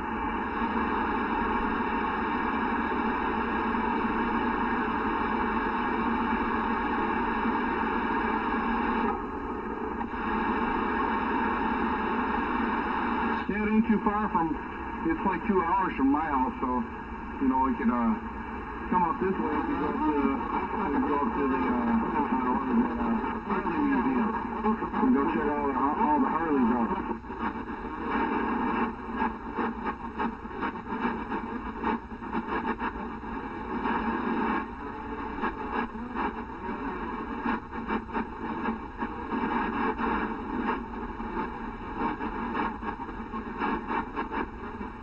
Milwaukee. It's in Milwaukee.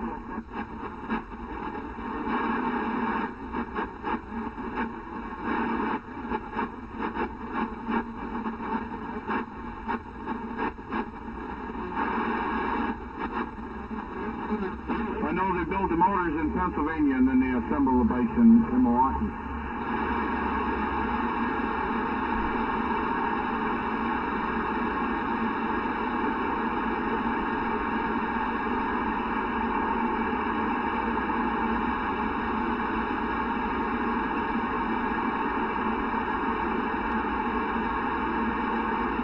Yeah, 10-4. Well, at the Harley Museum, they got bikes from the very beginning till now, so you can see every single bike that was built.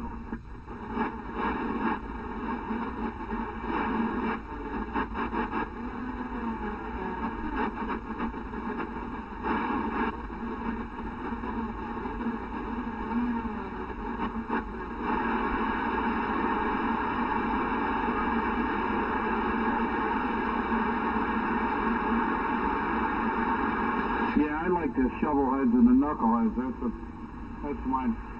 I like them motors. They sound so cool when they're running.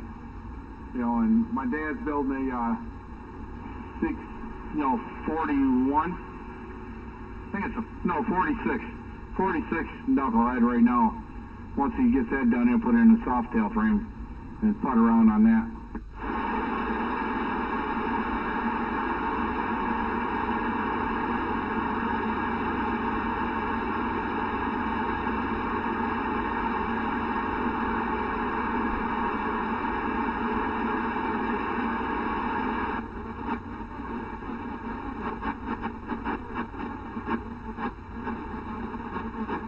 Yeah, 10-4. I'll send you the information. I'll look it up. It's on 5 the hard way, but I'll look it up and send it to you.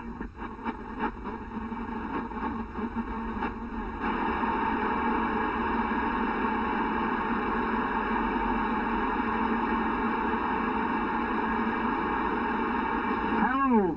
All right, Channel Jammer, take it easy. Have a good day, man. I'm going to get ready to get out of here. I'm running this live, so I'm going to go and go to the grocery store, and now here's a phone call. So catch you later, Channel Jammer. I'm in the clear.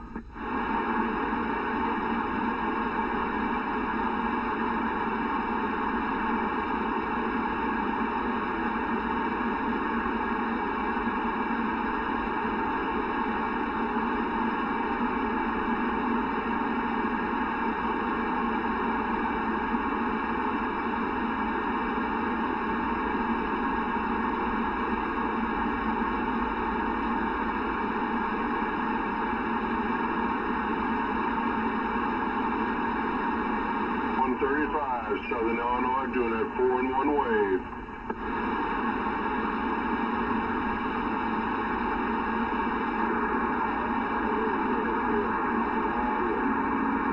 How about that DX land? Anybody got a copy on this 135 Jolly Rancher? On the west side, the children all gone looking for Mother Nature.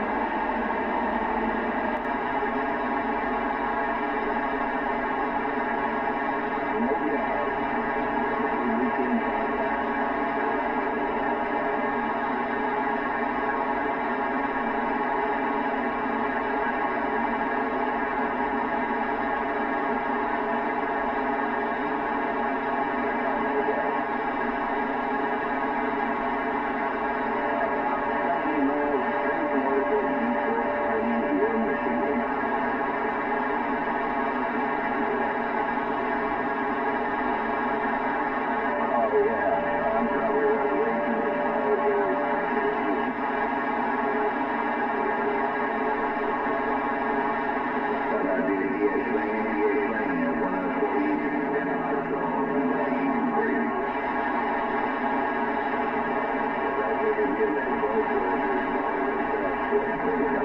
you.